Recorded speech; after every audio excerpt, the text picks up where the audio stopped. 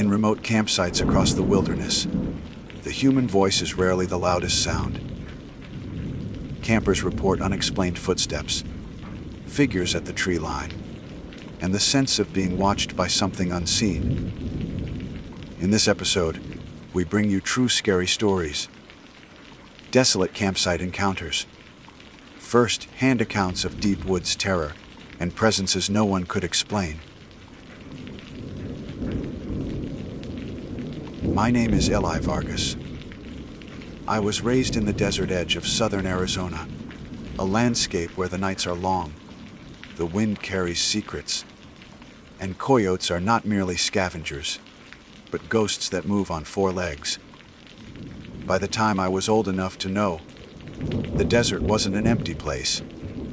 I had already heard enough stories about them to keep me cautious.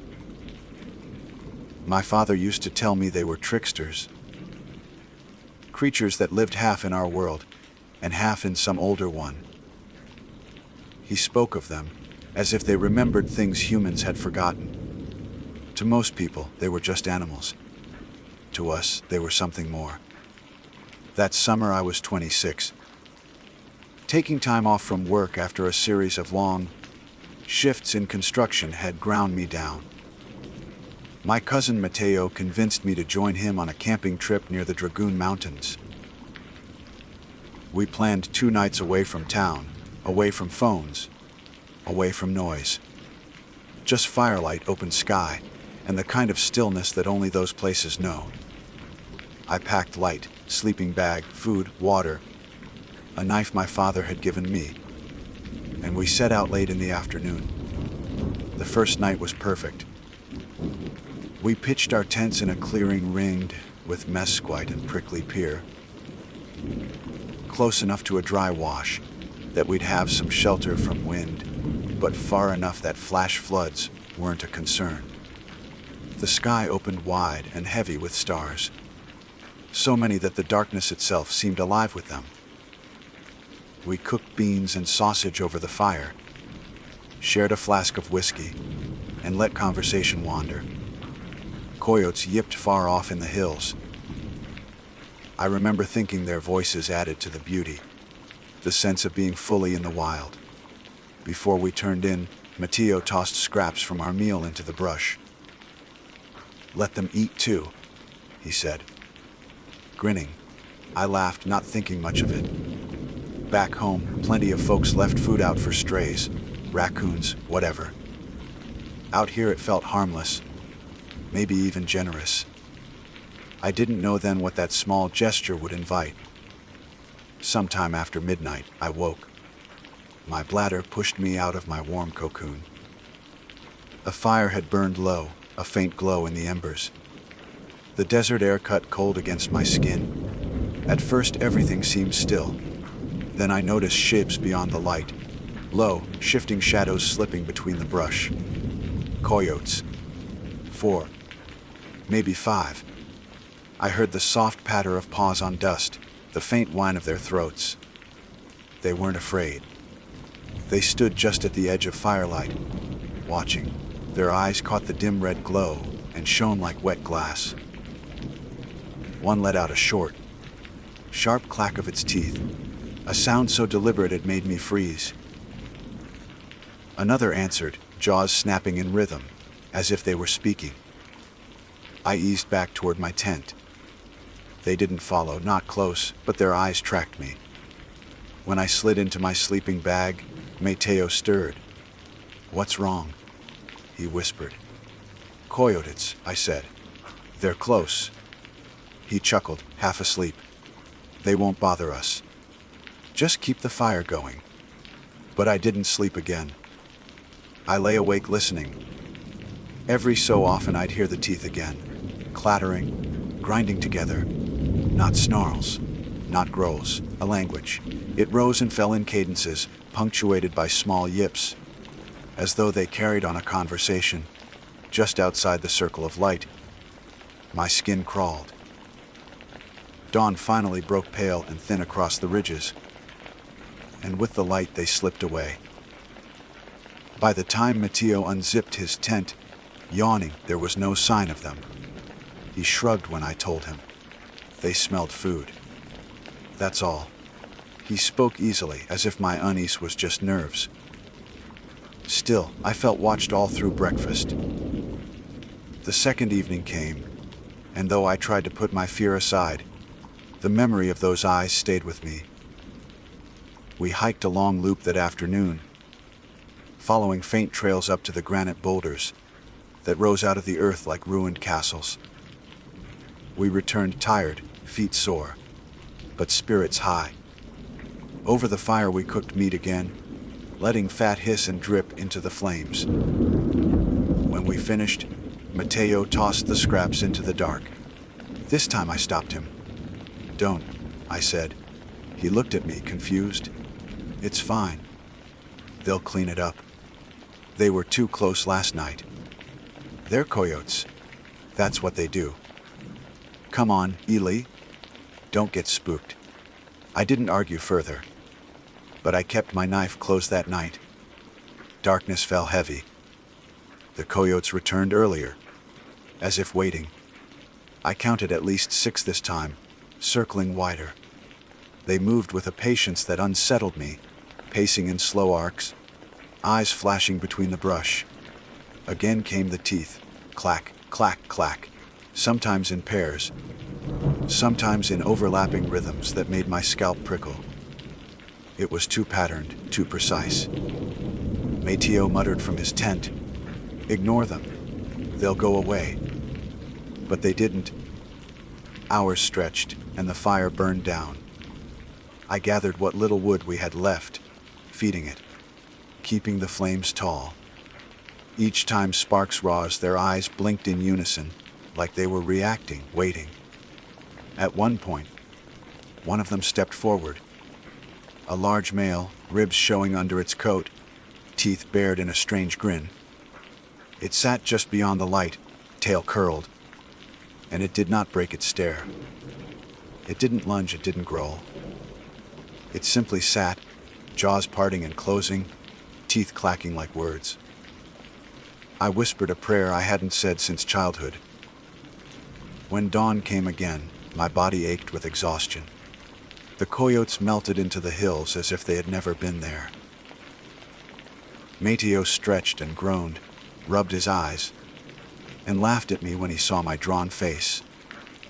"You're acting like a kid spooked by shadows," he said.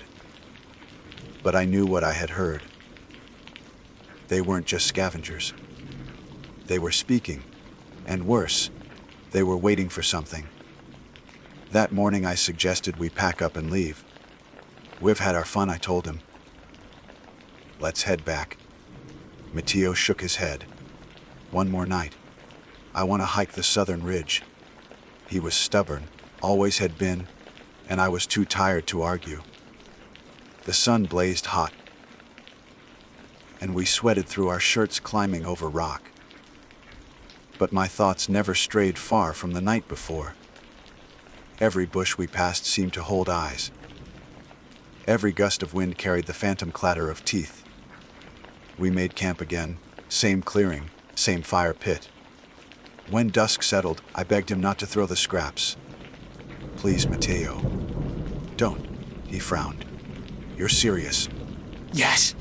"Just bury them. Or pack them out." He studied me a long moment, then finally nodded. We dug a shallow pit and covered what was left of dinner with dirt and stone. My relief was small, but it was something. For a while, the night seemed calmer. We sat close to the fire, sipping whiskey, talking low. The hills lay quiet. Crickets chirped. I almost believed the spell was broken. Then the silence fell. Sudden, complete. Even the wind died. From the dark brush, not 20 feet away, came the sound. Not pause. Not breathing. Teeth. Dozens of them. Clacking together in a rhythm too steady to be chance. Mateo's face paled in the firelight. For the first time, I saw fear on him. The circle of eyes appeared once more, larger this time, closing in. And I realized the scraps we had buried hadn't stopped them. We had already invited them. and they weren't leaving until they got what they came for. The firelight wavered across Mateo's face, throwing sharp lines over his jaw and cheekbones. His eyes were fixed on the dark ring that encircled us, and I knew he finally saw what I had been warning him about. The coyotes were not retreating this time. They had grown bolder, their shapes pressing closer, their paws silent on the sand. And then the teeth clattered again, louder than before. It was no longer a scattered sound. It was a chorus. I gripped the knife my father had given me. Its handle was worn smooth from years of use, but it felt inadequate. What good was a blade against something that wasn't acting like an animal? Mateo whispered, "We should throw something. Scare them off. They're not afraid." I whispered back, "Don't you see that? They want us here." The words left my mouth before I realized how strange they sounded, but I meant them. The longer I listened to the rhythm of their teeth, the more certain I became that the coyotes weren't simply hungry. They were deliberate, like sentinels keeping watch until some unspoken rule of the desert gave them permission to move closer. The fire had burned low again. I scrambled to add wood, but our supply was almost gone. I shoved branches in anyway, watching sparks spiral upward. The coyotes blinked in eerie unison as the flames flared, their eyes reflecting like polished stones. One of them, a smaller female with a torn ear, stepped forward. Her paws crunched softly in the dirt as she came close enough for me to see her, ribs rising and falling, close enough that the heat of the fire touched the edge of her coat. Her jaws opened, and I braced for a growl. But instead, her teeth clicked together twice. A pause, then 3 more clicks. It was a pattern. My stomach turned to ice.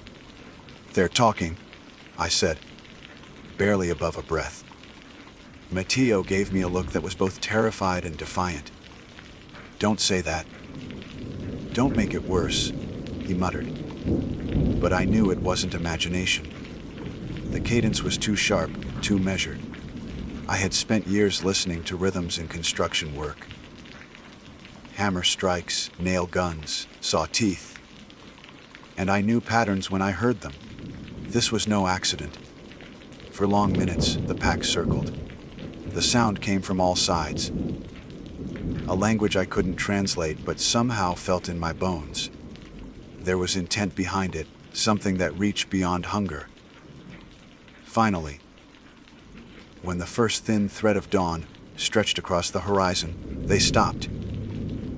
Just like that, the clattering ceased, and the shapes slipped back into the desert brush. Silence rushed in, heavy and oppressive. Mateo exhaled so sharply it was almost a sob. "That's it. We're done. We're leaving." I nodded, though my body was too stiff from sitting all night to rise quickly. When the sun broke full, we packed in haste. We didn't talk much.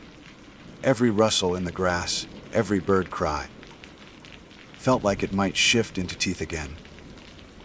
We started the hike back toward the trailhead, packs heavier than before, the air around us thick and unwelcoming. I kept glancing over my shoulder. I didn't see them, but I felt them.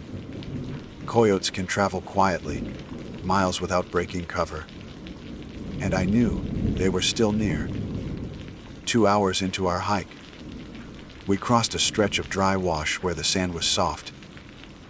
That was when I saw the tracks. Not just 1 or 2 prints, but dozens, layered on top of each other, pressed deep into the earth. The strange thing was the spacing. They didn't scatter like animals chasing prey or roaming in random paths. They formed a wide circle, prints overlapping as if the pack had walked in a ring. Mateo crouched to look at them. His lips pressed into a thin line, but he didn't speak. There was nothing to say. We both understood that we had stood in that circle all night without knowing it. We kept moving. By midday the heat grew brutal, and we stopped in the shadow of a boulder to rest. The silence pressed on us again. No birds. No insects. Just the dry wind curling over stone. Then, behind us, came a single click of teeth. I snapped upright.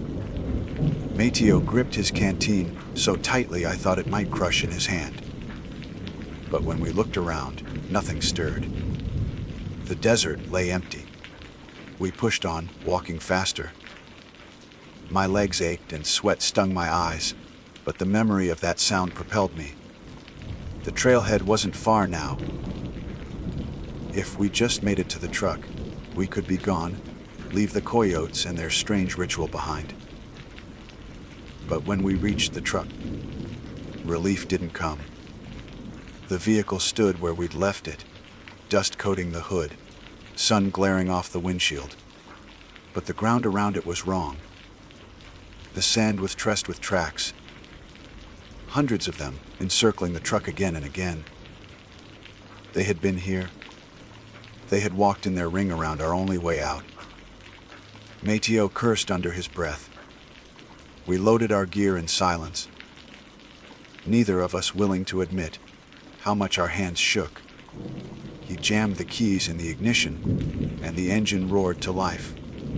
For the first time since dawn, I allowed myself to believe we were safe.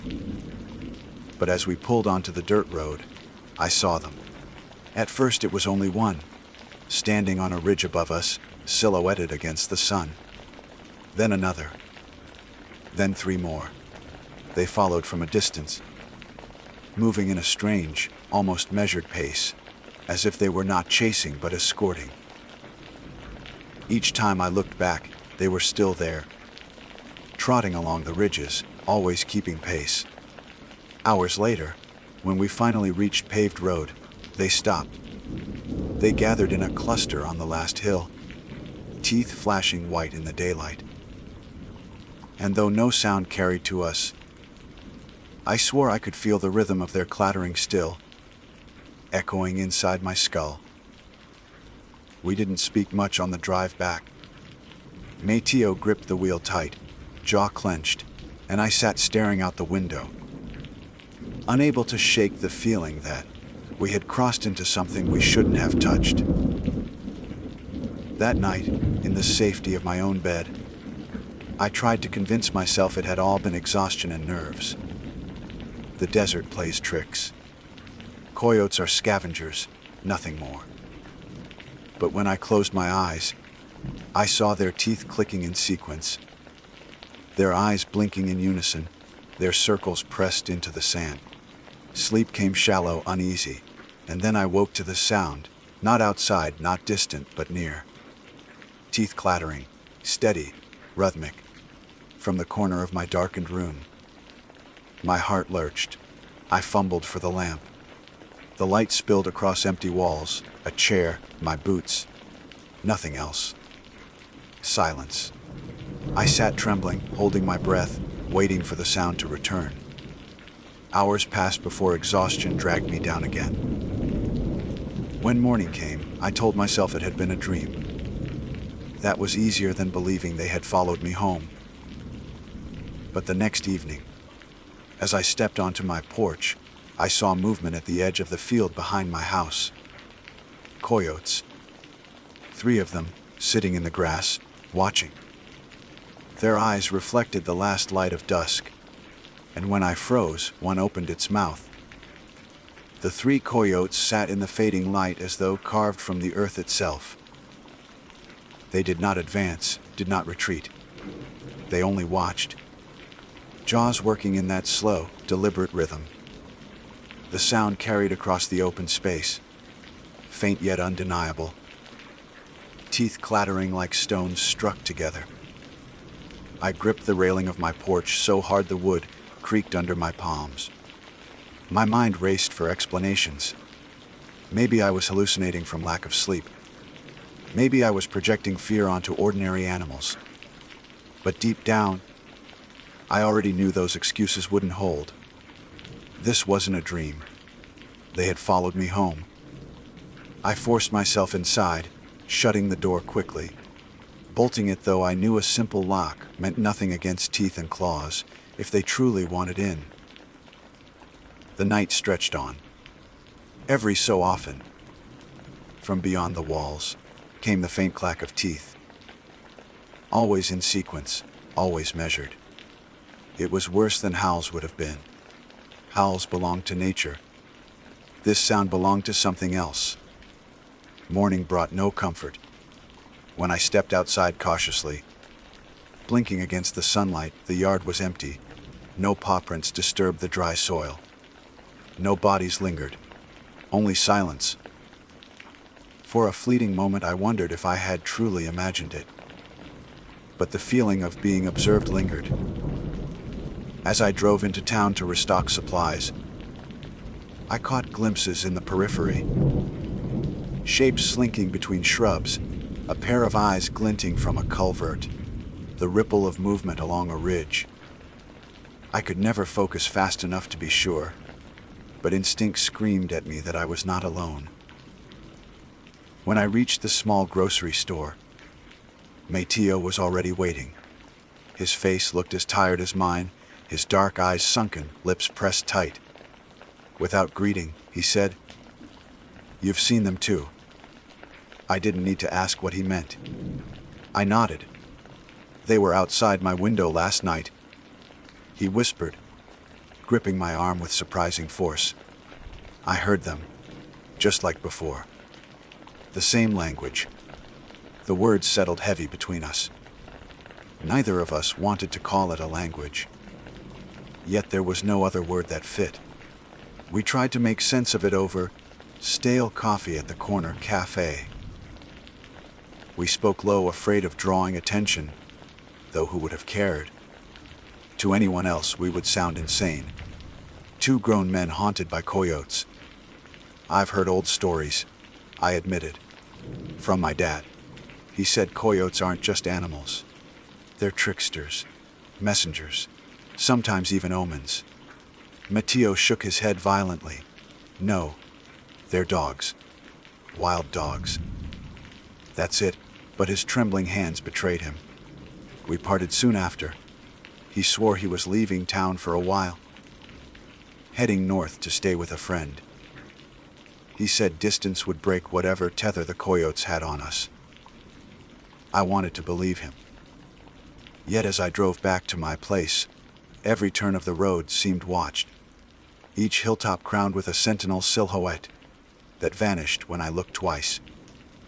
That night, the clattering returned. Louder now, closer.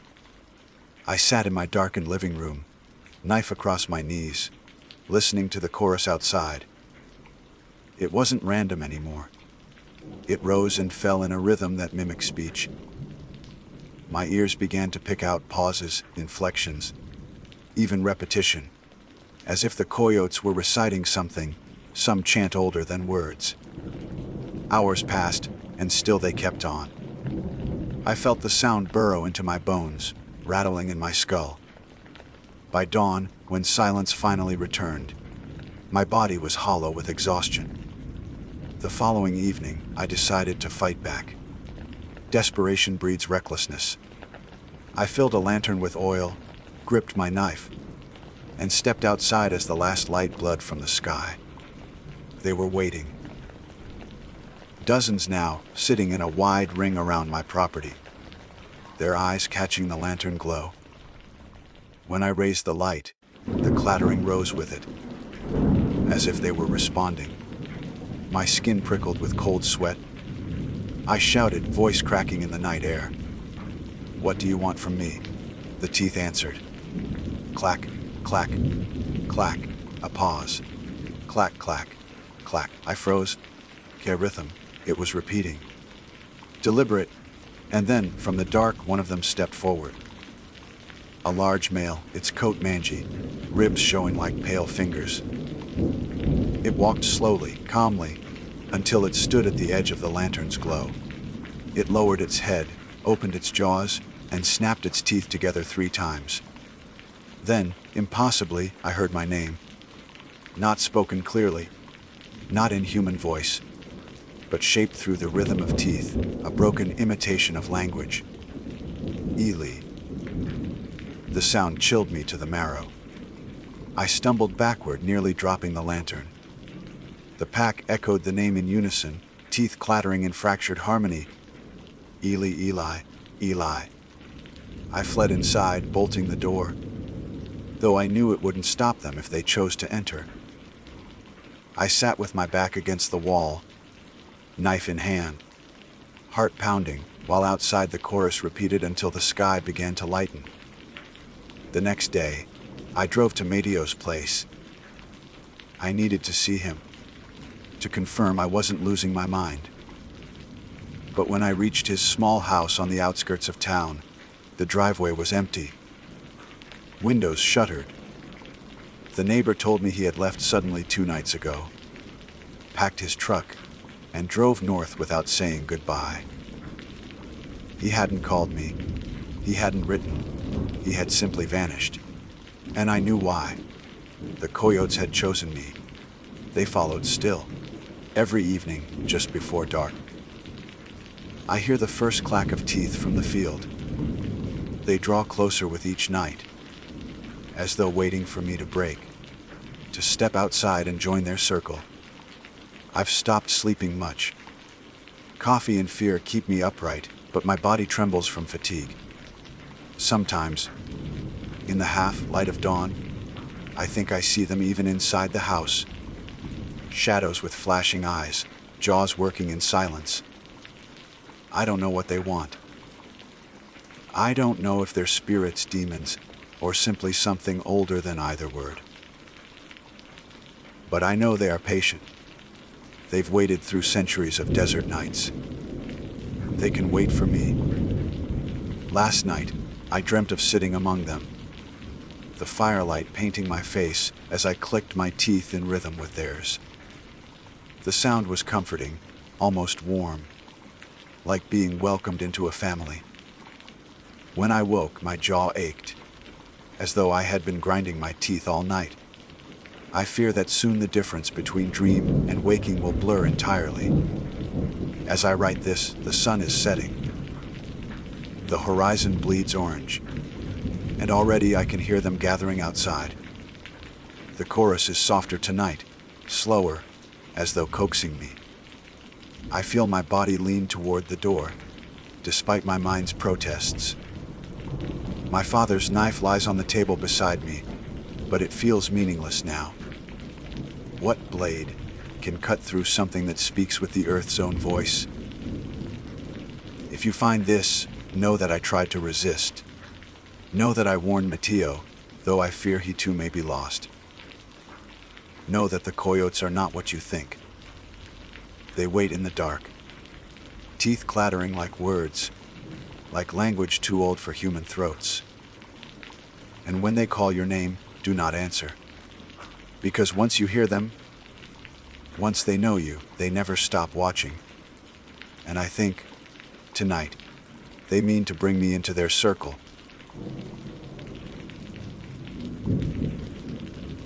My name is Jeremiah Rowe, and I was born and raised in the northern hills of Pennsylvania, where forests stretch farther than the eye can see, and the nights carry a silence thick enough to smother sound. I am not a man who tends to embellish the truth, nor do I waste time with tales that lack weight. My life has been shaped by honest work, guiding hunters, tracking game, repairing cabins in the backcountry, and I value clarity in both speech and thought. Yet there is an event etched into my memory that refuses to let me sleep peacefully, an encounter that defies reason and rattles the very bones of what I once believed to be real. It began, as many things do in my line of work, with a whistle in the woods.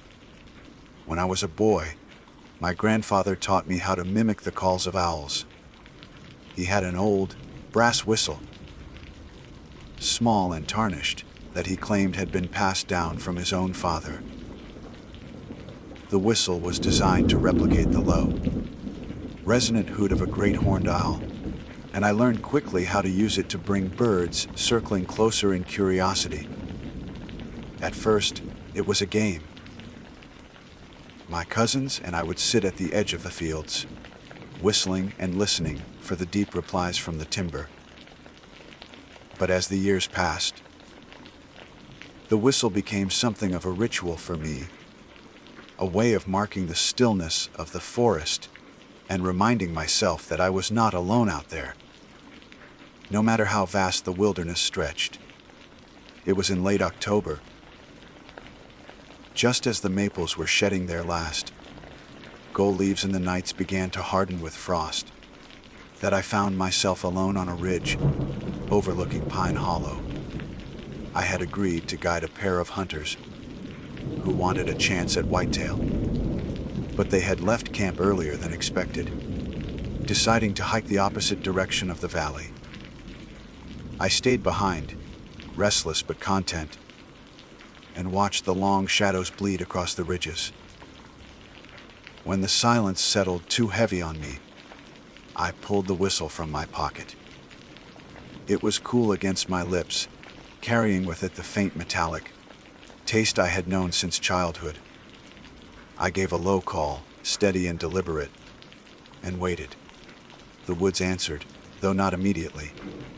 A minute later, there came a faint echo, the unmistakable hoot of a great horned owl, drifting from deeper in the pines. The sound brought a kind of calm. It reminded me of winter nights on my grandfather's porch, listening to the forest breathe. I blew again, softer this time, coaxing rather than challenging. The reply came closer. By the third call, I heard the heavy rush of wings cutting through the cold air. I tilted my head back, just as a massive shape descended from the tree line. The owl landed on a branch not 15 feet from me, its silhouette sharp against the fading sky. Its ear tufts stood rigid, and its yellow eyes caught the dim light with an unnatural gleam. For a moment, I felt awe. The bird was larger than any great horned owl I had seen, its body nearly half the size of a man, feathers thick and dark as soot. Then it shifted. At first, I thought it was only adjusting its wings for balance. But instead of folding neatly against its sides, the wings bent inward, joints cracking in a way no birds ever should. The feathers thinned, receding, and what remained were arms, long, sinewy, and pale against the bark. Fingers, 5 of them on each hand, curled tightly around the branch, gripping with a strength that splintered the wood beneath. The talons had not disappeared entirely. They seemed fused into the nails, long and black, scraping the bark as though testing their hold. My breath caught in my throat. I told myself I was mistaken, that the dim light and the exhaustion of the day had twisted my perception. But then the thing lifted one hand. Yes, a hand, not a wing, and flexed its fingers, stretching them slowly as though savoring their movement. I could see the knuckles shift beneath pale skin, could see the faint veins tracing up the forearm, where feathers gave way to flesh. Its eyes never left me. I do not know how long I stood frozen, unable to move, unable to even blink. The owl, if it could still be called that, tilted its head with the same sharp jerk of a bird. But the gesture was made grotesque by the human musculature that now supported it. I felt as though I had whistled something forward that should never have answered, a thing older and crueler than any creature I had studied or tracked. The air grew heavier around me, pressing down on my chest until I struggled to draw breath. The forest, once alive with the rustle of squirrels and the sigh of wind, was utterly silent. I realized, with a clarity that made my stomach churn, that no other living thing was willing to make a sound in the presence of this abomination. The whistle slipped from my hand. It struck the ground with a small metallic clink, startling me back into motion. The creature reacted instantly, its head snapping down to the sound, those awful fingers tightening on the branch. For the first time, it made a noise of its own, a low, guttural rasp that began deep in its chest and rose into something disturbingly human. It was not a hoot, nor was it the screech of an owl. It was a voice, raw and broken, forming syllables that I could not quite grasp. I stumbled back, my boots catching on the roots behind me. My instincts screamed at me to run, but my body moved sluggishly, as though I were trapped in a nightmare where every step dragged me deeper into dread. I tore my gaze away only for a second, searching for a path down the ridge, and when I looked back, the creature had vanished from the branch. The wood still quivered where it had been perched, bark stripped by its talons. I spun wildly, the dusk swallowing shapes, every tree seeming to lean closer. The silence was unbearable. I wanted the sound of wind, the call of a crow, anything to break the weight pressing against my eardrums. Instead, I heard a whisper. It came from directly behind me. Jeremiah. The voice was unmistakably human, yet still carried the hollow resonance of an owl's call. My name rolled from its throat as though it had practiced, learning the weight of the syllables. I did not turn. Every instinct warned me that to face it again would be to invite something far worse. Instead, I bolted, crashing through the underbrush, branches whipping my face, lungs burning. The woods swallowed me whole, the ridge giving way to narrow trails that I barely recognized in the dying light. I heard it above me, the heavy beat of wings, slower than any bird, tracking me as I fled. I did not dare look up, but I knew it was there, shadowing my every move, waiting for me to stumble. When I finally burst into the clearing of camp, the fire still smoldering from the hunter's departure, I collapsed to my knees. My chest heaved. My vision spun, and for a long moment I could not tell if I had truly escaped, or if the thing had only allowed me to run this far. The whistle was gone, lost in the leaves of the ridge. I was strangely relieved, as though its absence severed the link between me and whatever horror I had summoned. Yet as I sat there, trembling in the glow of the dying fire, I could not shake the certainty that I was not alone. The woods around me remained unnaturally still. No owls called that night. No wind stirred the branches. And when I finally drifted into a shallow, restless sleep, I dreamed of pale hands gripping the rafters above my bed, claws scraping ever closer. The next morning, the hunters returned. They joked about my appearance, about how I looked as though I had been chased through hell itself. I laughed weakly, unwilling to share the truth. How could I? What words could capture the way its eyes had locked onto mine, the way it had spoken my name with such terrible familiarity? I told them I had lost the whistle, that was all. But deep down, I knew the truth. I had not lost it. I had given it away. And in doing so, I had called something into the world that was never meant to perch in our trees, never meant to know the sound of my name. The hunters left after breakfast the next morning, eager to push deeper into the valley, where they had seen signs of deer along the creek. They teased me about my ragged appearance, tossing jokes about how the whiskey must have hit me harder than I'd expected, though none had been passed around. I let them believe whatever story entertained them most, because the truth would only earn me a different sort of mockery, the kind reserved for tales told by children too afraid of the dark. I packed my gear methodically, my fingers stiff with the cold, and every few moments my eyes drifted back toward the ridge where I had blown the whistle. I knew better than to return, but something about that direction tugged at me all the same, as though a thread had been wound around my chest and tied firmly to the trees. I had guided hunters for years and knew how to read the moods of the forest. On that morning, the silence weighed heavy in a way that was not natural. Even the hunters, eager though they were, remarked on how quiet the valley seemed. No chickadees calling from the branches, no woodpeckers hammering their steady rhythm, not even the faint chatter of squirrels. Only our boots crunching frost from the grass. It was the kind of quiet that makes a man speak softer without realizing it, as if afraid to disturb something that might be listening. When they left me at the camp, I busied myself with chores. I split firewood, refilled water from the creek, and checked our supplies. Yet my mind drifted again and again to the whistle I had dropped. I pictured it lying among the leaves where a thing had perched.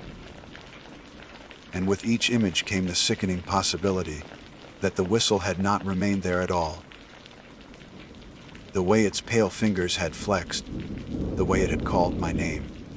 Could it have taken it, carried it away as a token, or worse, as a key?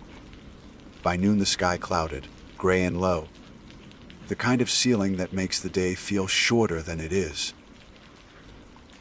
I lit the fire again, feeding it steadily, though not because I was cold.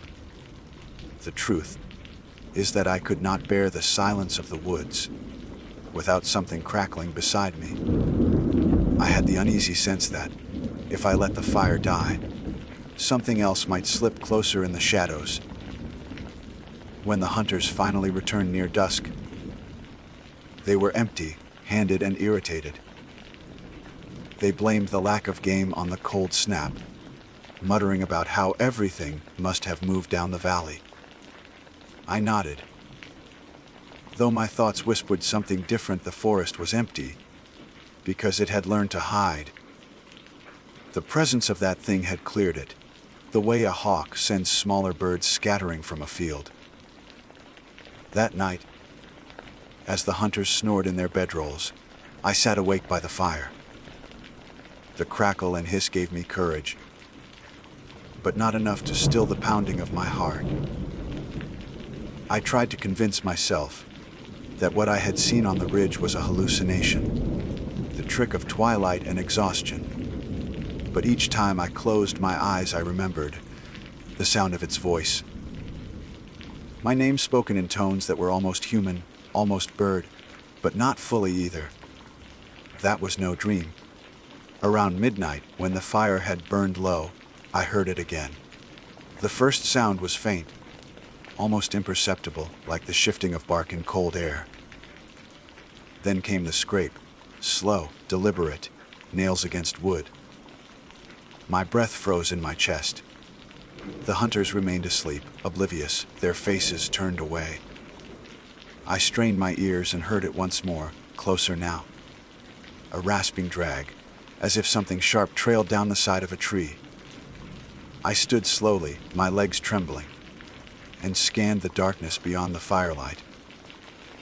The forest was black, shapes melding into one another, but I caught a flicker of movement against the gray of the clouds.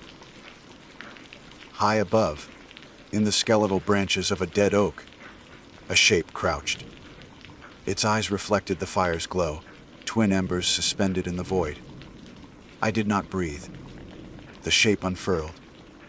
For a moment it spread wings, true wings, vast and ragged, and I thought perhaps I had imagined its hands after all.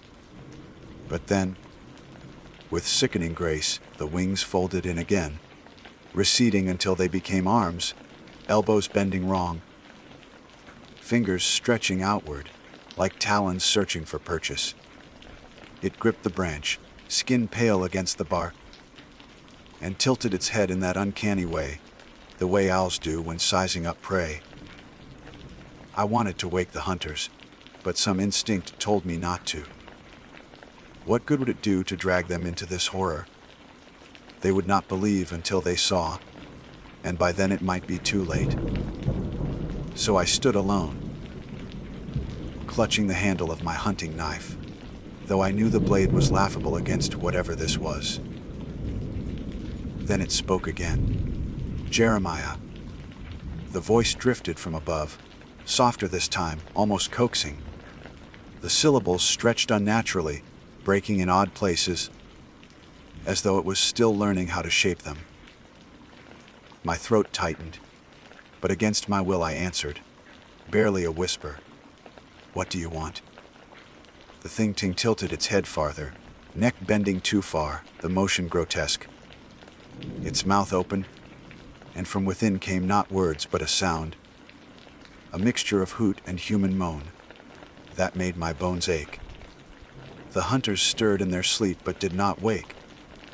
The thing dropped from the branch.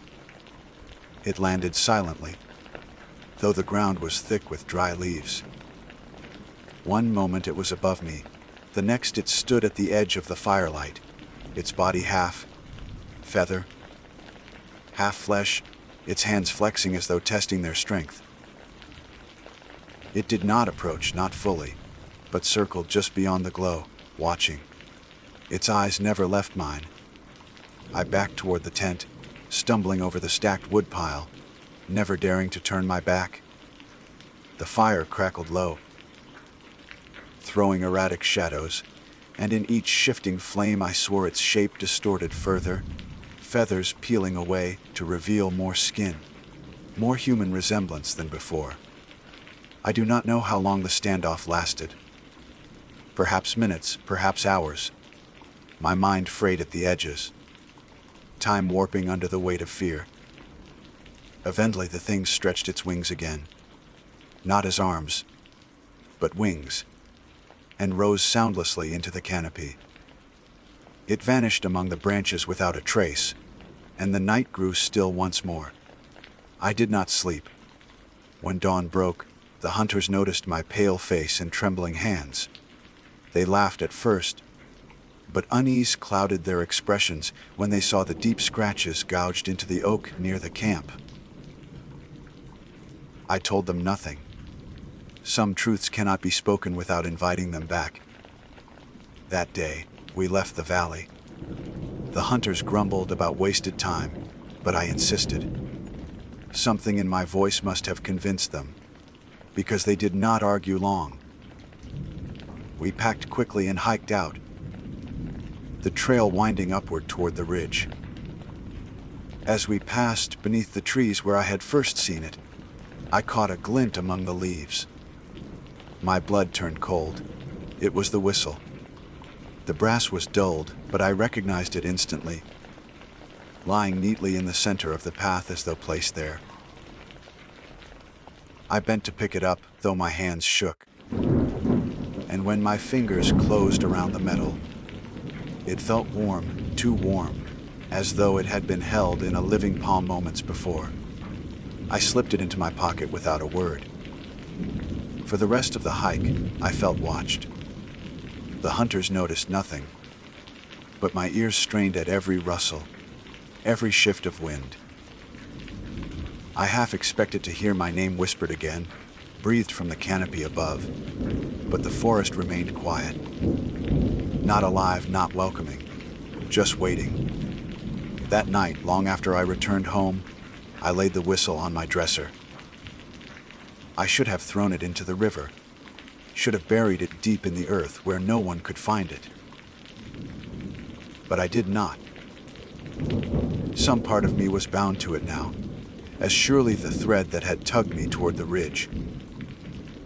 I told myself it was only an object, only brass and air, but when I closed my eyes, I dreamed of fingers gripping wood, of eyes reflecting fire, of wings folding into arms. And always, the sound of my name, stretched and broken, echoing through the dark. I told myself the nightmare would end once I returned home, that the thing belonged to the woods, and the whistle was nothing more than a cursed token. But the first night back, in the quiet of my own cabin, I realized how naïve that thought was. I live at the edge of town, where the pines crowd close and the highway lights fade before they reach my porch. It is a place I chose for solitude, for peace. That night, solitude felt like a coffin. I placed the whistle on my dresser, meaning to leave it untouched. But sleep would not come. My ears strained at every creak of the house, every sigh of the wind. Around midnight, I heard it, the faintest scrape, like nails along the roof. My body went rigid. I told myself it was a branch shifting against the shingles, though the nearest tree was several feet from the eaves. Then came the second sound, clearer this time, the unmistakable drag of talons across wood.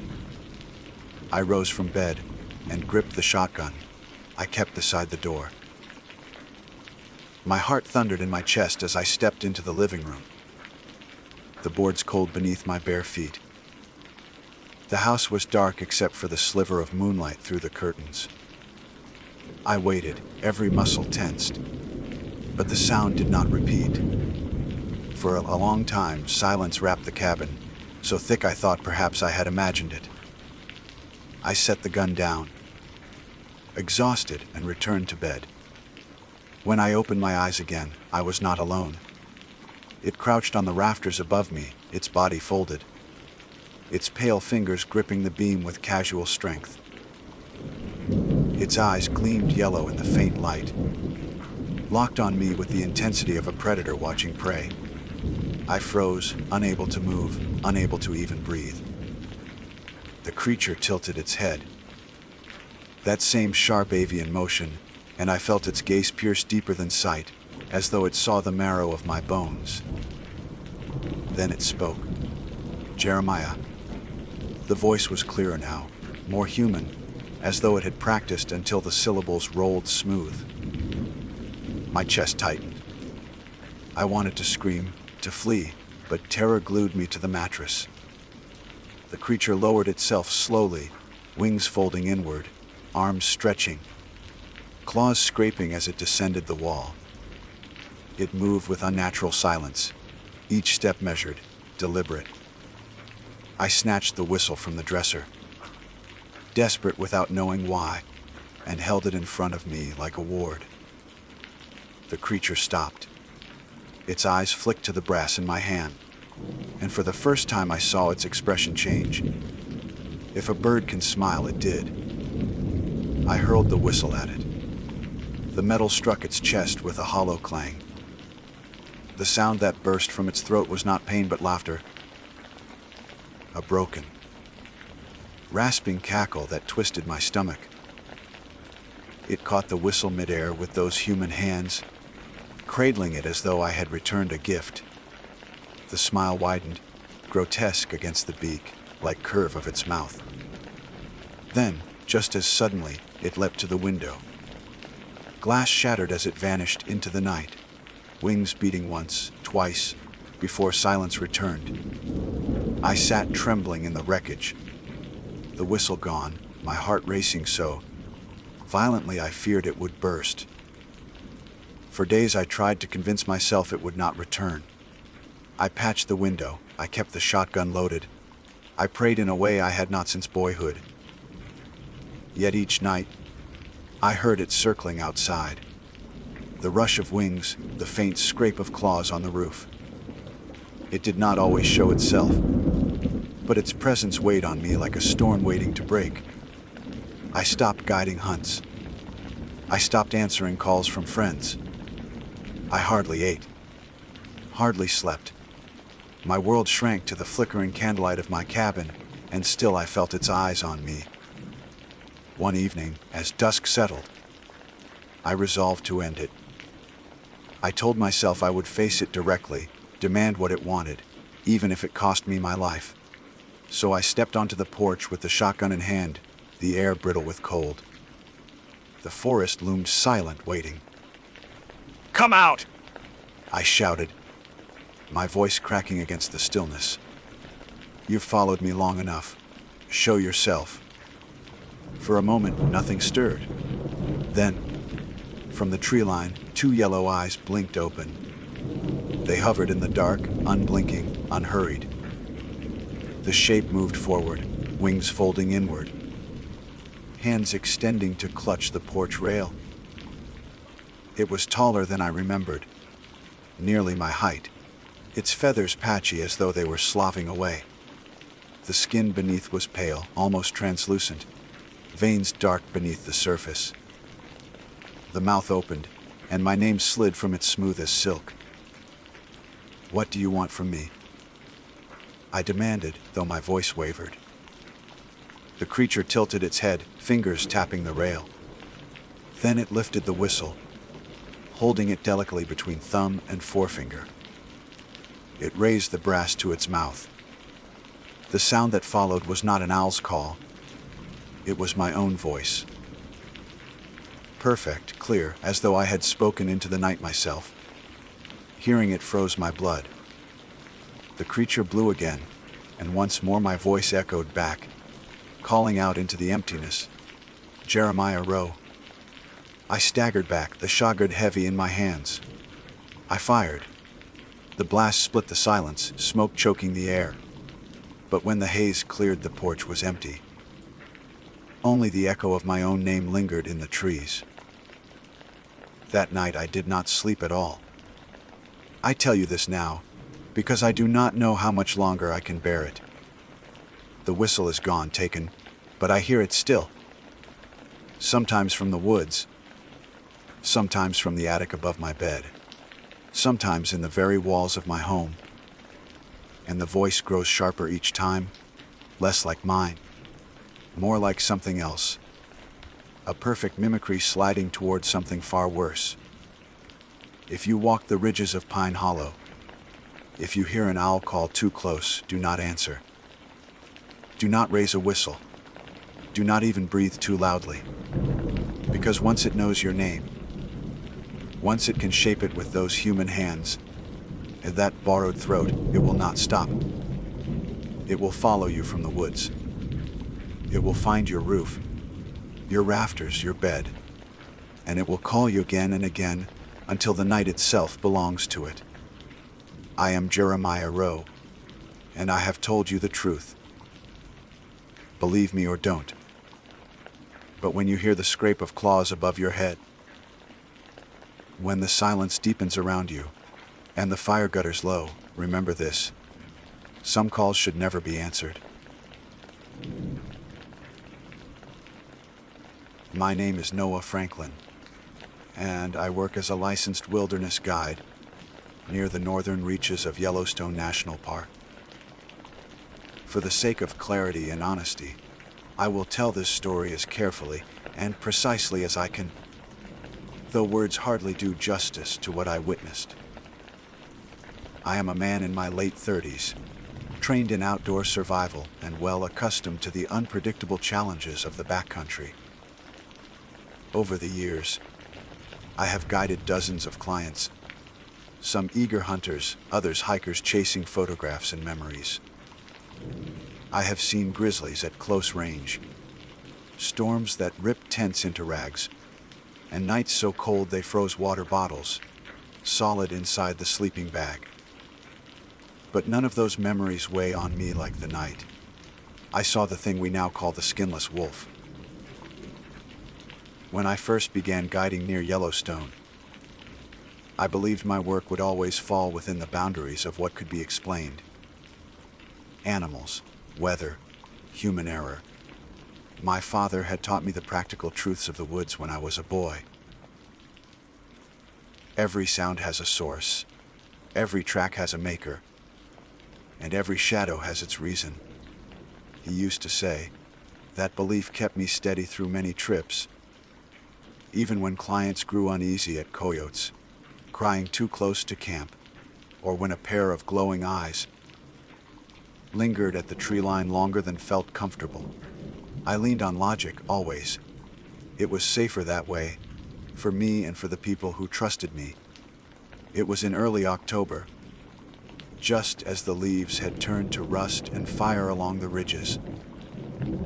when a group of 3 clients booked me for a 5-day trek through some of the less traveled valleys west of Lamar.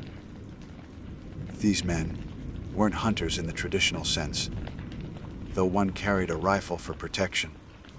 They were more like thrill seekers. City men from Denver who wanted a brush with the wild, to tell their friends they had camped in wolf country and heard the pack calls firsthand. I agreed to guide them, both for the paycheck and for the simple fact that I never turned away work in the shoulder season.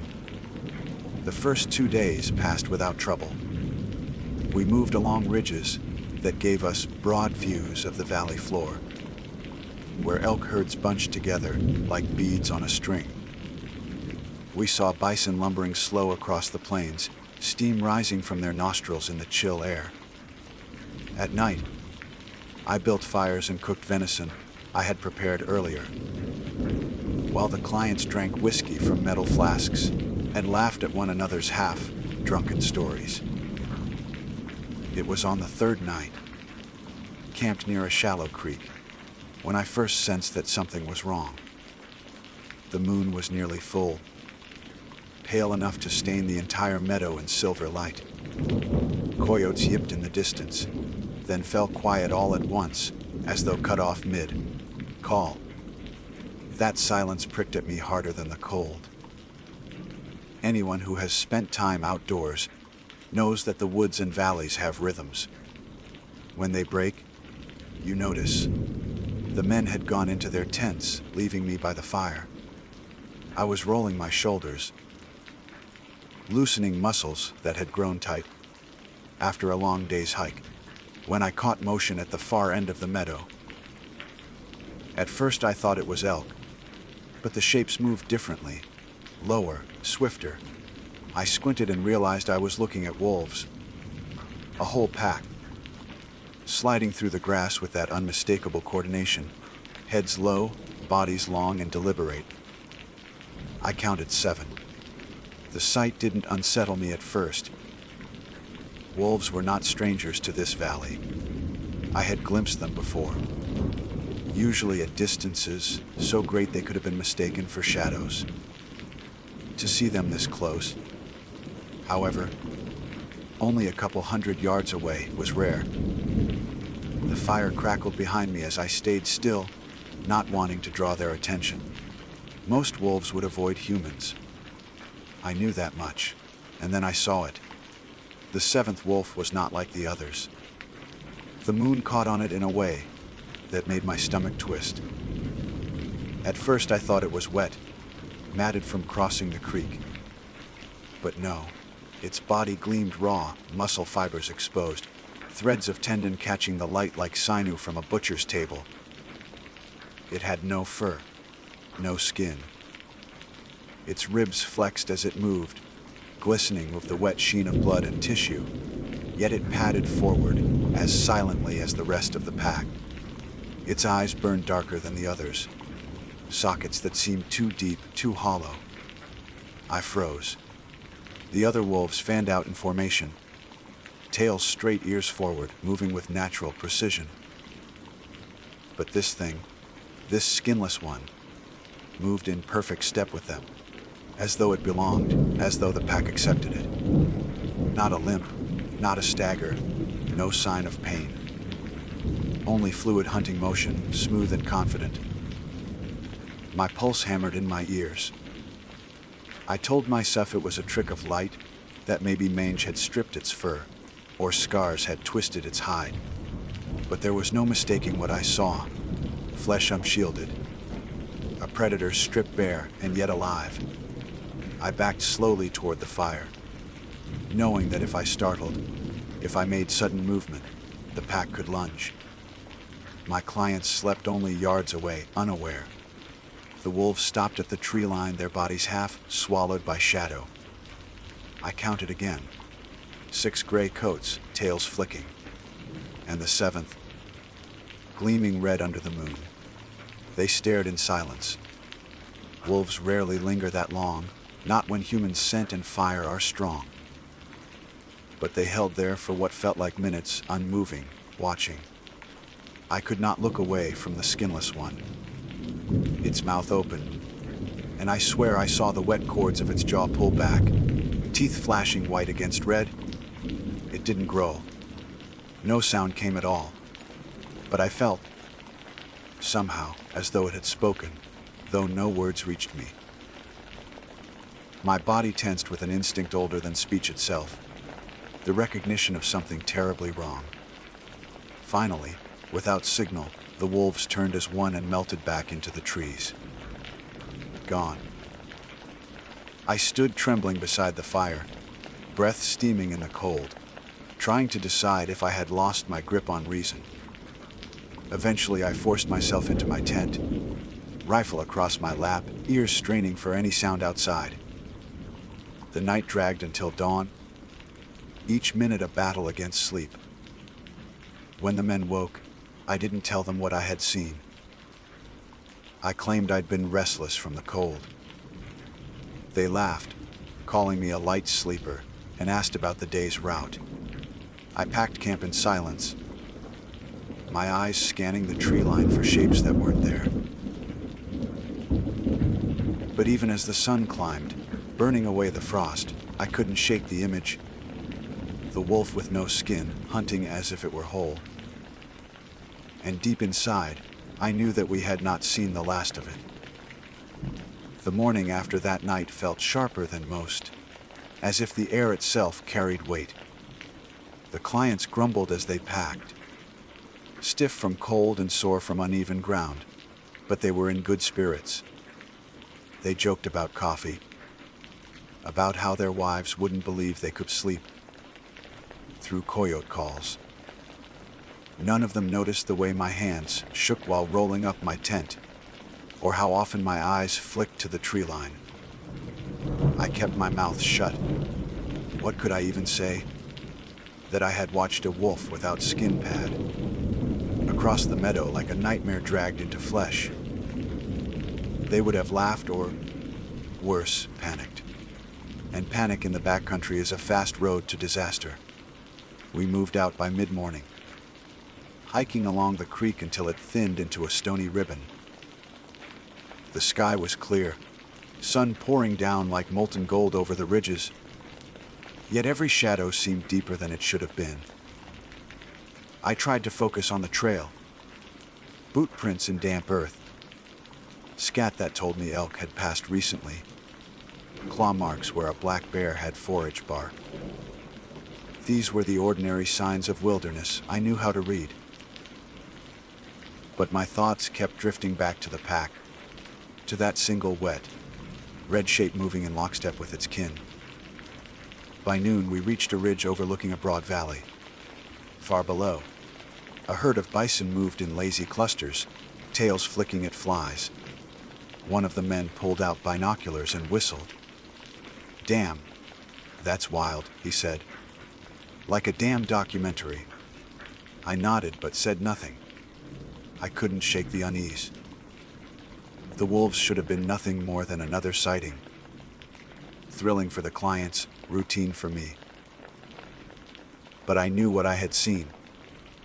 My mind replayed the slick shimmer of exposed muscle, the cords pulling tight as the creature walked. I told myself it had to be disease. Mange. Injury. Something rational. But even as I put those excuses, they collapsed. No injured animal could move like that. That night, we camped deeper in the valley, near a stand of lodgepole pines. The men drank more whiskey, their laughter loud in the still air. I tried to relax, forcing myself to eat, but every snap of a twig in the distance made my hand twitch toward my rifle. When the fire burned low, I stayed up again, eyes scanning the dark. Hours passed. My lids grew heavy. Just when I thought perhaps the wolves had moved on, I heard it, a low rustle. Not the wind, not the scrape of branches. The sound of movement. I leaned forward, holding my breath. Then came a faint click, like teeth snapping together. Not a growl, not a howl, just a single, deliberate clatter. The hair on my arms rose. I gripped my rifle and stood, staring into the trees. The firelight barely reached the first line of trunks. Beyond that was a wall of black. Something shifted there. A shape taller than a wolf should have been. My eyes adjusted, and for a fraction of a second I saw it. The gleam of wet muscle, ribs stretching with breath, eyes like empty holes catching the glow. I froze. It didn't charge. Didn't retreat. It just stood watching. Then the rest of the pack slid silently into view, gray bodies fanning around it. 7 wolves again. Always 7. I raised the rifle, though I knew in my gut it would be useless. The skinless one tilted its head, cords of its neck tightening, as though mocking the gesture. Then the pack vanished as smoothly as smoke. One moment there, the next gone. I stayed on my feet until dawn, heart thundering so hard it made me sick. When the men stirred in their tents, I finally sat down, exhausted, feeling older than my years. Again, I said nothing. What could I tell them? That something impossible was shadowing us. That the wilderness itself had spat out a creature that should not exist. They would have accused me of drinking too much of their whiskey. But by the 4th day, even they began to notice. It started with the silence. Normally, the woods are filled with constant sound. Birds, insects, the distant bark of squirrels. But by mid-morning, it was as though someone had pressed a great hand over the valley and smothered all noise. Our boots crunched too loud on the trail. The men glanced around nervously, muttering about how eerie it felt. Then, tracks. I spotted them near a patch of mud by the creek paw prints, larger than usual, pressed deep. Ordinary wolf at first glance, but the spacing was off. Too far apart, as if the animal had been walking upright at times.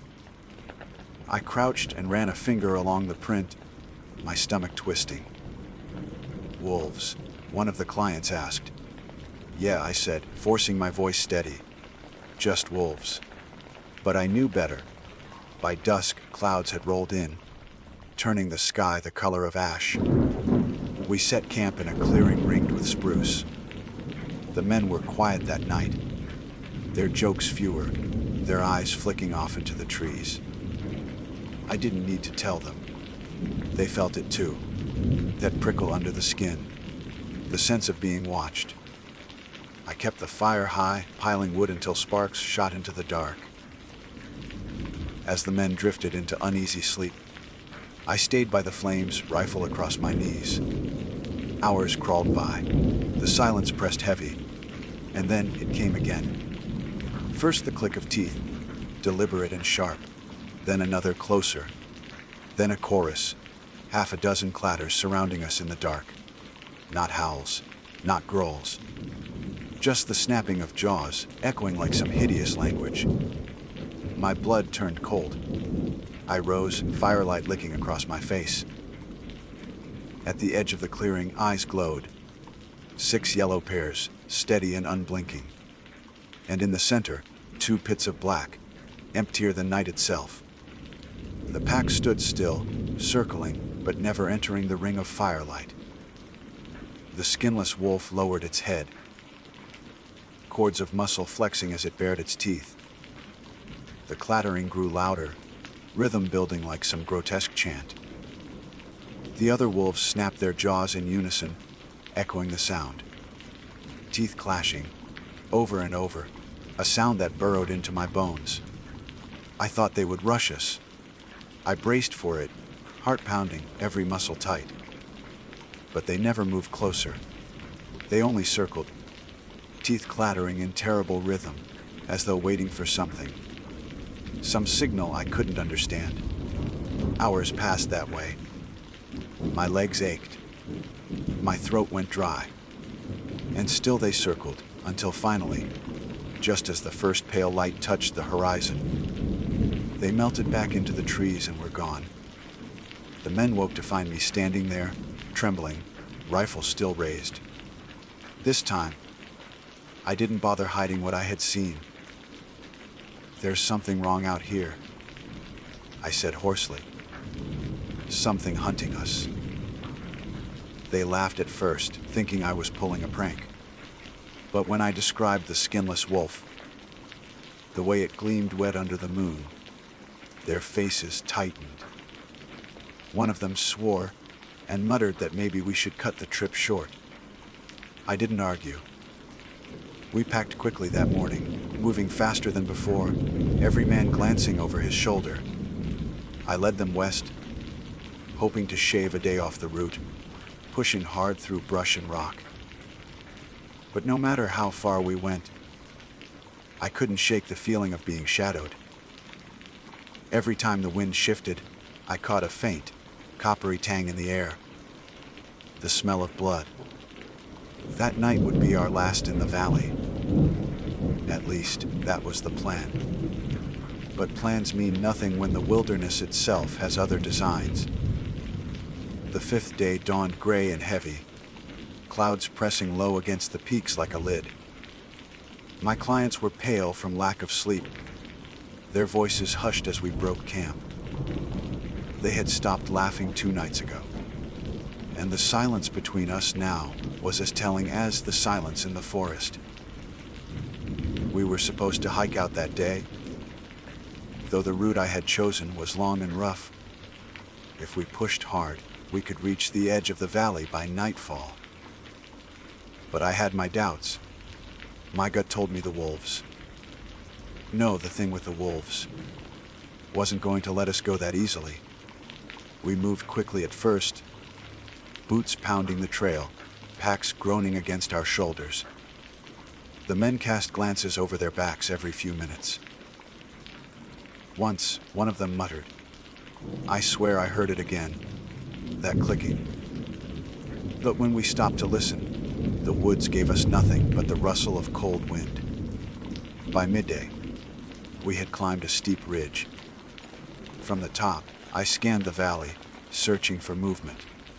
My binoculars caught nothing but endless pines and the sweep of grass. No wolves, no shapes, no gleam of wet, raw muscle. Still, the unease never left. We descended into a hollow where the creek ran shallow over stones. The water was stained with autumn leaves, dark and slow. As we crossed, one of the men slipped, cursing.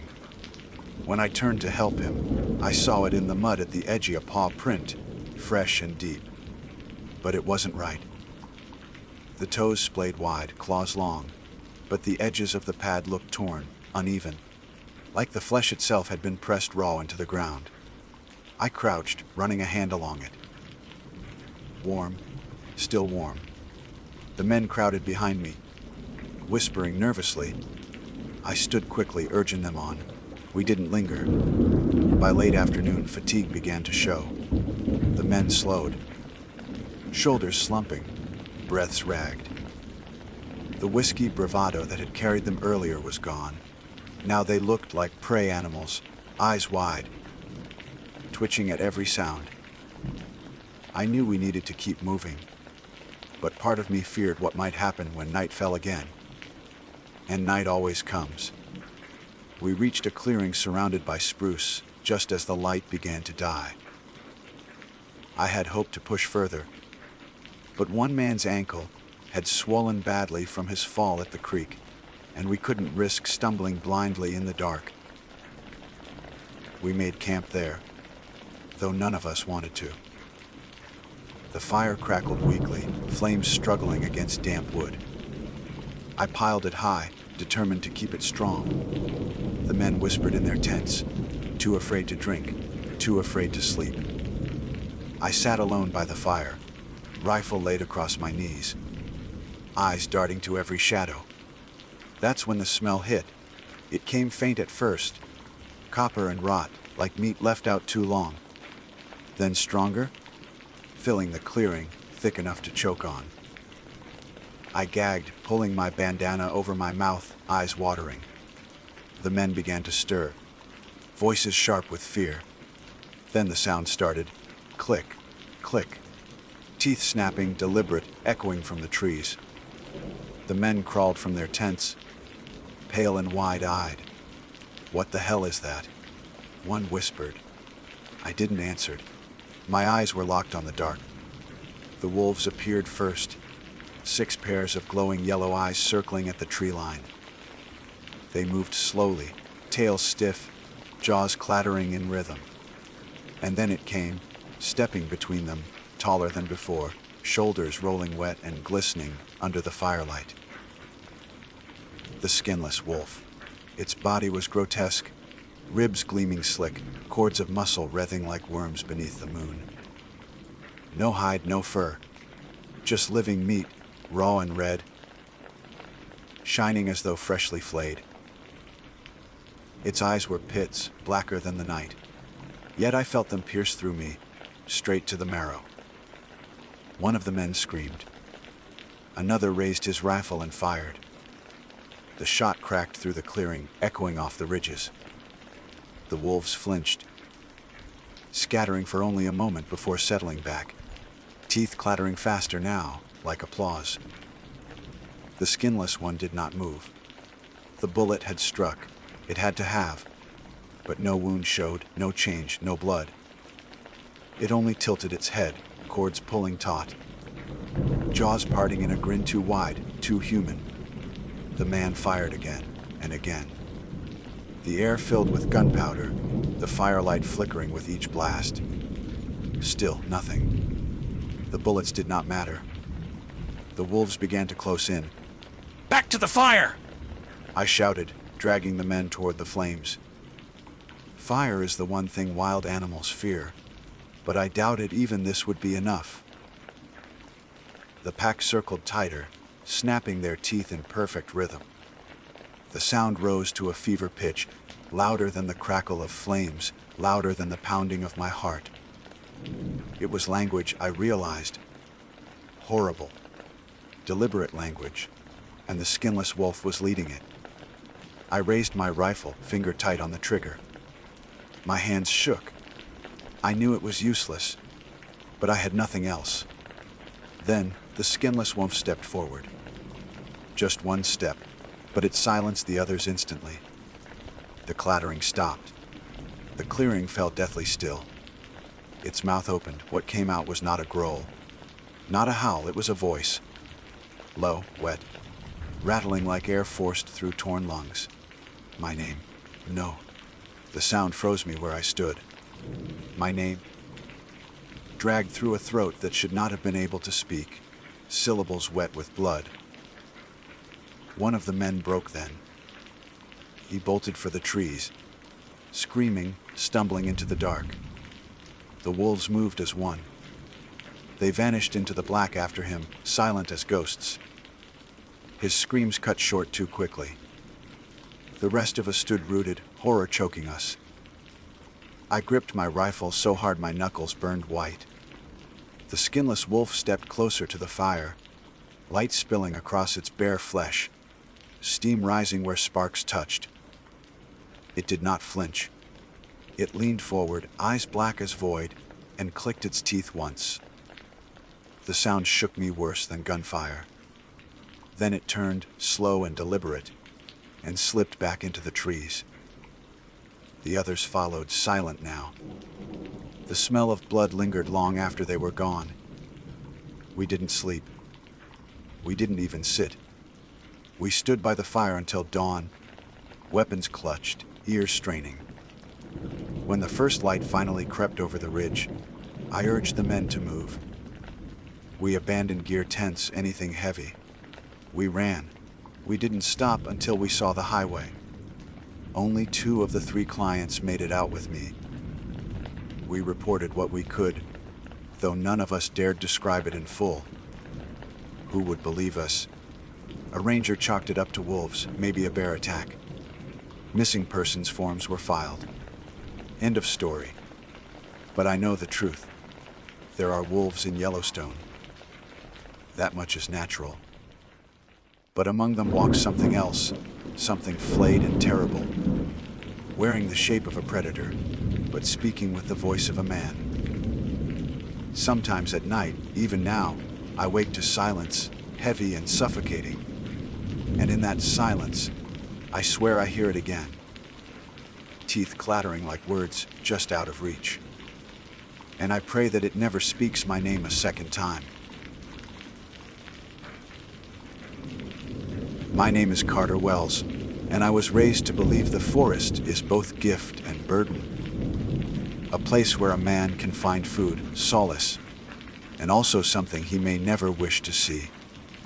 I grew up in northern Wisconsin, where the pines nod against the sky and the lakes run so deep they keep their secrets long after the ice has gone. My father taught me to hunt when I was 11, the way his father had done for him. It was supposed to be simple: respect the land, take only what you need, and never leave a wounded animal to suffer. Those words were repeated so many times in my boyhood that they might as well have been scripture. I believed in them, lived by them. And yet, one November morning, with frost hanging in the air and the forest quiet as a chapel, I learned there are rules beneath the rules. Old things that no man had taught me, and that no man would admit to knowing. The morning began like countless others during deer season.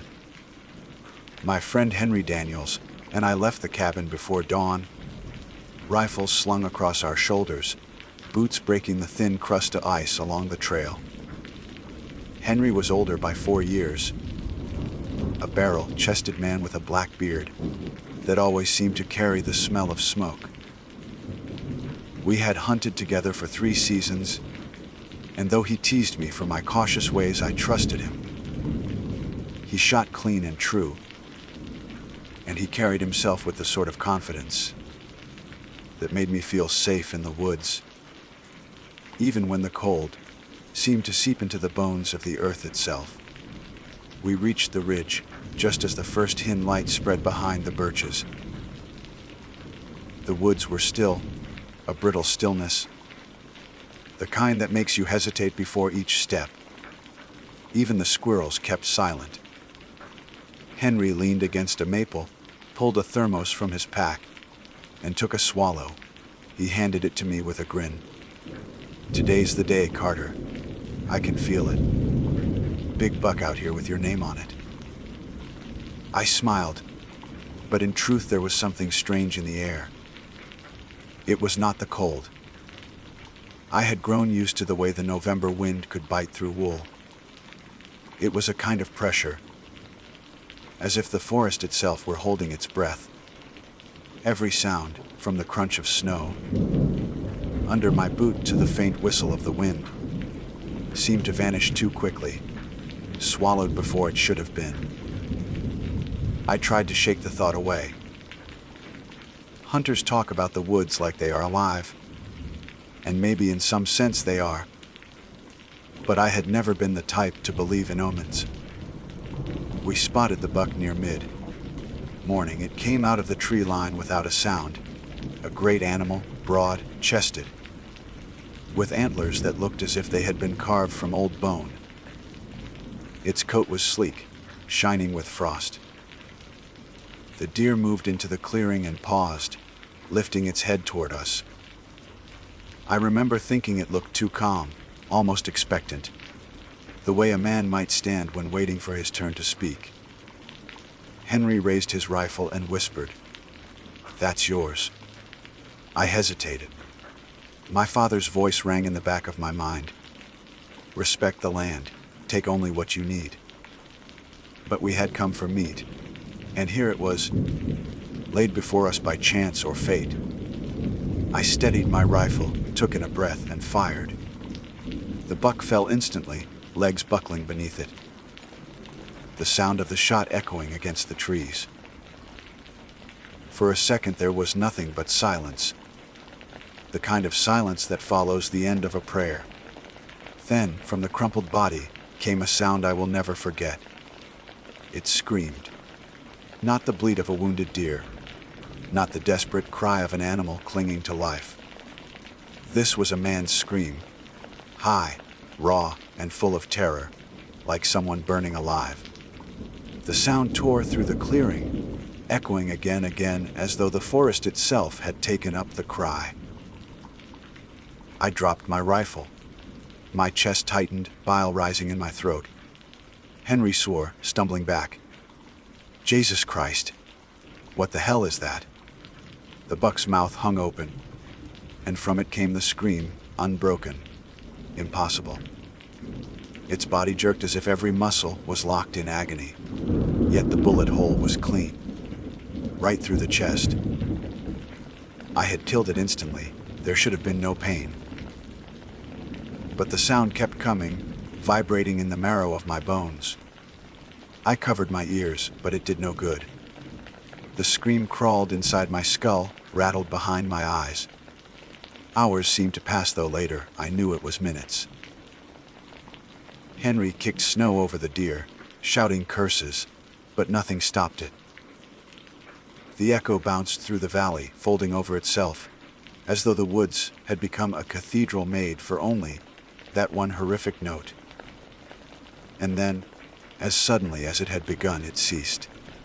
The silence that followed was worse. My ears rang. My body trembled as if I had been standing beside a train when it roared past. The buck lay motionless, eyes glassy, steam rising faintly from its nostrils, though it no longer breathed. Henry crouched beside it, his face pale beneath the beard. "I've hunted all my life," he muttered.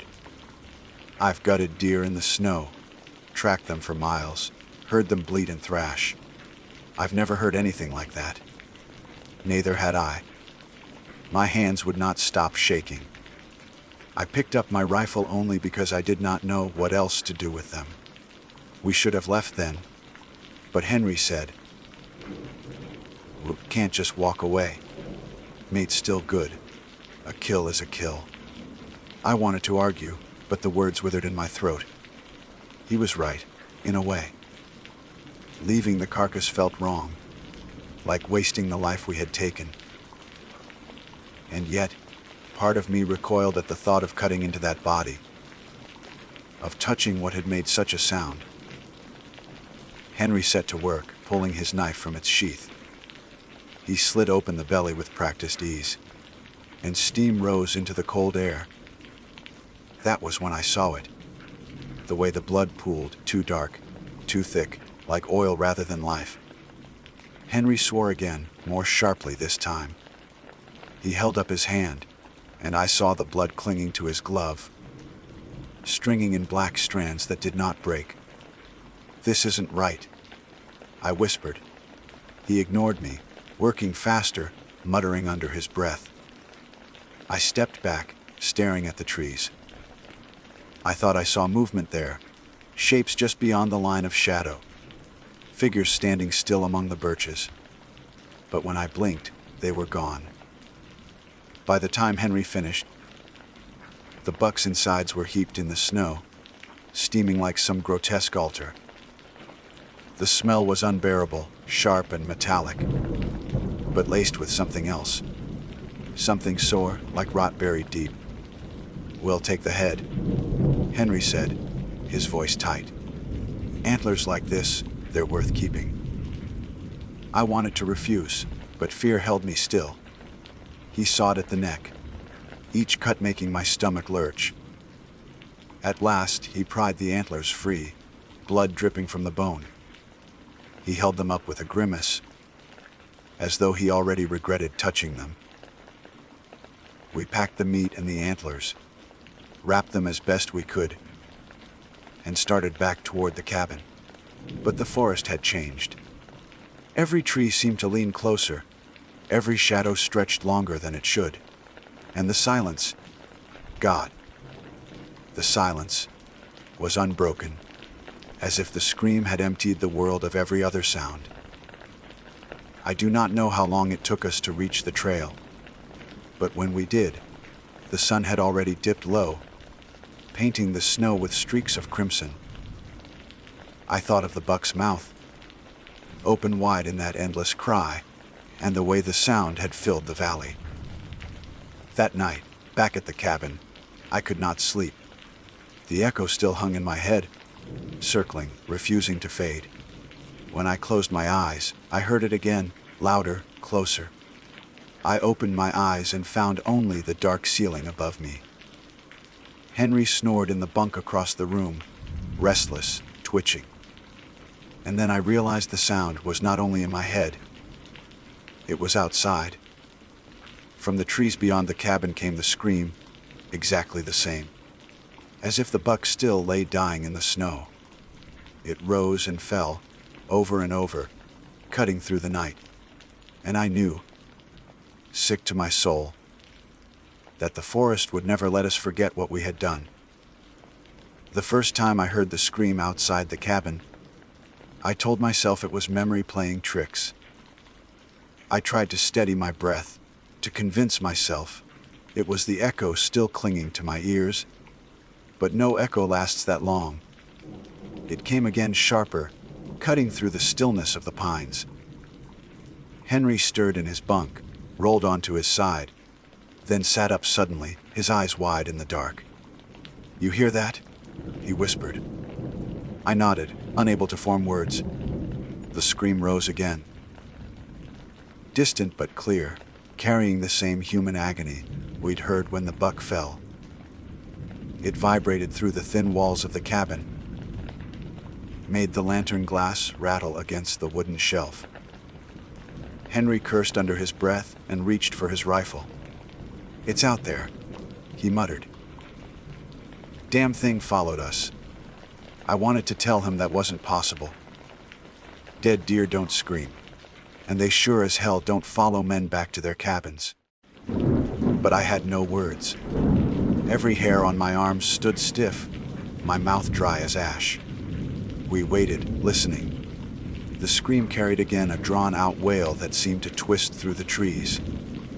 Then silence. Minutes stretched. Henry leaned closer to the window, peering into the night. The forest was dark, the moon smothered behind thick clouds. "I'm going out there," Henry said. "You're not," I hissed. He looked back at me, his face pale in the lamplight. "We can't just sit here like rabbits in a hole. If some son of a bitch is out there making that noise, I'll put a stop to it. What if it isn't?" The question left my mouth before I could stop it. Henry froze, the words settling heavy between us.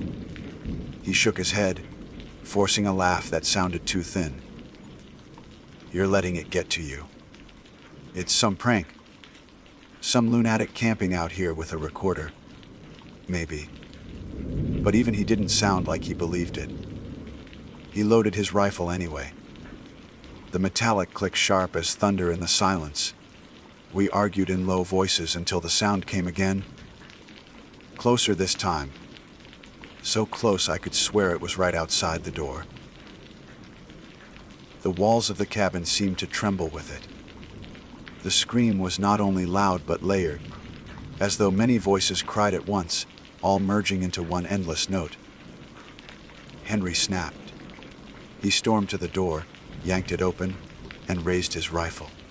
The cold rushed in, carrying the metallic taste of snow. "Show yourself, you bastard!" he shouted into the trees. The scream cut off instantly.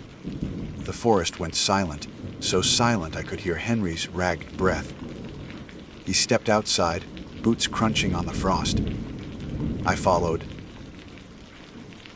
heart hammering, because the thought of being left alone was worse than whatever waited out there. The night was thick and black, clouds heavy enough to smother even starlight. Our lantern threw a circle of dull yellow around the cabin, beyond which the woods pressed close and endless. Nothing moved. No wind stirred the branches. The silence was suffocating. We stood there, rifles raised, staring into the dark. For a moment, I thought maybe it really had been some trick of the mind, some shared madness born of exhaustion and guilt. Then I saw it. Between the trees, just past the glow of our lantern, two pinpoints of light hung in the dark. eyes too high above the ground to belong to any deer. They blinked, slow, deliberate. And then, from the shadows came the scream again.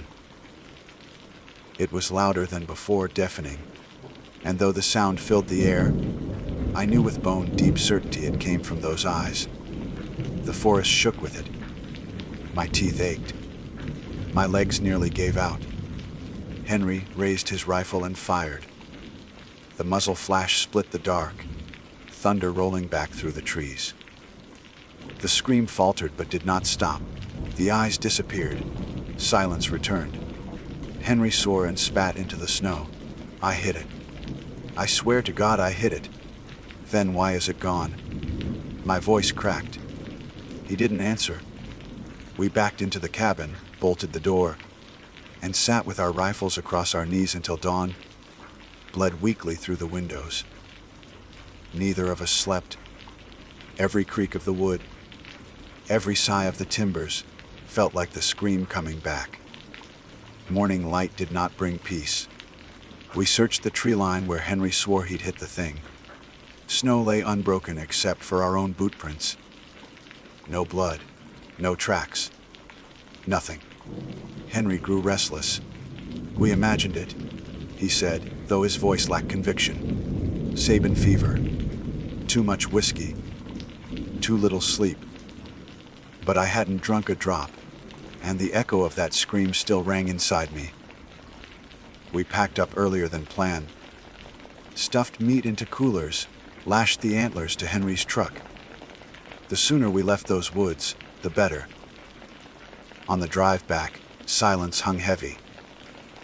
The road wound between stands of pine. Branches weighed with snow. Henry kept glancing at the rearview mirror, his knuckles white on the wheel. After a long stretch, he muttered, "Don't tell anyone about this. They'll think we've gone soft or crazy. We don't need folks whispering." I'd agreed, though part of me wanted to shout the truth to anyone who'd listen. The scream hadn't been madness. It was real as the weight of the antlers shifting in the truck bed. We reached Henry's house near dusk. He parked in the driveway, shoulders hunched, eyes shadowed. His wife came out to greet us, but he brushed past her with only a grunt, carrying the antlers like a man dragging chains. I helped unload the meat, though I found myself reluctant to touch it.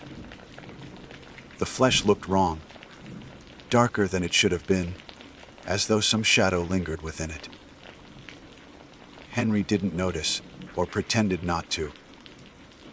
That night I returned to my apartment in town, thinking distance would help me forget. But forgetting was impossible. The scream followed me into sleep, into waking. Some nights I heard it faintly outside my window, carried on the wind though there was no wind. Other times it came from inside, echoing in the pipes or behind the walls. I told myself it was memory, imagination, guilt, but deep down I knew it was neither. A week later, Henry called. His voice was low, frayed. "You hearing it too?" I didn't have to ask what he meant. "Yes," I said.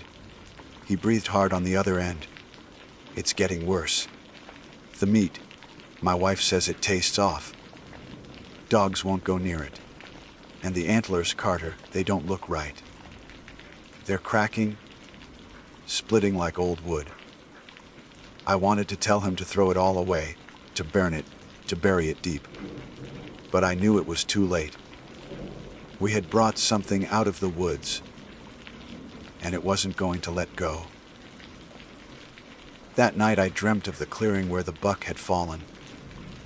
In the dream, I stood over its body, rifle still warm in my hands. The deer's mouth opened, wider than a deer's mouth should, and from it poured that scream. But in the dream I realized something I hadn't before. The scream wasn't coming from the deer. It was coming through it. Like the animal's body was only a vessel for something older, something buried beneath the roots of the forest. I woke drenched in sweat, ears ringing. My clock said 3:07 a.m. The apartment was still. Then came the sound, loud, immediate, as though someone stood right outside my door. The scream. I froze, heart slamming. The walls trembled with it. My lamp flickered, buzzed, went dark. I sat in the black, listening, waiting for it to stop. But it didn't stop. It built, layer upon layer, until I thought the glass in the windows would shatter. And then it cut off, leaving me in silence so deep, I thought I'd gone deaf. I didn't sleep again that night. When dawn came, I drove to Henry's house, desperate for answers, for some plan. But when I pulled into his drive, I saw the curtains drawn, the house dark. I knocked. No answer. The door was unlocked, swinging slightly in the morning breeze. Inside, the air stank of rot. Meat, old and sour. I called his name, my voice shaking. No reply. The living room was empty, save for the antlers mounted above the fireplace. Only they weren't whole anymore. They had split into jagged shards, curling outward like claws. Beneath them, the carpet was dark with stains. I found Henry in the back bedroom. He was sitting on the edge of the bed, eyes vacant, mouth wide open as if mid-scream. But no sound came out. His face was pale, his skin cold. He looked at me, but it was not him in those eyes. And from somewhere deep in the walls, I heard it begin again. The scream. Henry sat on the edge of his bed like a broken doll, eyes glassy, mouth frozen open. The sound that should have poured from him buried somewhere else. I couldn't move. My body locked, as if the scream I heard inside the walls had reached into me and pinned me still. His chest rose faintly, shallow breaths scraping in and out, but his lips never shifted. It was like he was caught between living and not, like some part of him had been taken. I stepped forward, whispering his name. Henry. His eyes rolled toward me. That was worse than if they had stayed still. There was no recognition there, no trace of the man I knew. Only emptiness, as though he were listening to something I could not hear. The scream swelled again, rattling the picture frames on the walls, and I realized it wasn't muffled by the house anymore. It was inside him. I saw his throat twitch, his chest strain, but no air left his body. The sound was using him, resonating through him like a hollow log. I bolted, stumbling back into the hall, my own breath ragged. The air smelled of blood and mildew, heavier than before. The antlers above the fireplace groaned, wood splitting louder now, each crack like bone snapping. I wanted to run, to get outside and never come back, but something kept me frozen. Maybe guilt, maybe fear of leaving Henry to whatever this was. I forced myself back into the bedroom. His body shook violently, convulsions racking him. The scream poured louder from the walls, from the floorboards, from everywhere but his mouth. Then, all at once, he went still. Silence. The kind of silence that makes you strain your ears, terrified of what comes next. Then Henry turned his head toward me. His lips moved barely, and though no sound came out, I read the shape of the words. It's not done. That was enough. I ran. I sprinted through the house, past the antlers that seemed to claw at me, out the door into the sharp morning air. My lungs burned, my boots slipped on the frosted grass. Behind me, I swore I heard footsteps following, heavy, dragging, but when I looked back, no one was there. I got in my truck and tore out of the drive, tires spitting gravel. My hands shook on the wheel, vision blurring with fear and exhaustion. I drove until the town spread before me, and still the echo of the scream chased me down every street. I thought about going to the sheriff, about explaining what I'd seen. But what would I say? That a deer screamed like a man and now my friend was possessed. Hollowed out. They'd lock me up or worse, laugh. Instead, I drove until I found myself back at my apartment. I locked the door, shut the blinds, and sat in the center of the living room with my rifle laid across my knees. I waited for nightfall, heart hammering, every muscle in my body taut. When the dark came, so did the sound. It started soft this time, almost gentle, like a moan. Then it built, rising until the walls shook. My lamp shattered, glass skittering across the floor. I pressed my palms to my ears, but it didn't help. The sound was inside me, drilling through my skull, curling down into my chest. I shouted, screamed for it to stop. My own voice drowned, lost. And in that moment I understood. It wasn't a sound traveling through the air. It was a thing alive, moving through me, through Henry, through the deer before him. A parasite of noise wearing bodies like masks. Something in me snapped. I grabbed the rifle, staggered outside, and fired into the night. Each shot lit up the parking lot, echoing against the buildings. But the scream didn't falter. It only grew louder, richer, as though feeding on my panic. Neighbors shouted, lights flicked on in windows, but I couldn't stop.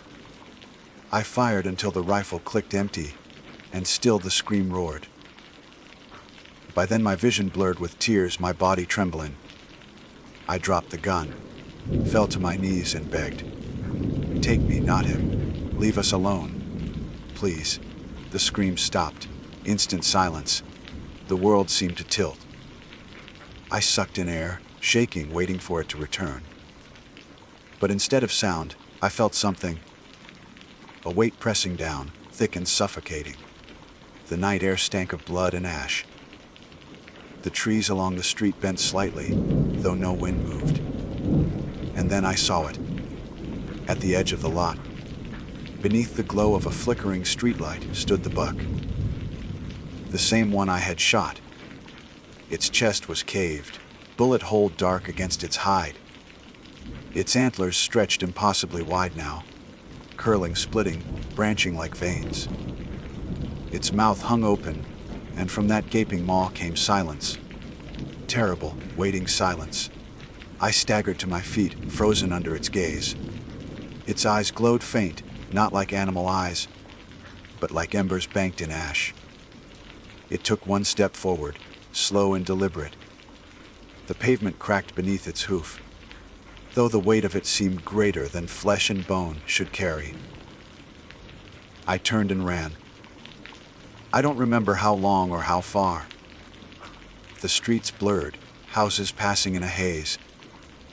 I only knew I couldn't go home, couldn't go back to Henry, couldn't face the thing wearing the deer's body. I drove until dawn, ended up miles outside town, parked on the shoulder of a county road. For a while, I thought maybe I'd escaped. Maybe it needed me close to feed. Maybe it would stay behind. But when I closed my eyes, even in daylight, I heard it faintly, just beneath the hum of the engine, just behind the chirp of birds. A low, steady scream, waiting to rise. I've tried to piece it together since. I've asked old hunters in bars, men who've walked the woods longer than I've been alive. Most shake their heads. A few look away, eyes hard. One man, gray, bearded and bent like an old tree, said softly, "Some deer aren't deer. Some woods aren't ours. You see something you can't carry, you should have left it there." But I didn't. I carried it with me in blood, in bone, in the sound that won't stop. Henry's wife called me 2 days later. She said he was gone. Not dead, gone. She woke to find the bed empty, the floor by the window soaked with dark stains. No tracks outside. No sign of him anywhere. Only the antlers left behind, split into so many shards she couldn't count them. She asked if I knew where he'd gone. I told her no. What else could I say? Since then, I've moved 3 times. Different towns, different jobs. Doesn't matter. The scream follows.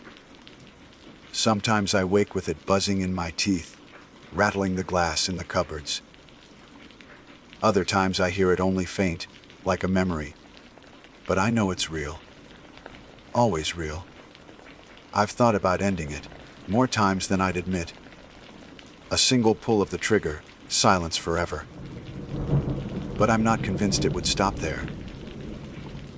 If it could hollow Henry out, if it could wear the buck's body like a mask, then what would stop it from using me the same way?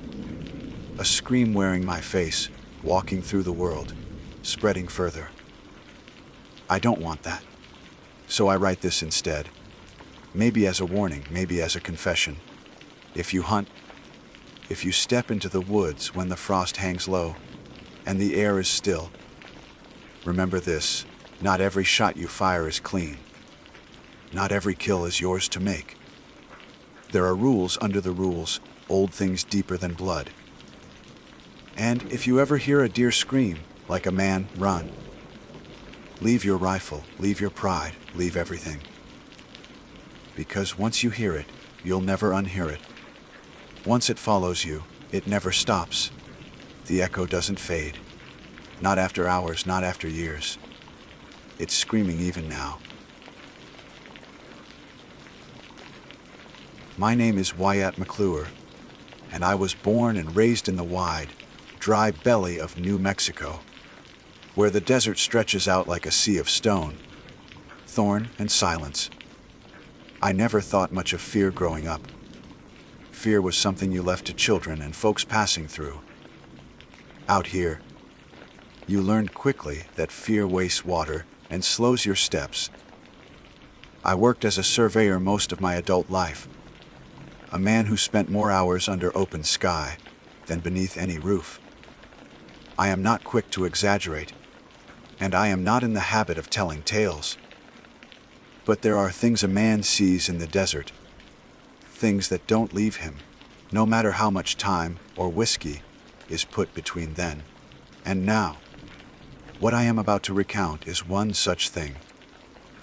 It began on a still evening in late spring, when the earth was cooling and the stars were preparing to take their place above the horizon. I had no reason to expect that night would follow me into every dream since.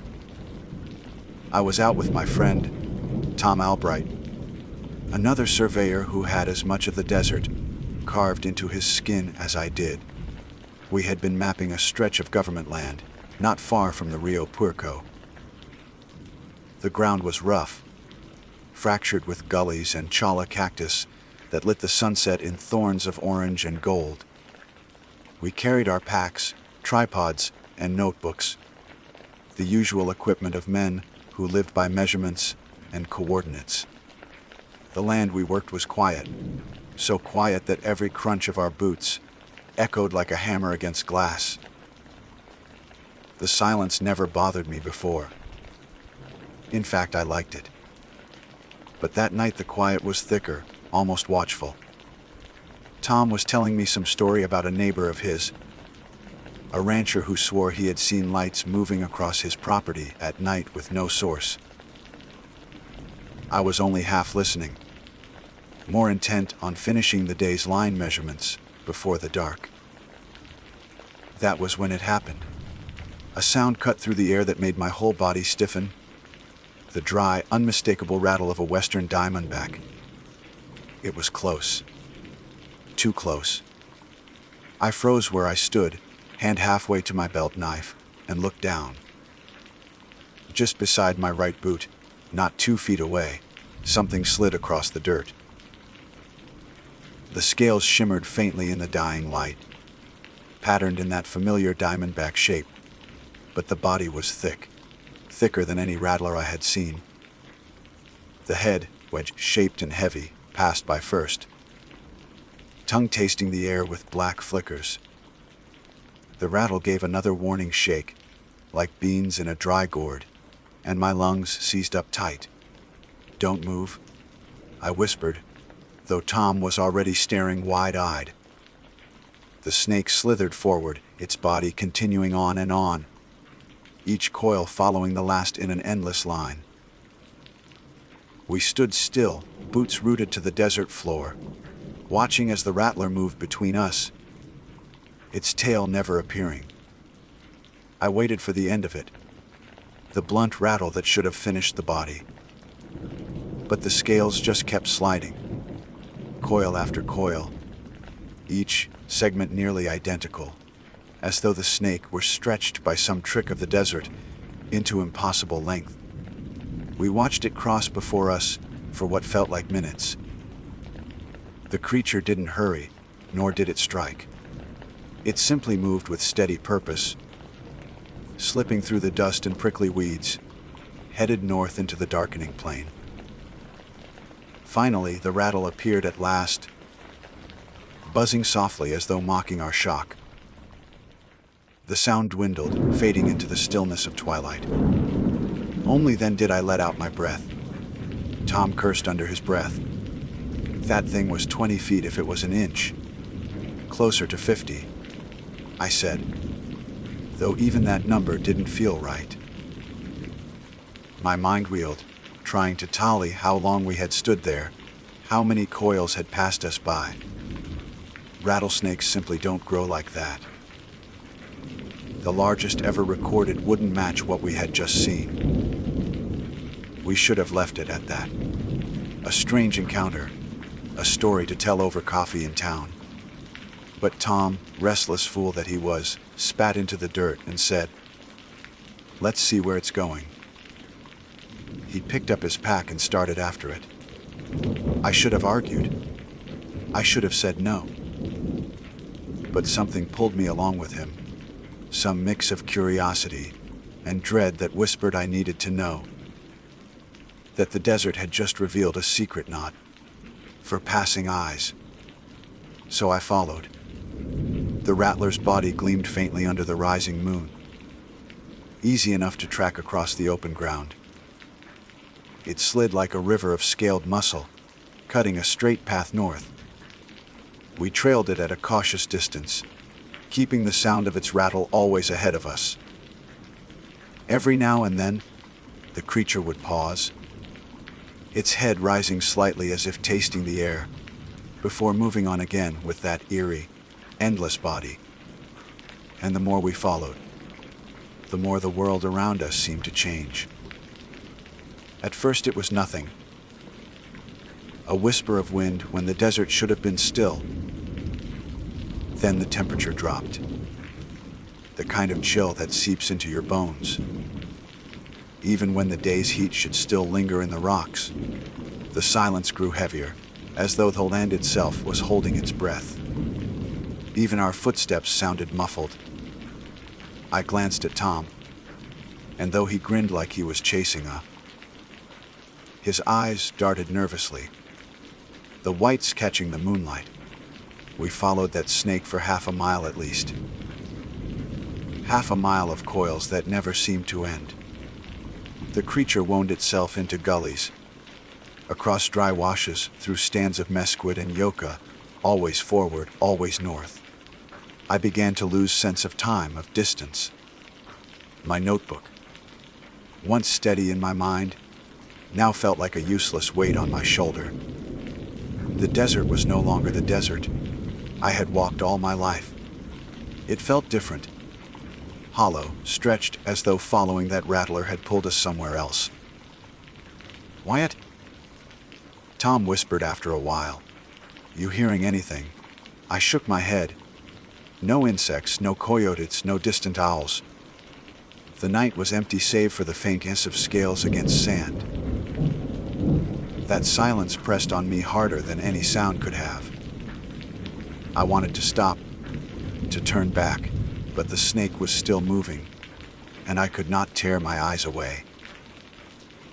At last we reached a low ridge scattered with basalt boulders. The rattler climbed it easily, slipping between stones, its body still unbroken in its flow.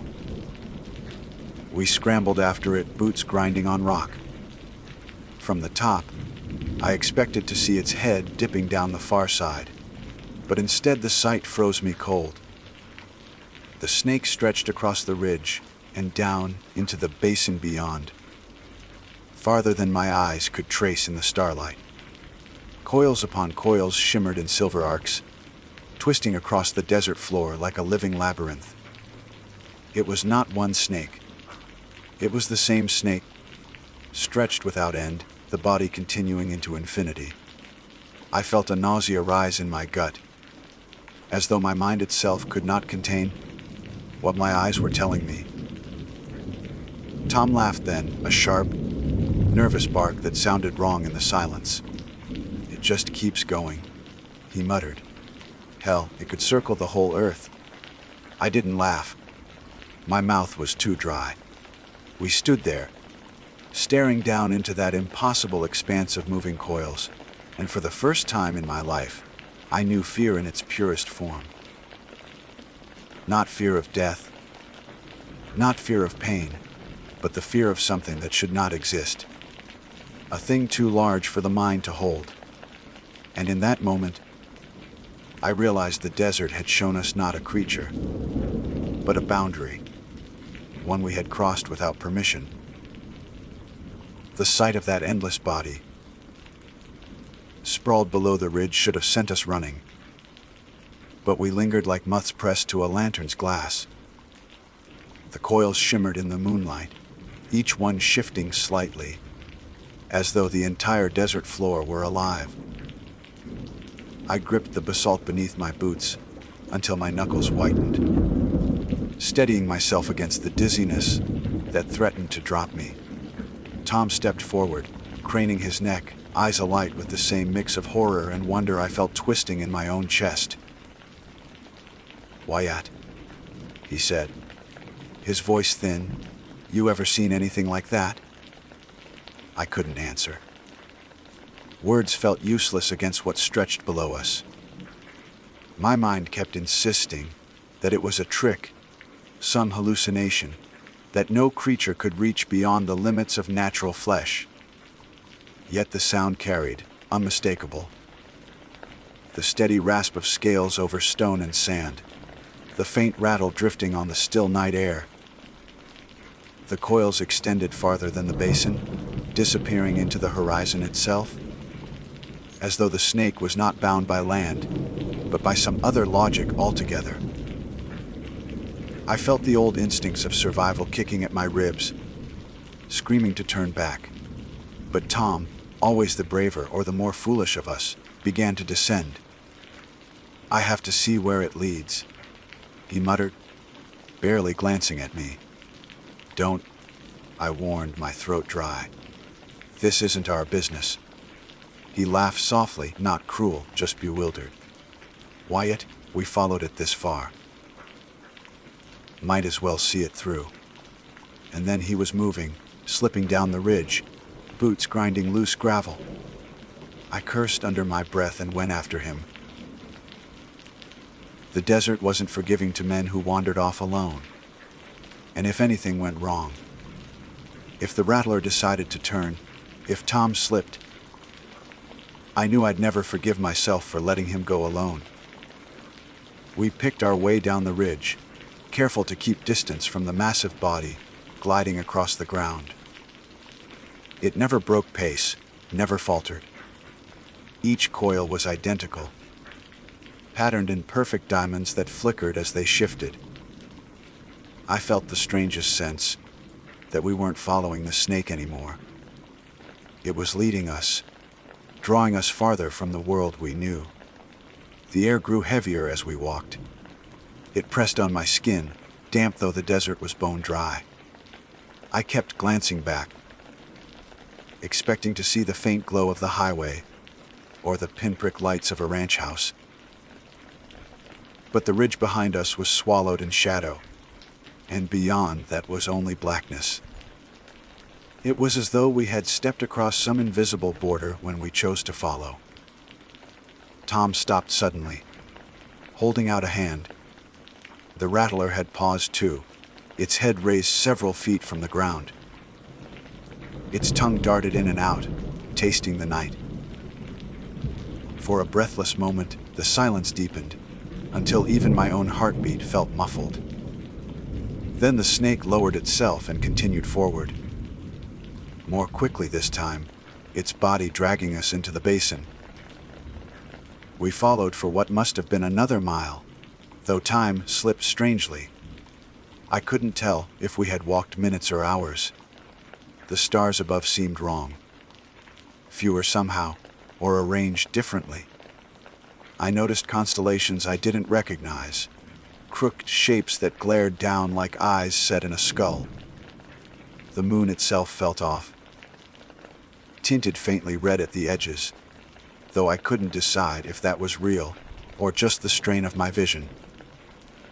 The ground began to change too. Sand gave way to packed earth, then to cracked clay that bore no plant life at all. Not even cactus or scrub brush. Just barren dirt that split in jagged seams. Between those seams, I thought I glimpsed something moving. Shadows writhing just beneath the surface, as though water or smoke were trapped below. Each time I looked closer, the movement vanished. Tom saw it too. "There's something under us," he whispered. I shook my head. "Don't." I didn't want him to say more. Didn't want the thought put into words. The rattler pressed on. Its body seemed thicker now, wider across than before. The diamonds on its scales shimmered faintly, not with reflected light, but with something of their own. Each coil glowed for an instant as it passed, pulsing like a heartbeat. And as the glow spread, I realized we were walking through a faint path it left behind. The air above the scales shimmered with heat. That wasn't heat, bending the night into strange colors.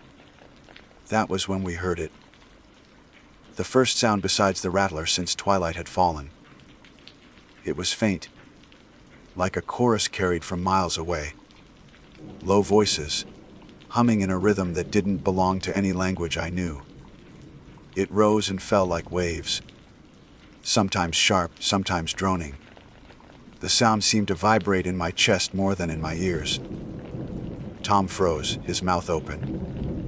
"Do you hear that?" I nodded, unable to speak. The rattler led us straight toward the sound. Each step felt heavier than the last, as though the ground were pulling at our boots. I wanted to stop, to turn back, but some invisible weight forced me onward. My eyes clung to the shifting coils, as though letting them out of sight would mean vanishing into the darkness forever. At last, the basin opened up into a wide flat plain. At the center, half sunken into the cracked clay, stood what looked like a stone circle. Massive rocks, taller than a man, arranged in a rough ring. They were weathered, ancient, their surfaces etched with patterns I couldn't understand. Curves and slashes that seemed to twist if I looked at them too long.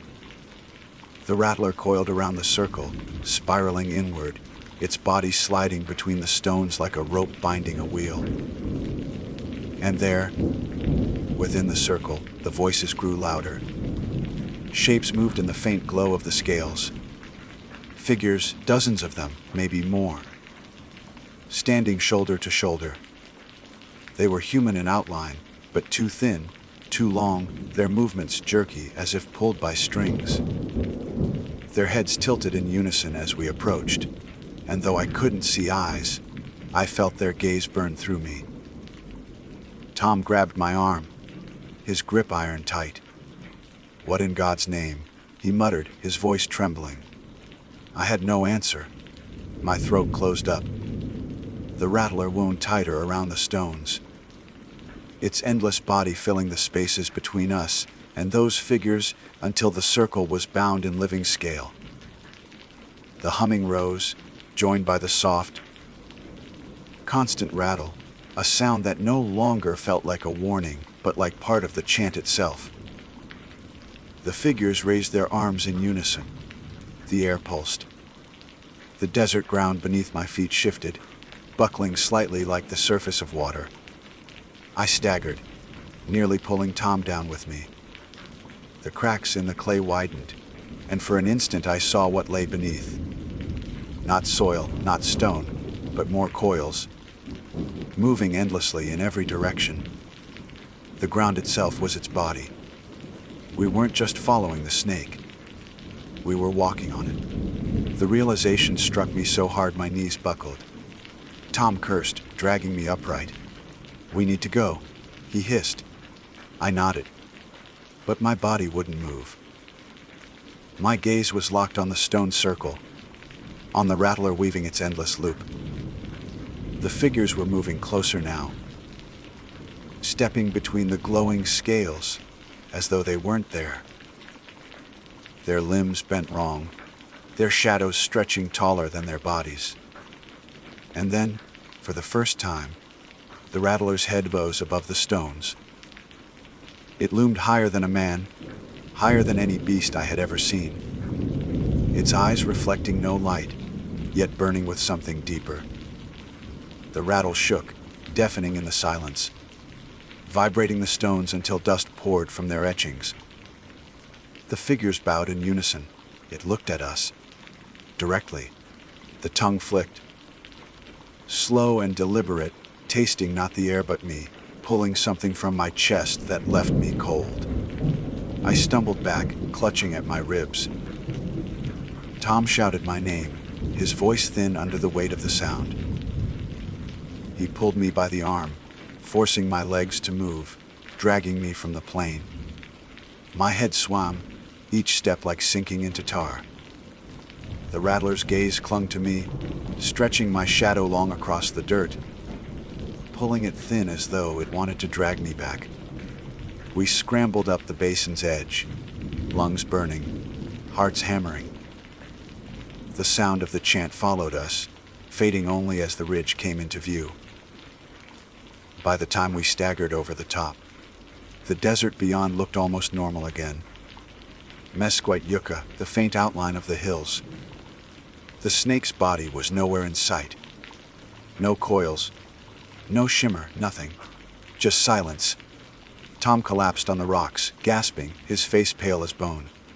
I dropped beside him, hands shaking too hard to wipe the sweat from my brow. We didn't speak for a long time. The desert had swallowed its secret again, leaving us stranded in the aftermath. Finally, Tom broke the silence. His voice was hoarse. "Wyatt, do you think it ever ends?" I had no answer. My mind replayed the endless coils, the stone circle, the figures bowing in unison. The rattle echoing as though it were the heartbeat of the earth itself. I looked out at the horizon, where the moon hung crooked in the sky, and I felt the cold truth settle into me like sand filling a grave. "No," I whispered. "It doesn't." Tom and I did not sleep that night. We sat with our backs against the ridge, watching the horizon for movement, waiting for the sound of scales or rattles to return. But the desert lay still, as though nothing had happened. The stars returned to their familiar patterns. The moon shifted back to its pale glow, and the night animals resumed their voices.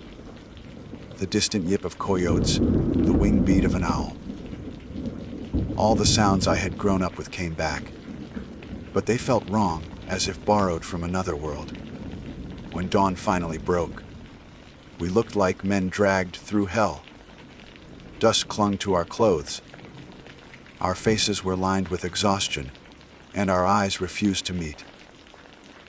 Neither of us spoke as we gathered our gear and made our way back toward the truck parked a few miles away.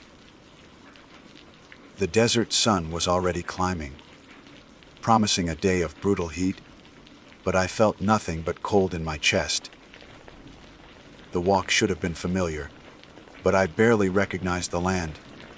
I counted the steps, measured the gullies, told myself that every bush and rock belonged to the same world I had known all my life.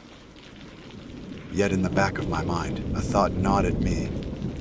Maybe we never truly came back. Maybe we were still walking that endless body, only in some quieter stretch, where it hit its scales beneath the sand. By the time we reached the truck, Tom's hands shook so badly he dropped the keys twice before forcing them into the ignition. He didn't look at me. He didn't look at anything. Just stared through the windshield as though the desert itself might split open again. The engine coughed to life, and we drove. Neither of us said a word for miles. Only when the highway signs appeared did I feel a faint loosening of the knot in my chest. Civilization, even in its smallest forms, felt like a shield. Gas stations, fences, telephone poles, anchors to the ordinary world. When we finally reached town, Tom pulled into the first diner we saw. We sat in silence over coffee that tasted like mud, but felt warm enough to remind us we were alive. After a long while, Tom leaned forward, his eyes red-rimmed. "We don't tell anyone," he said. "No one. They'll think we've lost it." I nodded. He was right. Who could believe us? A rattlesnake longer than the desert itself, coils circling a stone ring guarded by inhuman figures. Such words would bring nothing but laughter. And worse, speaking it aloud might make it real again. I wanted it buried, sealed away. So we never spoke of it outside that booth. We finished our survey work, turned in our notes as though nothing had happened, and moved on. At least that was what I told myself. But the desert doesn't let go of you so easily. The weeks that followed were heavy with dreams. I would wake in the middle of the night, drenched in sweat, hearing the faint rattle, echoing through my room though no window was open. Sometimes I dreamed of walking again, following the endless coils across a horizon that never ended. Other times I dreamed of standing inside that stone circle, the figures humming in a rhythm that matched the beat of my heart. Each time, I woke with the taste of dust in my mouth and the certainty that something had been watching me while I slept. Tom didn't fare much better. I saw him less and less at work. When I did, his eyes looked hollow, his skin pale.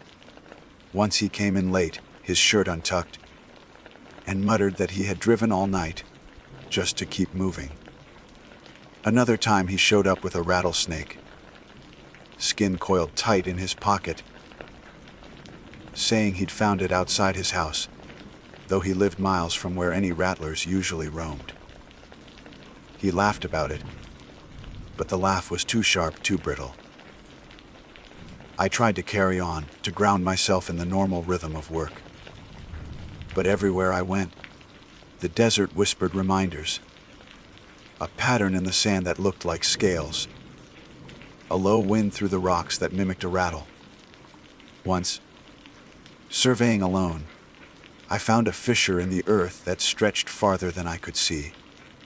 And deep inside it, I swore, I glimpsed something shifting, moving with slow, deliberate purpose. I left that job unfinished. Months passed. People stopped asking why Tom, and I didn't spend time together anymore. Whatever bond we had out there in the wilderness was severed. Not by anger, but by something heavier. Looking at him reminded me of the coils, and I think he felt the same. We avoided each other because seeing one another meant remembering too clearly. Then one evening, nearly a year later, I heard the news. Tom had vanished. His truck was found abandoned near the Rio Puerco, engine still warm, but no sign of him. The sheriff organized a search party. I went along, though I already knew it would be useless. We combed the gullies and ridges, called his name until our throats went raw. Nothing. Not even tracks. It was as though he had walked into the desert and been swallowed whole. The sheriff shook his head and said coyotes must have gotten him. or that maybe he'd gone off on his own. But I knew better. That night, alone in my house, I sat at the window staring out at the black stretch of land beyond town. I listened hard, holding my breath. For a long time, there was nothing.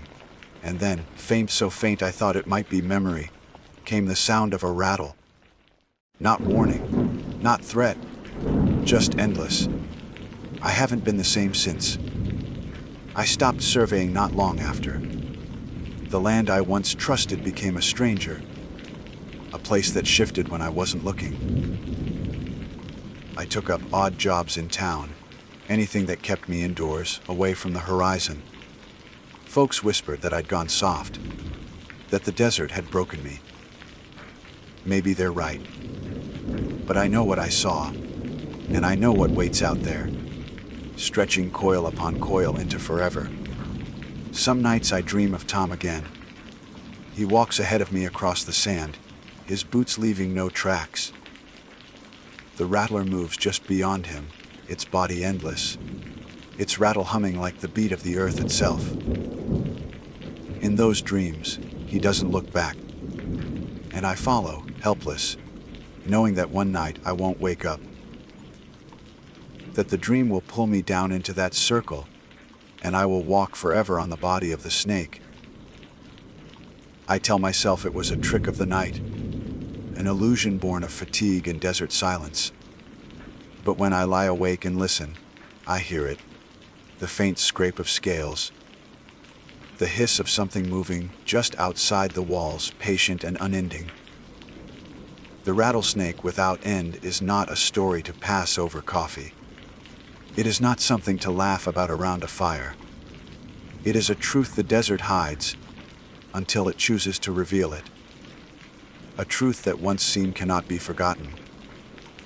I am Wyatt McClure, and I have spent my life in these lands. I have measured them, mapped them, and trusted them. But I know now that the desert is deeper than any survey line, and that beneath its silence lies a body that never ends. And I know, sooner or later, it will coil around me too. My name is Samson Blake, and I was born and raised in the high country of western Montana, where the ridges roll like endless waves, and the tree line holds secrets older than the towns scattered in the valleys below. I am 32 years old, a hunting guide by trade.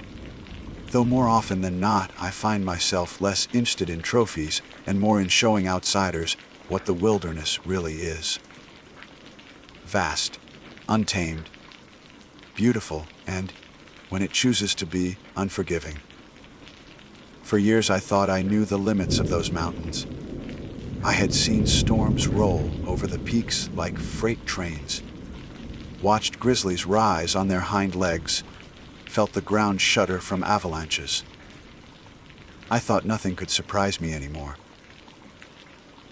Then came the night when we saw the cougar in the trees, and I realized that what waits in the dark timber doesn't always play by the rules of nature as I understood them. That encounter carved itself into me so deep that even now, when I close my eyes, I can hear the sound that came from its throat. It wasn't a growl. It wasn't a snarl. It was a whisper, fragile and wrong, like a child calling for help. That season had started quiet. Early autumn, when the elk rut brings hunters from all over the country. Usually means busy weeks guiding men and women with more money than skill. But this year, permits were down, and only a handful of clients came through the outfitter I worked for. One of them was a man named Daniel Rook, 45 years old, a dentist from Ohio with the stiff shoulders and quick, restless movements of someone used to being in control everywhere but the mountains. He had booked a 5-day trip, hoping to bring home a bull elk rack to mount above his fireplace. I was the guide assigned to him, and though I usually dreaded spending days with clients who had more ego than woodsmanship, Daniel surprised me. He was green in the wilderness. Yes, but he listened, asked questions, and kept his complaints to himself. We camped high in the Swan Range, where the fur's close and tight and the wind smells like snow even when the skies are clear. On the third day of the hunt, as evening began to lean toward dusk, we followed a game trail that wove through the timberline. Shadows stretched long across the ground, and the silence that comes before nightfall set in. Birds bedding down, squirrels quiet, the forest holding its breath. We hadn't seen much all day, just sign here and there, tracks pressed into soft soil, scat drying along the trail.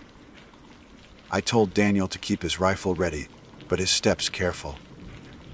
The air was cool enough that our breath showed in pale ghosts before our faces. We were walking single file, me in front, when I felt it first. The prickle at the base of my neck that every hunter knows. The sense of being watched. I raised a hand to halt him and scanned the trees. Nothing moved. Still, that feeling didn't fade. I told him quietly, "There's something here. Keep still." His eyes went wide, and he clutched his rifle tight. Normally, when I catch that sense, it turns out to be elk in the brush or a black bear nosing through huckleberries. But this was different. My gut tightened. I tilted my head back, and that's when I saw it. Above us, 30 feet up in the thick branches of a ponderosa pine, crouched a mountain lion. Its body was pressed low against the limbs, tawny hide melting into the shadows, golden eyes fixed on us with a predatory patience. But it wasn't its stare that froze me. It was its mouth. The jaw hung open wider than I thought possible, unhinged as though its bones were made of something other than flesh and tendon. The tongue lolled dark inside, and from that cavern came a sound so soft I almost doubted I heard it. "Help me," it whispered, not a growl, not a hiss, words. Human words. Broken and fragile, like a child hiding under blankets and begging to be found. I felt the blood drain from my face. Daniel whispered, "Jesus Christ," but his voice cracked, and he nearly lost his grip on the rifle. The cougar didn't move. It just crouched there, mouth yawning wide, repeating in that faint, trembling tone, "Help me, help me." We should have run. That was my first thought. But years of guiding had taught me that turning your back on a predator can spark the chase. I forced my voice to stay steady and told Daniel, "Don't aim at it. Don't move quick. Just ease back." He nodded, but his hands shook so bad that the barrel of his rifle jittered against his shoulder. The cougar blinked once, slow, then tilted its head at an angle too sharp for its neck. I swear I heard the tendons pop, like wood splintering. Its jaw swung even wider, and the whisper came again. Clearer this time, higher pitched. "Please help me." That was when Daniel broke. He lifted his rifle and fired. The blast shattered the hush of the forest. The recoil knocked him back a step, and smoke stung the air. But the cougar didn't fall. It didn't even flinch. The bullet split bark from the branch near its shoulder, and the beast only crouched lower, mouth unhinged, voice spilling out in that childlike plea. I grabbed Daniel's arm before he fired again and yanked him backward. "We need to go," I said, louder than I meant to. The forest seemed to lean in close with every syllable. He didn't argue. We backed down the trail, keeping our eyes locked on that shape in the tree. The cougar shifted, muscles rippling, as if deciding whether to leap. But it didn't. It just kept watching, whispering, until we were far enough away that the sound thinned into silence. We didn't stop moving until we reached camp. Daniel was pale as ash, mumbling. It said something. You heard it too. Tell me you heard it. I told him I heard it. Denying it would have been a lie too cruel, and besides, there was no denying the echo of that voice in my head. We stoked the fire higher than usual that night, sparks leaping into the dark like tiny flares. Daniel sat with his rifle across his knees, eyes darting toward the trees beyond the glow. I tried to steady my own nerves by making coffee, by reminding myself that exhaustion can play tricks, that fear can twist sound into words. But even as I told myself those things, I knew what I had heard was no trick. Sleep never came easy that night. Each snap of a twig in the woods made me stiffen. Around midnight, I thought I heard the voice again. Faint, distant, like it was carried on the wind. Help me. But when I walked the edge of camp with my flashlight, nothing moved. Only the silence of the trees pressing close. At dawn, Daniel told me he wanted to cut the trip short. He didn't care about elk anymore. He just wanted out. I couldn't blame him. We packed camp, and by late morning, we were hiking down the trail toward the valley floor. But the mountains weren't done with us yet. About 2 miles from camp, where the trail curved along a ridge that overlooked a sweep of timber, I saw it again. Not the cougar itself, but the signs. Scratches scored deep into the bark of a pine, higher than I could reach, gouged fresh. The ground beneath was littered with scat, steaming in the cool air. Cougars don't mark territory this way. Not like bears. But this looked like something staking a claim.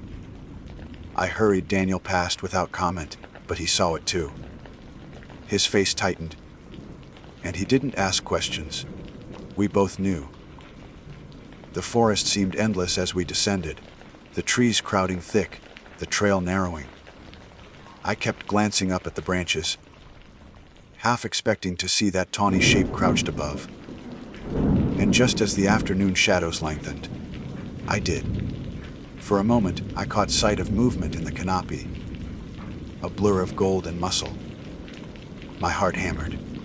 But then it was gone, melting into the forest like mist. A second later, the whisper drifted down. Faint, fragile. Please. Daniel froze. His lips moved silently. Praying maybe, but I didn't let us stop. I pushed us forward until the trail widened near a stream bed. Only then did we breathe. We made it out by evening. Daniel swore he would never set foot in Montana again. He barely looked at me as he climbed into his truck and drove off, tires throwing gravel. I couldn't blame him for running. But me, I couldn't shake it. I still can't. Because when I returned to that ridge weeks later, alone, I found something carved into the bark of a tree, near where we first saw it. Letters. Crude and jagged, as if scratched with claws, H-E-L-P. And I swear, the wood itself seemed to whisper when the wind moved through it. I did not tell anyone about the letters scratched into that tree. Not Daniel, not the outfitter I worked for, not even my closest friends who knew the mountains as well as I did. How could I? Who would believe that a cougar had spelled words in the bark? Words that matched the whispers we had heard in the canopy. It would have sounded like a bad campfire story, something made up to scare greenhorns. And yet, I could not stay away. That is the curse of curiosity in the backcountry. It pulls you back to the places that almost broke you. In the days after Daniel left, I tried to busy myself with chores. I patched gear, split firewood, even volunteered to haul supplies down to a trailhead when I normally would have pawned. That grunt work off on the younger guides.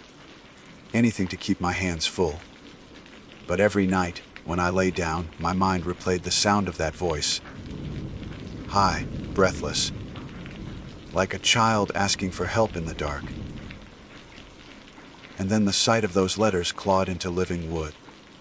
The mountains had always spoken in signs: tracks, scat, rubs, scatters of feathers.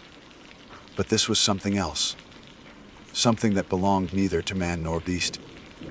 2 weeks later, unable to shake it, I hiked back. Alone this time. I told myself it was for closure, to prove I had just imagined what I thought I saw. That maybe Daniel's panic had bled into me, and we had spooked each other into believing the unbelievable. If I could walk that ridge, see the tree again, and find nothing, then maybe the weight in my chest would finally ease. The morning I set out, the weather was sharp and brittle. Frost rimmed the grass, and the sky was so blue it hurt the eyes. I packed light, a rifle slung over my shoulder, a bedroll in case I had to stay the night, and enough food to keep me fed for a couple days. The trail was quiet, almost too quiet. A strange hush had fallen over the woods. Birds still flitted here and there, but their songs were muted, tentative. Even the squirrels seemed reluctant to chatter. I told myself it was just the shift of seasons. By afternoon, I reached the ridge. My boots crunched over pine needles as I approached the tree where I had seen the marks. My heart climbed into my throat. The gouges were still there. The word help, crude and raw, as though written in desperation.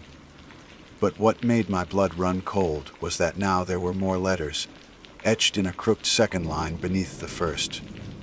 I-N-D-M-E. I stood there a long time, staring until my breath began to shake. The cuts were fresh, sap still weeping from the bark. Something had been here recently. And if it was the cougar, then it had come back to finish what it had started. I turned, scanning the treetops. Nothing stirred. Yet the silence pressed close, thick as fog. I could feel eyes on me. "Where are you?" I whispered before I could stop myself. Branches creaked. High above, maybe 40 feet up in a cluster of firs, I caught a flicker of tawny hide moving between limbs. Then those golden eyes caught the light. The cougar crouched again, watching me with an intensity that pinned me in place. Its jaw sagged open in that grotesque stretch, and out came the voice. "Find me." This time the words were stronger, clearer, though still touched with that trembling childlike tone. I gripped the rifle, but I didn't raise it. A bullet wouldn't fix whatever this was. My stomach knotted as the cougar shifted on the branch, muscles bunching like it might leap. But instead, it only stared, unblinking. I backed away, step by careful step, until distance broke my line of sight. Even then, the echo of that voice clung to me like frost. That night I camped at the base of the ridge, unwilling to push farther in the dark. I built a fire high and wide, the flames roaring bright. But warmth brought no comfort. Every pop of sap in the wood sounded like whispers. At one point when the wind dropped, I swore I heard faint crying in the trees above. Thin, childlike sobs.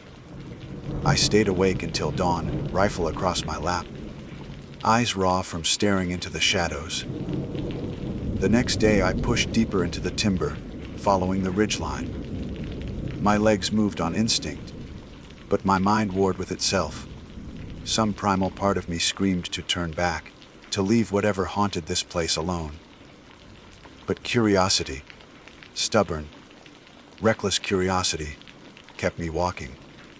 Around midday, I found another tree, scarred the same way. This time the message read D-O-D-U-N. The letters jagged as though torn into the trunk with fury. Down where? I studied the ground, and that's when I noticed the old game trail cutting off the ridge, angling steep into a dark crease of valley. The soil there was disturbed. as if something heavy had passed through not long ago. Against all reason, I followed. The descent was rough, loose scree sliding under my boots, branches clawing my arms. The deeper I went, the darker it grew. Sunlight barely reached the valley floor. Pines leaned together overhead, blotting out the sky. The air turned damp, heavy with moss and rot, and then I smelled it, coppery, sharp, unmistakable. Blood. I slowed, every nerve on edge. Ahead, in a small clearing, lay bones. Elk, by the size of them, scattered and cracked open as though for marrow. But what froze me wasn't the kill itself. It was the way the bones had been arranged. Not scattered by scavengers, not left by wolves. They formed a shape, deliberate. Letters again, spelled out in pale ivory. H-E-L-P. I stumbled back, bile rising in my throat. A twig snapped behind me. I spun, rifle leveled, but nothing stood there. Only the hush of trees and the weight of unseen eyes. And then, high above, the whisper came again. Louder this time, echoing strangely, as if from several throats at once. Down here, find me. The cougar's silhouette shifted in the canopy, almost blending with the needles. Its jaw hung wide. Black pit of a mouth, voice spilling down like mist. My knees wanted to buckle, but I forced myself steady. "What are you?" I called out, though my voice cracked. The creature tilted its head impossibly far. Then, in a whisper thick with urgency, "Please." The word pulled at me, rooted deep in something instinctual. Against every ounce of reason, I felt compelled to step closer to the clearing, to the bones, to the shadows beyond. It was like being caught in a current. You know you should swim for shore, but the undertow drags you deeper.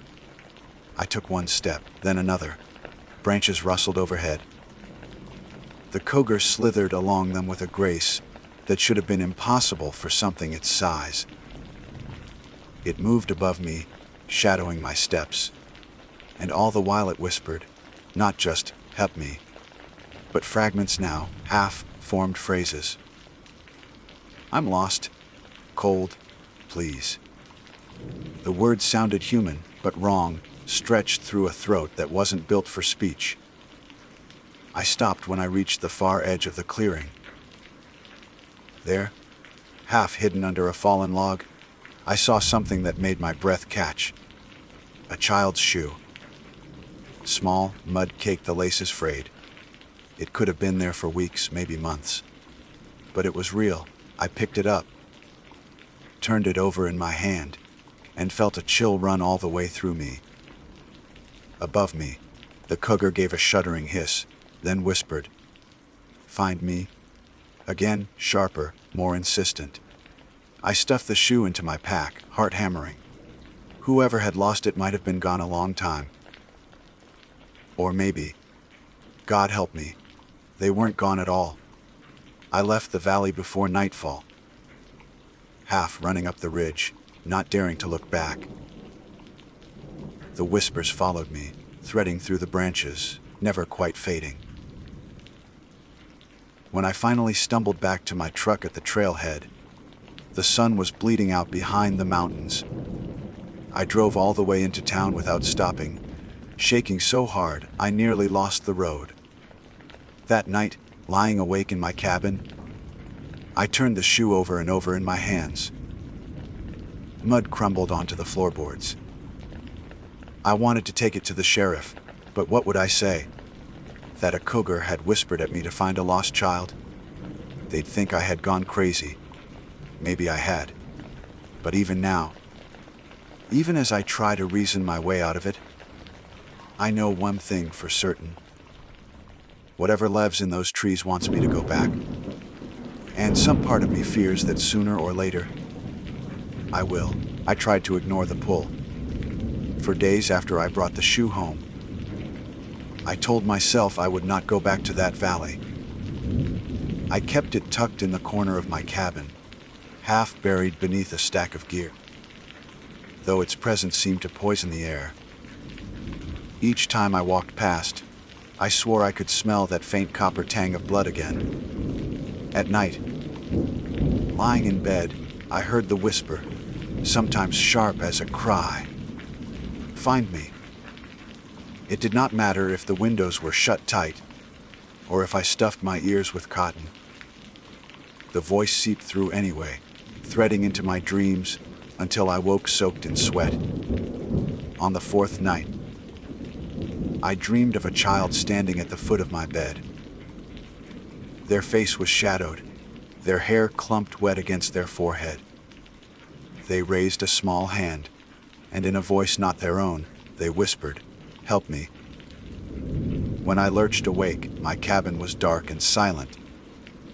But the shoe had moved. It lay in the center of the floorboards, far from where I had left it. That was when I stopped fighting the pull. Maybe it was madness, maybe something worse, but either way, I knew I would not find peace unless I went back. Not just to the ridge, to the valley, to whatever waited there. I left at dawn, rifle slung across my back, pack loaded with little more than water, rope, and the shoe. The morning air was sharp, brittle, promising early snow. Clouds massed low over the peaks, their bellies heavy and gray. As I drove the rutted road toward the trailhead, I realized my hands were steady for the first time in days. Fear had not left me, but it had changed. It was no longer a wild panic. It had hardened into a grim resolve. The hike up the ridge was quicker than before. My legs moved with a kind of mechanical precision. Each step measured, as though I was being guided by something outside myself. The woods seemed even quieter than last time. No bird call, no chatter of squirrels, not even the drone of flies. Only the hush of trees pressing close.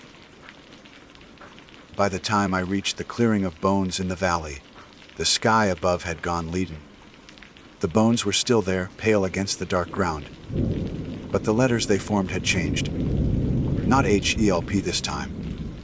Not DOWN. Now the pieces had been rearranged into a crude command, BELOOW. My chest tightened. I scanned the ground, looking for sign. That was when I noticed the dark slit in the earth, half hidden under roots at the far edge of the clearing. A cave, narrow and low, as though the earth itself had been pried open. Cold air seeped from it, carrying that same coppery tang I had smelled before. Above me, branches creaked. I looked up and saw the cougar crouched in the canopy, golden eyes burning.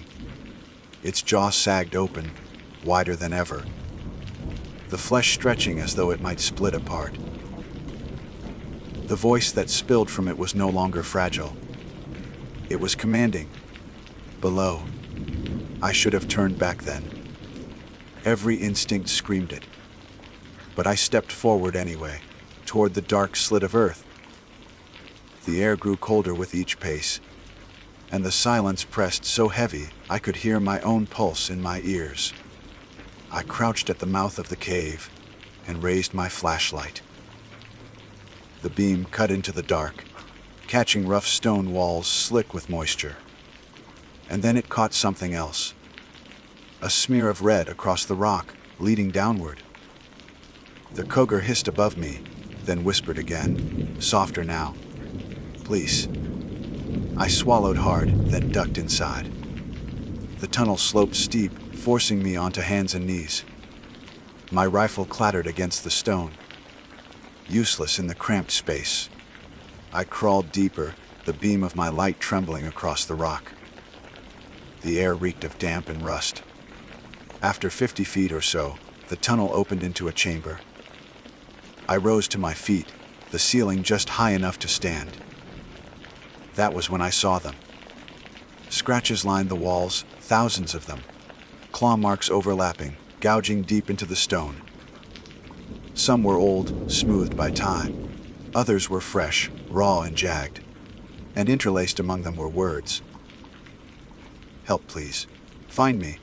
Over and over, scrawled in desperate repetition.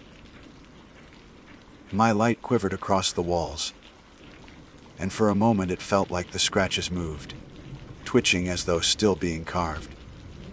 In the center of the chamber lay a pile of bones. Not elk this time.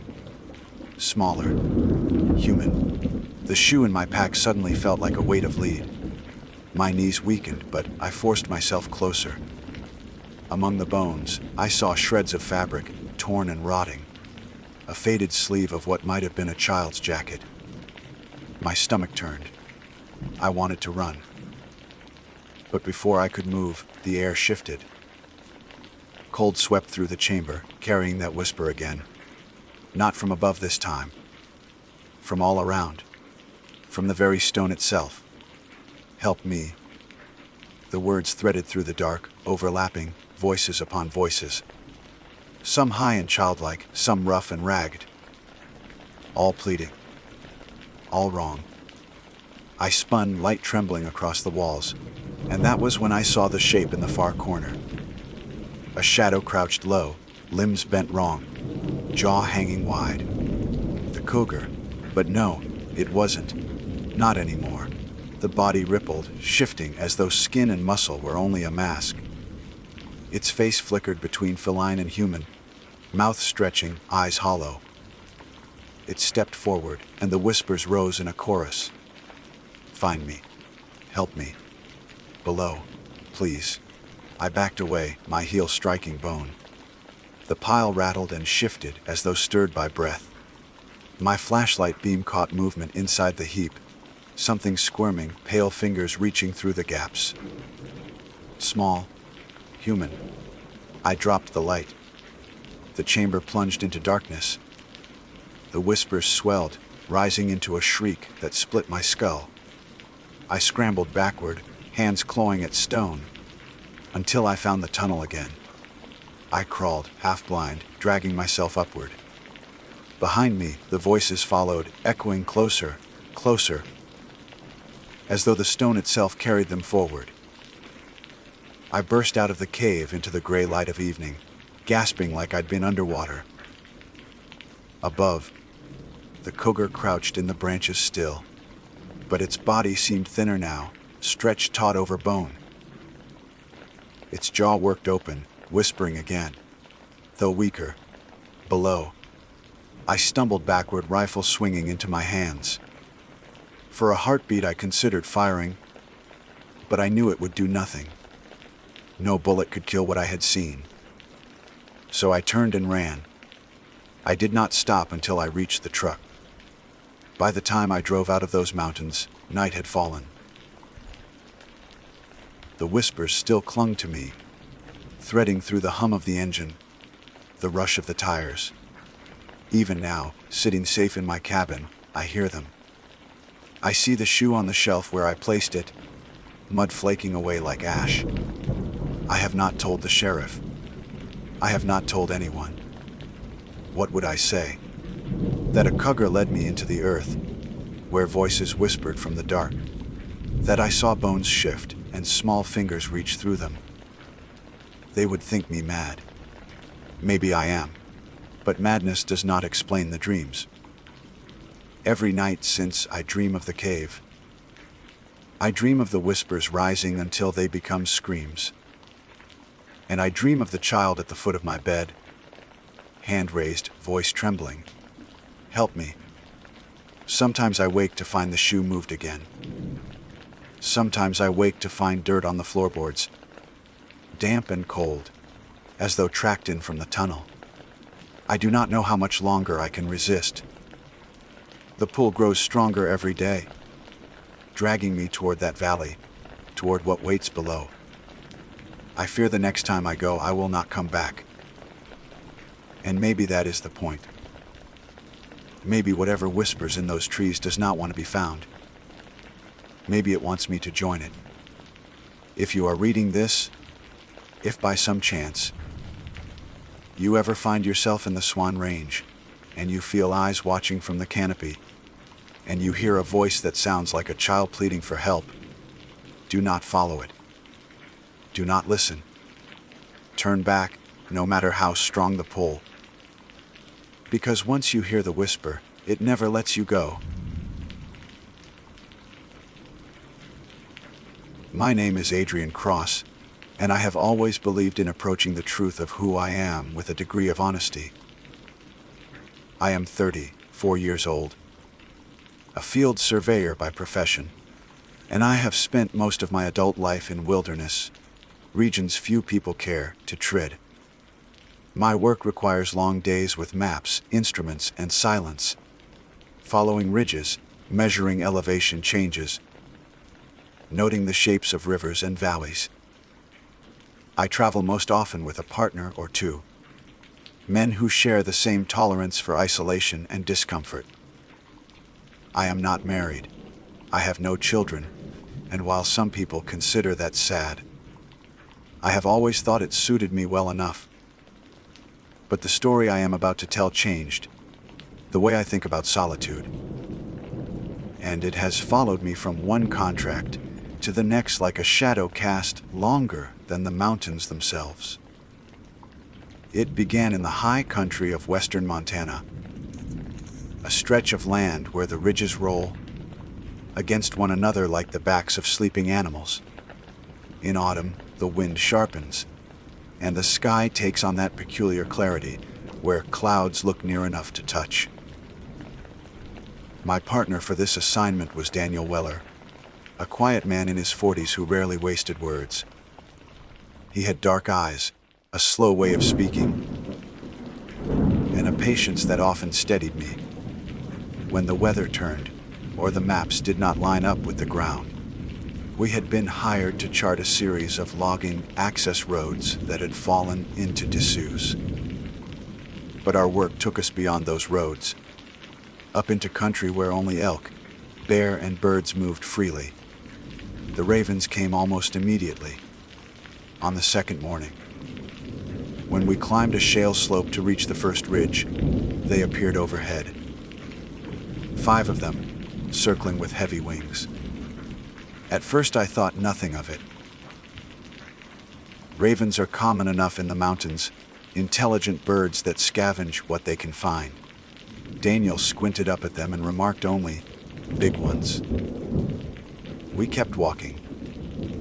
The sound of their wings followed us over the rise.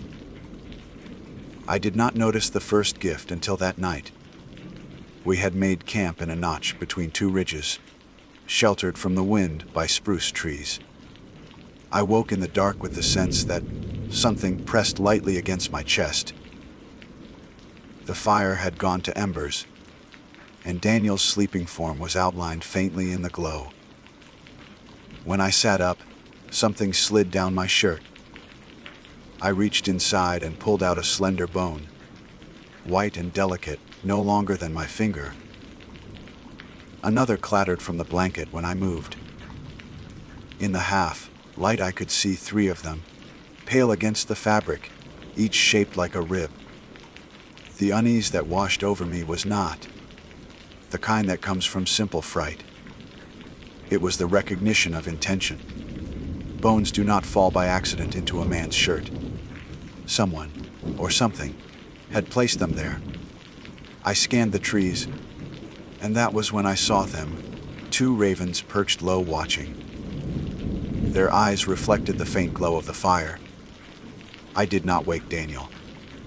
I told myself it would sound foolish in the morning, that perhaps I had rolled onto some remains left from an animal killed nearby.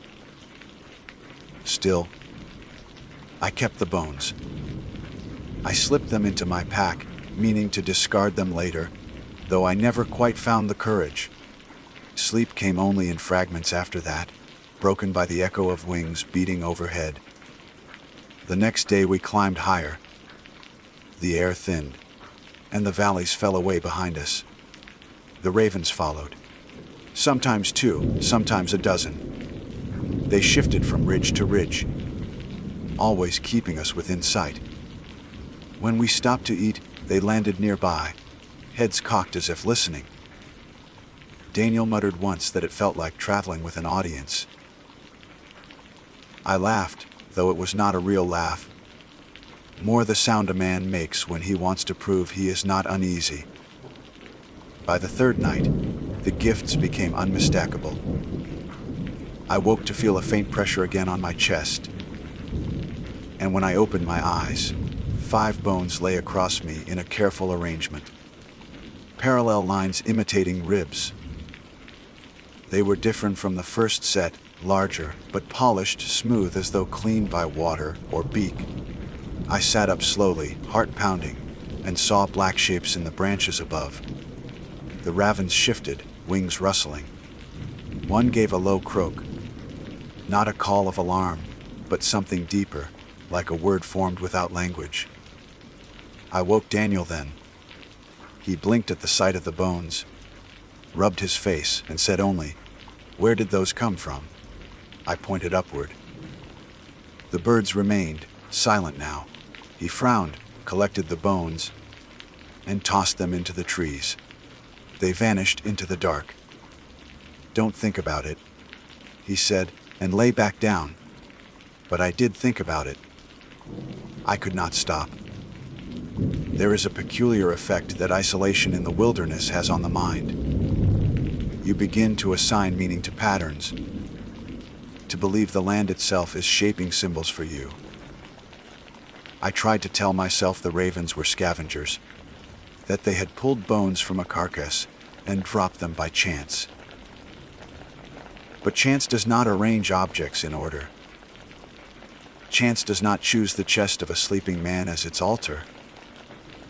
The days stretched on, and the trail grew steeper.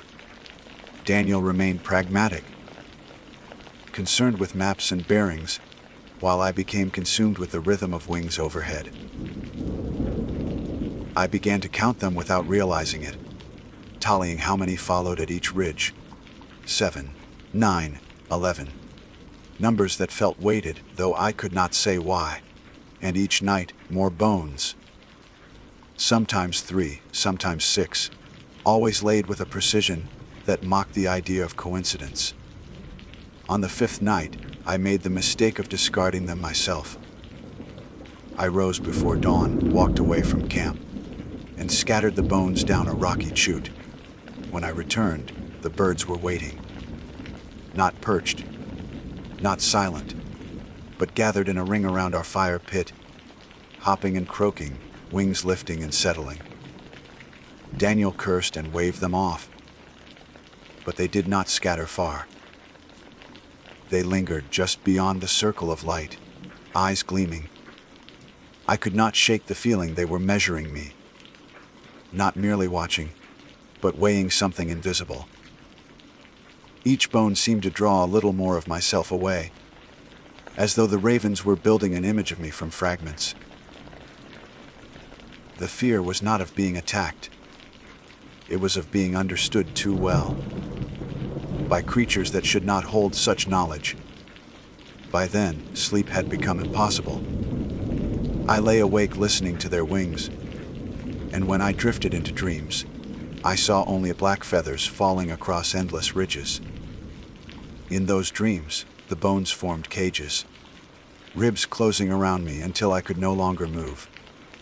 I woke sweating, pulse hammering. Daniel tried to steady me. "You're letting them get to you," he said on the 7th morning. "They're birds, Adrian. That's all. Intelligent, sure. But they're scavengers. They follow because moving through their territory." His words were calm, but his eyes betrayed unease. He had seen the bones as clearly as I had, and he had no explanation either. The weather turned colder. Snow dusted the high peaks.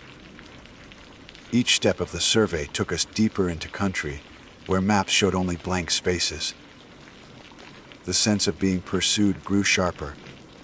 I began to speak aloud sometimes, muttering to the ravens as if they could understand. "What do you want from me?" I asked once, standing on a ridge with the wind tearing at my clothes. The birds tilted their heads. One dropped something from its beak, a fragment of jawbone, landing near my boot. I picked it up, unable to resist. The bone was small, from no animal I recognized, smooth as ivory.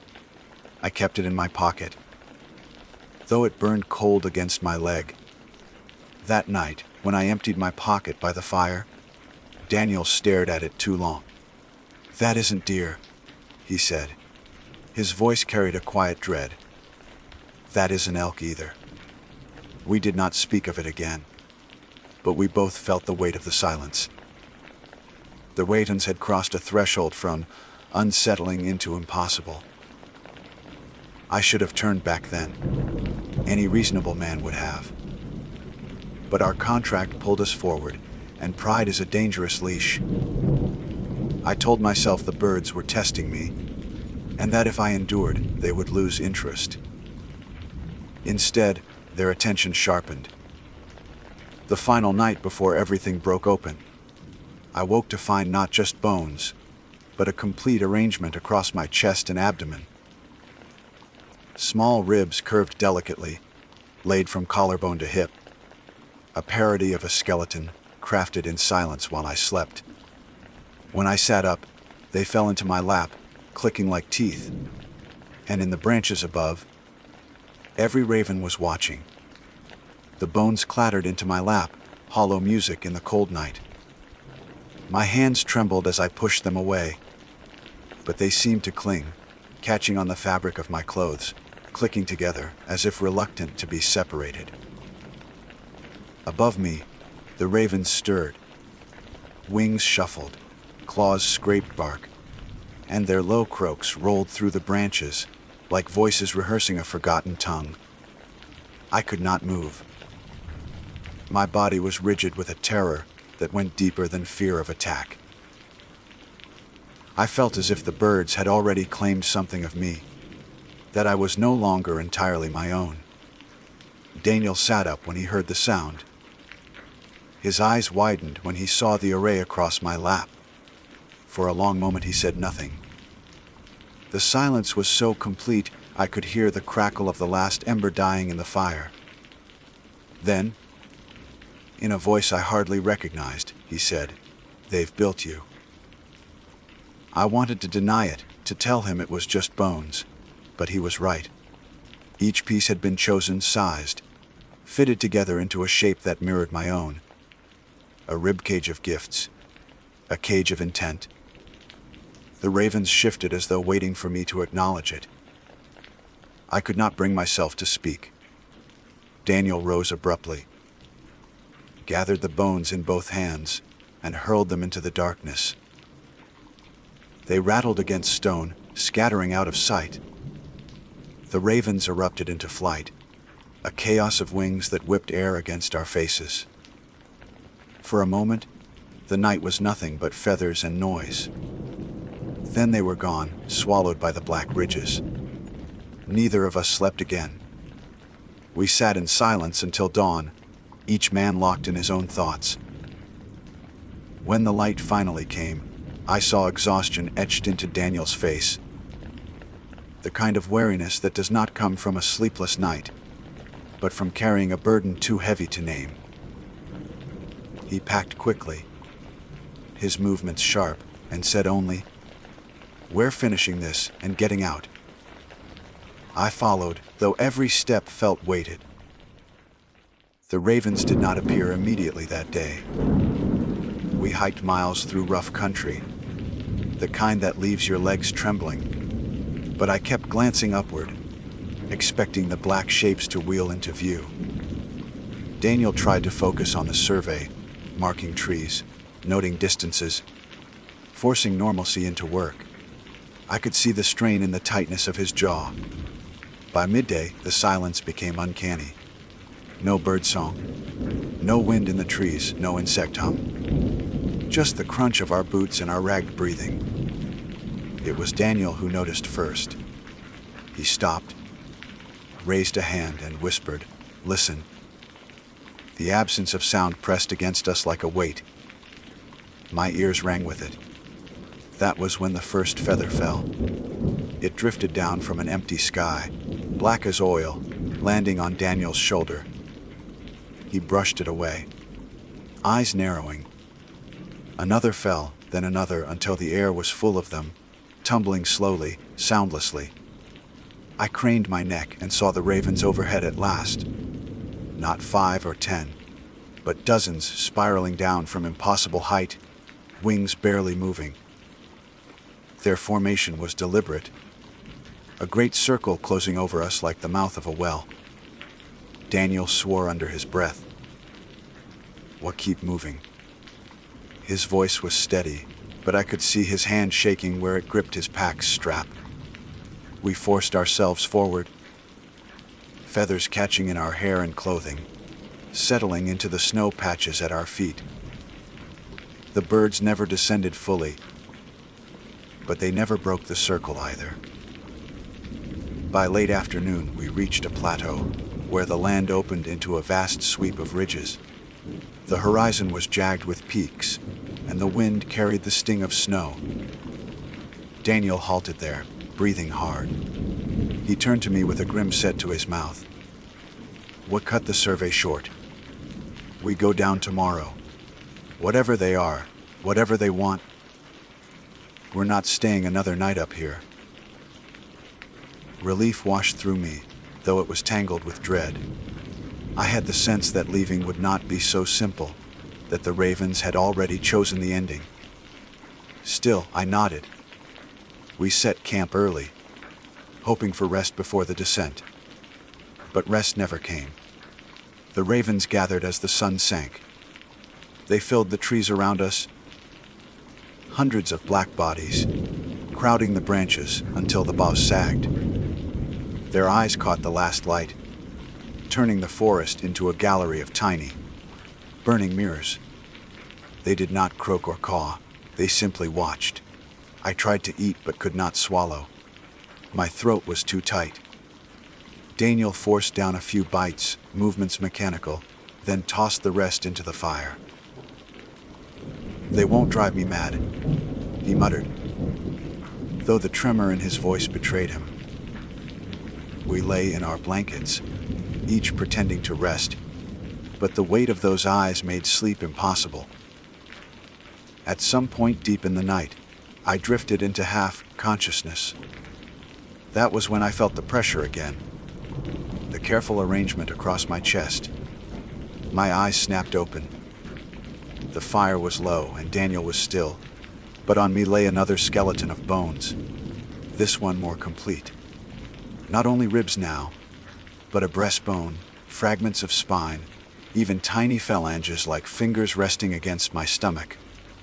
My breath seized in my throat. Before I could brush them away, I heard it. A sound I will never forget. It was not the croak of a raven, not the mimicry they sometimes use. It was speech low and rasping, formed from many throats at once. The words were not clear, but the rhythm was unmistakable, a cadence like language, syllables breaking against one another.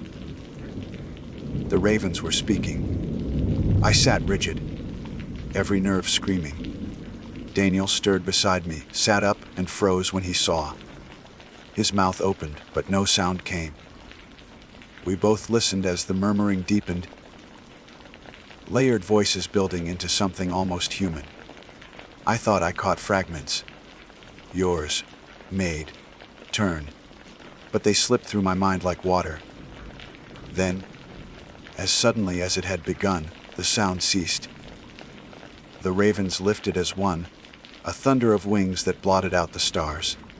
The bones on my chest shivered, then stilled. Daniel grabbed my arm, his grip was iron.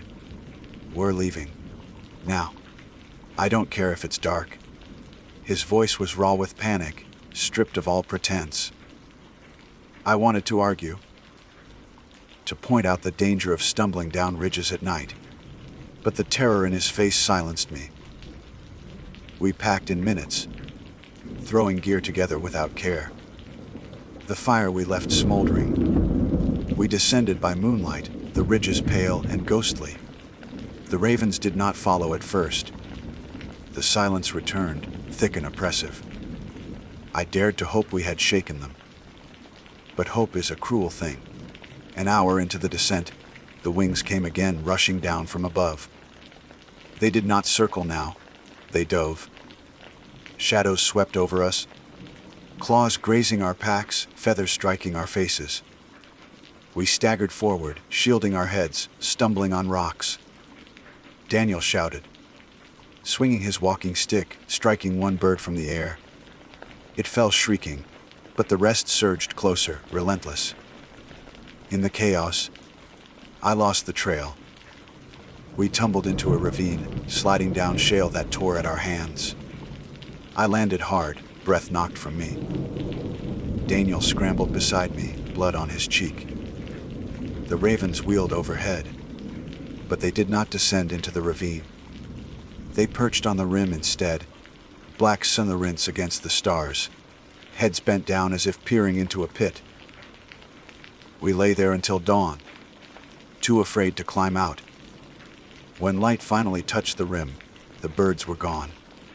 Only scattered feathers remained. Daniel and I clawed our way back to the trail and stumbled down the mountain, half mad with exhaustion. By the time we reached the old logging road, our packs were nearly shredded, clothes torn, faces pale with lack of sleep. We did not speak of what had happened. We could not. Words felt too fragile to contain it. We parted ways at the trailhead, Daniel muttering something about quitting the survey. I never saw him again. But the story did not end there. Because when I returned home, when I finally dropped my gear and tried to sleep in the safety of walls and roof, I woke in the middle of the night with the familiar weight pressing against my chest. My heart stopped. Slowly, I reached down and touched the shape. Bones, smooth, delicate, arranged with perfect care. And from the darkness outside my window came the rustle of wings. The first time it happened in my own home, I nearly convinced myself it was a dream. The bones laid across me were lighter than breath, and when I switched on the lamp, they were gone. Only my imagination, I thought. Only exhaustion shaping memory into nightmare. But when I pulled back the covers later that morning, I found one lodged between the sheets of rib, no longer than my hand, smooth and white as glass. That was when I knew the ravens had followed me. For weeks after, I lived in a state of waking dread. Every creak of the house became wings, every shadow against the window a black shape. I took to keeping the blinds closed, though sometimes when I checked, I saw them perched on the telephone wires outside. One or two, sometimes half a dozen, motionless, their heads cocked as if waiting. They did not call. Their silence was worse than any noise. I told no one. How could I? Friends would laugh, a doctor would prescribe sleep aids. And Daniel, if I had dared to reach out, would have reminded me of the night we crouched in that ravine, the sky filled with wings. But Daniel had vanished from my life completely. Calls went unanswered, letters returned unopened. It was as if he had erased himself from the world to escape them. I began to envy him. The bones never stopped. Some mornings I woke with one on my pillow. Other nights with an arrangement across my chest again. Ribs or finger bones, forming patterns I could not decipher. Once they spelled a line along my arm, curving like a spiral. Another time they circled my throat, always silent, always precise. I burned them at first, feeding them to the fireplace until the air reeked of scorched marrow. But for every one I destroyed, more returned. Sleep dwindled to fragments. I walked through days in a haze, coworkers asking if I was ill, neighbors giving me sidelong glances. I avoided conversation, avoided touch. It felt as if I was being hollowed out, my outline redrawn with every gift. And worse, I began to hear it again. The low murmuring. Not with my ears, but inside my skull. The sound of many throats speaking in unison, syllables sliding like oil. At first faint, a whisper on the edge of sleep. Then louder, until I could not tell if I was dreaming or awake. Yours, maid, return. The words pressed into me like stones against flesh. I tried to fight back. I sealed my windows, boarded them with plywood, set traps in the yard. I slept with earplugs, with lights blazing, with music thundering through the night. Nothing helped. When morning came, the bones were always there.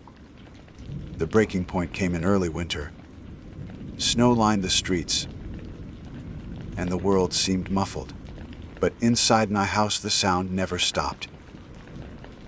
The murmuring grew until I could hear it even over the television, even over my own desperate shouting. That night I woke with not bones on my chest, but an entire skeleton laid carefully beside me. Small, incomplete, but unmistakably human. The size of a child. I bolted from the bed, heart clawing at my ribs. The skeleton collapsed into pieces, scattering across the floor. From outside the house came a single raven's croak, loud enough to rattle the windows. I fell to my knees and wept. That was the night I decided to leave. I packed nothing but clothes and my truck keys. The survey maps, the instruments, the books, all of it I abandoned. I drove east through states I hardly remember, chasing distance like a drowning man chases air. But no matter how far I went, they followed. The ravens on the wires, the bones in the sheets, the whispering in the skull. In Tennessee, I tried to stay in motels, never more than a night in one place. At first the bones were absent, and I thought I had shaken them. Then one morning I opened the motel room door and found them waiting in a neat pile on the threshold, curved into a shape like wings. I screamed at them until my throat tore. People stared, but no one approached. I was already marked. In Alabama, I sought out a church, though I had not set foot in one since childhood. I told the pastor some of my story.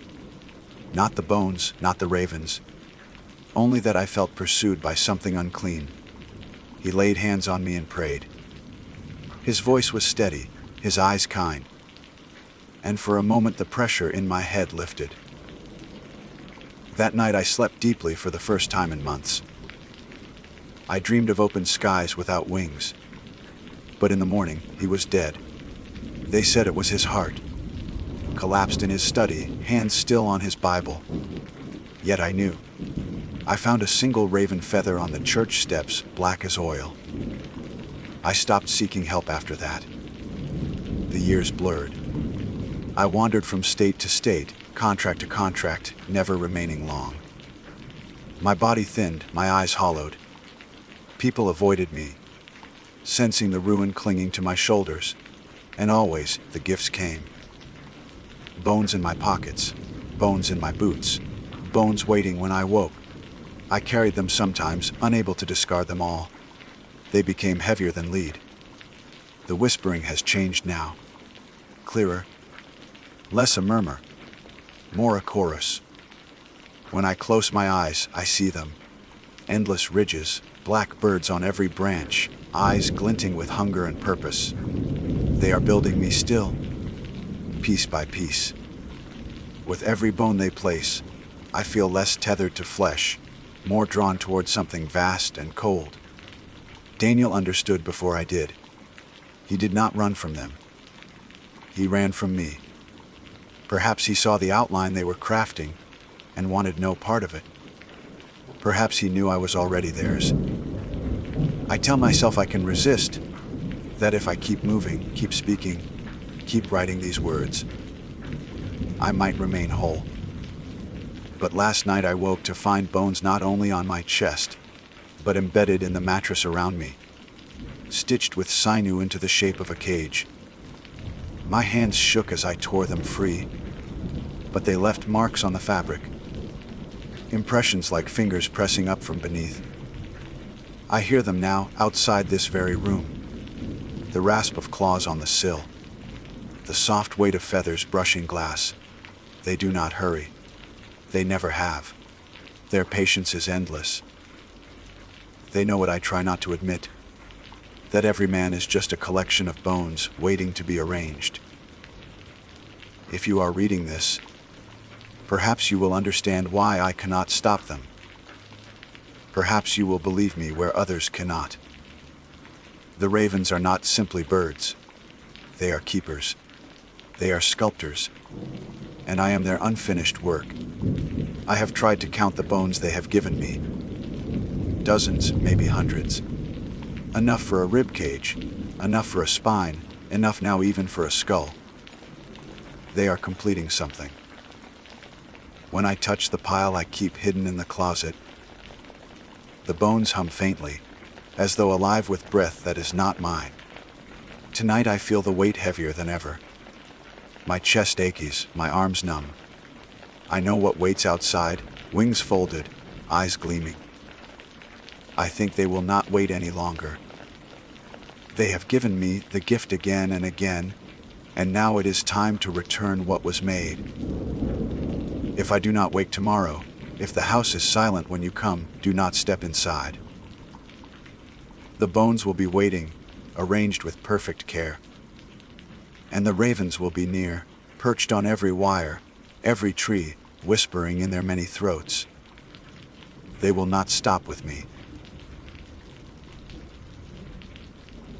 My name is Luke Chandler, and I was born and raised in the Ozark foothills of Arkansas. I am 37 years old, a lifelong hunter, and the son of a man who taught me the land is more alive than we often recognize. Hunting, for me, has never been only about taking meat for the freezer. It has been about observation, tracking signs, studying the language of broken twigs, disturbed soil, the sudden hush of birds, when something heavy moves through the brush. I learned early on to respect what lives in the woods and swamps, to treat every sound and shadow as though it means something. That lesson saved me more times than I can count, but it did not prepare me for what I encountered during a late season hog hunt one October night.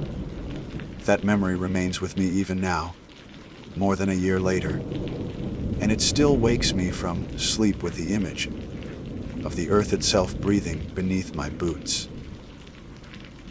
I had gone out with two companions that evening, my cousin Daniel, who was younger than me by about 8 years, and a friend named Mason, who I had known since high school. The three of us had hunted deer together often, but this particular trip was aimed at feral hogs. Arkansas has long been plagued with them, rooting up farmland, tearing through creek beds, and destroying habitat for other wildlife. Most landowners welcome hunters willing to thin the numbers. So when Daniel told us he had permission to hunt on a stretch of bottomland near White River, we agreed without hesitation. The land was thick with sycamores and swamp oak, the soil soft from recent rains, perfect ground for hog sign. We parked Daniel's truck along the tree line. As dusk fell, the sky a pale orange fading into bruised purple, the air carried the smell of wet leaves and mud. Heavy, but clean, and mosquitoes buzzed in the stillness before night fully claimed the woods. We each carried rifles, 308 for me, 270 for Mason, and Daniel had brought along a lever-action 30-30, heavy firepower for hogs. But we had learned never to underestimate their size or temper. A charging boar could tear a man apart quicker than most folks realize. For the first hour, everything seemed ordinary. We followed faint trails where hog hooves had churned the mud, leading us deeper into the timber. Daniel walked ahead, scanning with a red-lensed flashlight, whispering now and then when he spotted fresh rooting. We found places where the ground looked plowed up, wet soil tossed in clumps, and acorns chewed to shells. The tracks were large, prints wider than my hand, and my pulse quickened at the thought of a massive boar not far ahead. Around that time, the woods grew unusually quiet. The insect hum tapered off, and even the tree frogs silenced themselves. I felt it first as a weight in my chest, the way you feel a storm approaching before it breaks. Mason noticed it too. He glanced at me and muttered, "Dead quiet," under his breath. Daniel kept walking, but slower now, as if he sensed the shift as well. Then the ground trembled. It was not like the vibration of a distant train or thunder.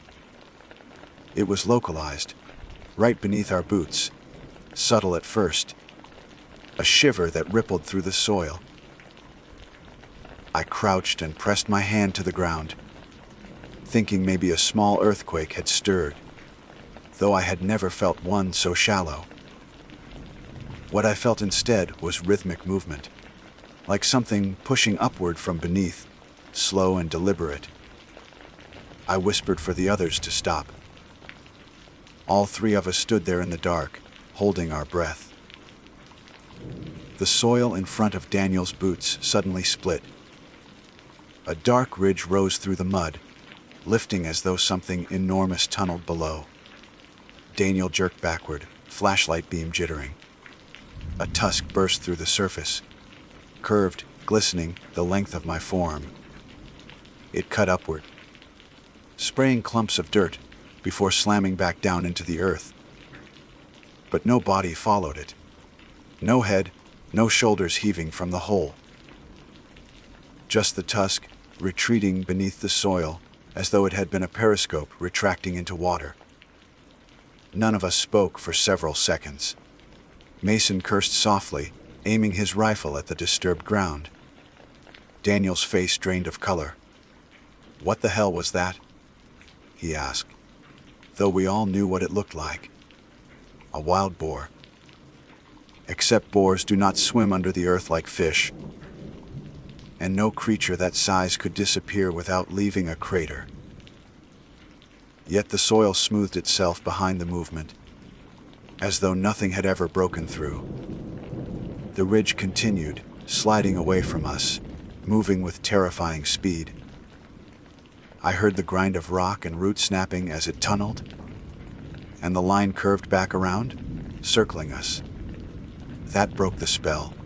We stumbled backward, forming a rough triangle with our rifles up. My heart hammered. The kind of fear that crawls along your spine when you realize you are dealing with something that has no right to exist. I tried to steady my breathing, to think rationally. Perhaps we had stumbled on an old sinkhole, or the settling of wet soil had created the illusion of movement. But then the tusk reappeared. This time it rose higher, tearing a groove in the dirt. I saw not one but two ivory points glint in the flashlight beam, enormous, yellow-stained, stabbing upward with unmistakable force. For an instant I thought a whole boar would erupt from beneath us. But again, nothing surfaced. The tusks withdrew, and the ground sealed itself shut as if swallowing the evidence. Mason whispered, "It's playing with us." His voice trembled. I knew him as a man not easily rattled, yet his hands shook on the rifle stock. Daniel muttered a prayer under his breath. The soil shifted again, this time between me and Mason. I felt the vibration rising through the soles of my boots, an immense pressure that made my stomach lurch. Then silence. No more ridges, no tusks. Nothing but the smell of fresh, turned earth lingering in the air. We stood frozen for what felt like minutes. Finally, Daniel hissed, "We're leaving." Now, none of us argued. We began retreating toward the truck, moving fast but careful not to break into a full run. Every few steps, I glanced over my shoulder, expecting another eruption. The woods remained silent, the kind of silence that feels unnatural, hollowed out. By the time we reached the tree line, sweat drenched my back despite the cool night. At the truck, We argued in hushed tones. Mason wanted to report what we saw to the landowner, maybe even the game warden. Daniel shook his head, saying no one would believe us. "They'll think we were drunk or spooked by shadows," he said. He wasn't wrong. I tried to put words to it myself. How do you explain the sight of tusks without the body of a hog? Rising from the soil like roots come alive. The more I thought about it, the more absurd it sounded. We left that night without firing a shot. None of us spoke much on the ride back. Each time the truck's tires hit a rut, I braced, half expecting the ground beneath us to split open. When I got home after midnight, my wife asked how the hunt went. I told her we didn't see much. It was easier than trying to explain what I had seen. For weeks afterward, I tried convincing myself it was a trick of the eyes, that maybe two roots had split the soil and reflected the flashlight just right. But the memory of vibration under my boots wouldn't fade. You cannot mistake the feeling of something alive moving beneath you, especially when you've hunted your whole life and know the land's usual rhythms. About a month later, Daniel called me late one night. His voice was low, shaken. "Luke, it's back," he said. He had returned to the property alone to set trail cameras.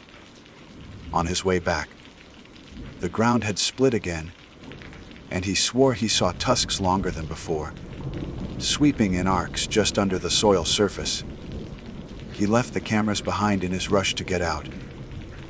He told me he would never step foot on that land again. Mason felt the same.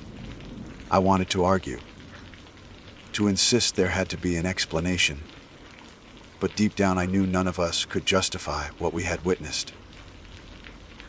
That was only the beginning.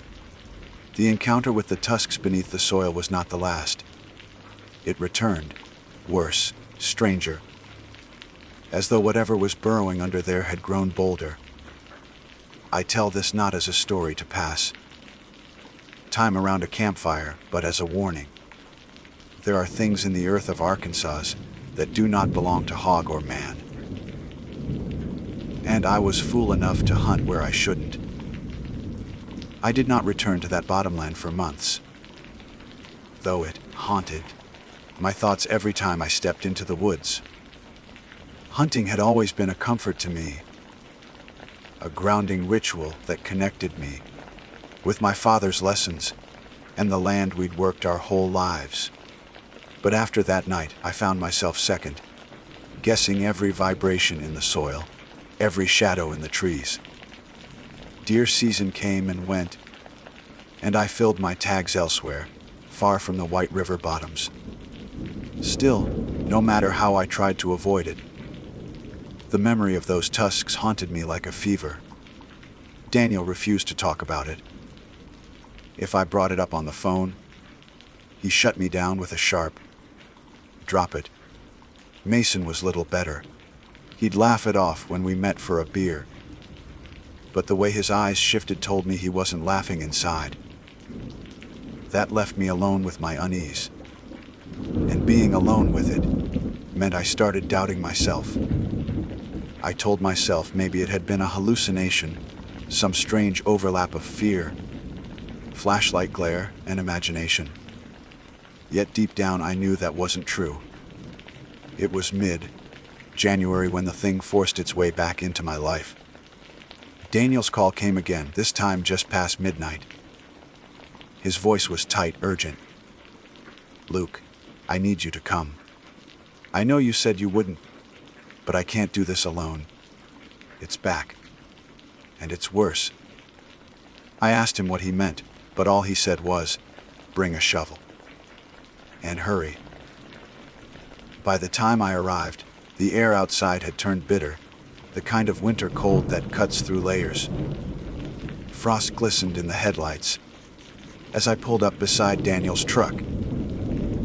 He was standing at the edge of the timber, shotgun cradled in both hands. His face was pale, jaw clenched so hard I thought his teeth might crack. He didn't waste words. He just pointed toward the trail leading into the woods. I followed, carrying my rifle and the shovel he'd insisted I bring. The ground was stiff with frost at the surface, but as we went deeper, I noticed patches of earth that looked freshly disturbed, dark and wet despite the cold. They trailed off in a line, weaving between trees. At first I thought they were hog wallows, until I saw the pattern. Long ridges in the soil, as if something massive had moved beneath the frost, pressing upward as it went. Daniel led me to a small clearing where his trail cameras hung on a tree. The earth there had collapsed into a shallow sinkhole, maybe 6 feet across. In the center, a twisted root jutted up, and caught on it was a shred of something pale. I knelt and held my flashlight over it. It wasn't fabric, it was flesh, dry, tattered, like a strip of hide pulled loose and left to stiffen in the cold air. "What the hell is this?" I asked. Daniel shook his head. "I told you. It's not just tusks anymore. It's something else."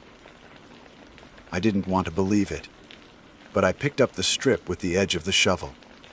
It had coarse hair along one side, black and bristled, unmistakably hog hair. But the hide was stretched thin, too thin for any wild hog I'd ever dressed.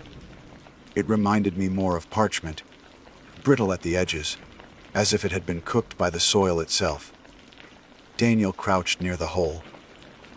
Last time I came, it circled me again, but it never broke the surface. Just moved under me like it was testing. Feeling, I ran same as before. But tonight, he stopped, voice cracking. It came up halfway. I saw more than tusks. I saw a snout, eyes like coals, and then it dropped back under. And when it did, the ground split like jaws. It was smiling at me, Luke, like it knew. The night was dead silent around us. My breath came out in clouds, and each one seemed too loud, too heavy. I tried to steady myself, but a prickling sensation rose across my skin, as though the trees themselves were leaning closer. I swung the flashlight beam around, scanning for tracks. That's when I saw them.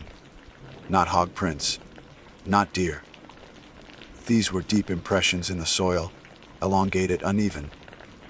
They looked like hooves, but stretched unnaturally, each mark pressed too far apart, as though something enormous and awkward had shuffled above the surface before sinking back under.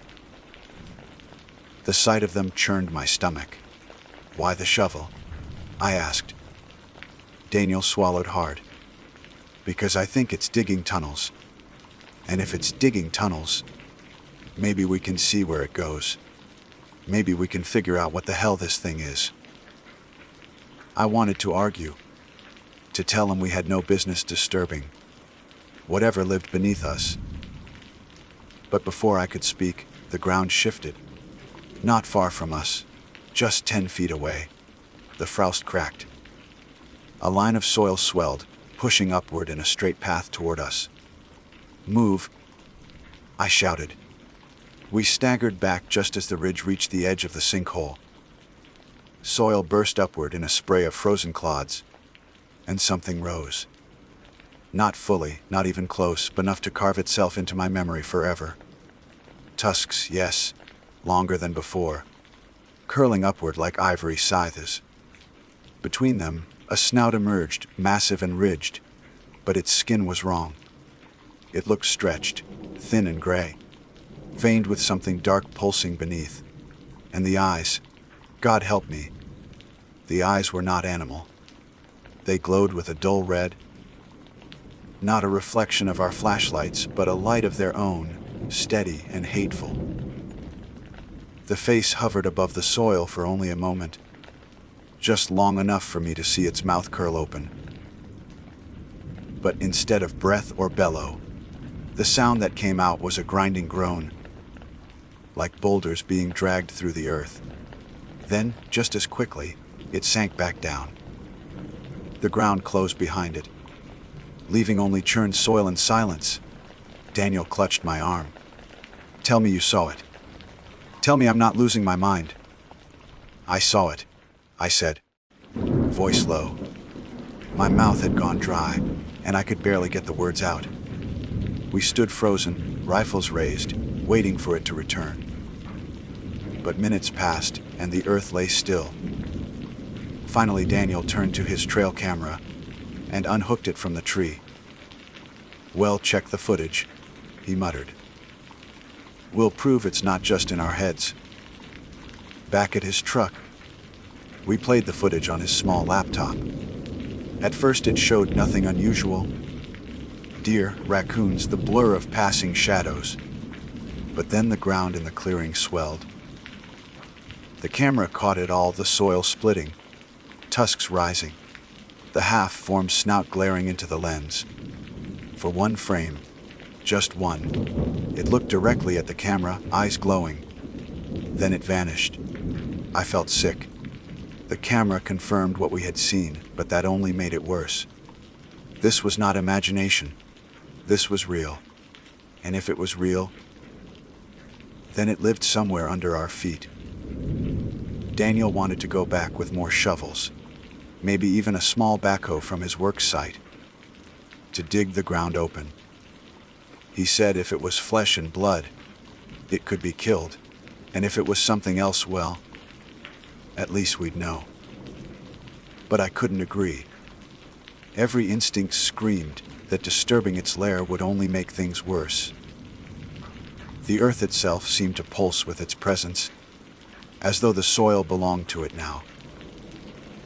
I told him we should burn the clearing, salt the ground, anything to keep it from surfacing again. He shook his head, saying fire wouldn't stop something that moved under dirt and rock. And deep down, I feared he was right. We argued until nearly dawn.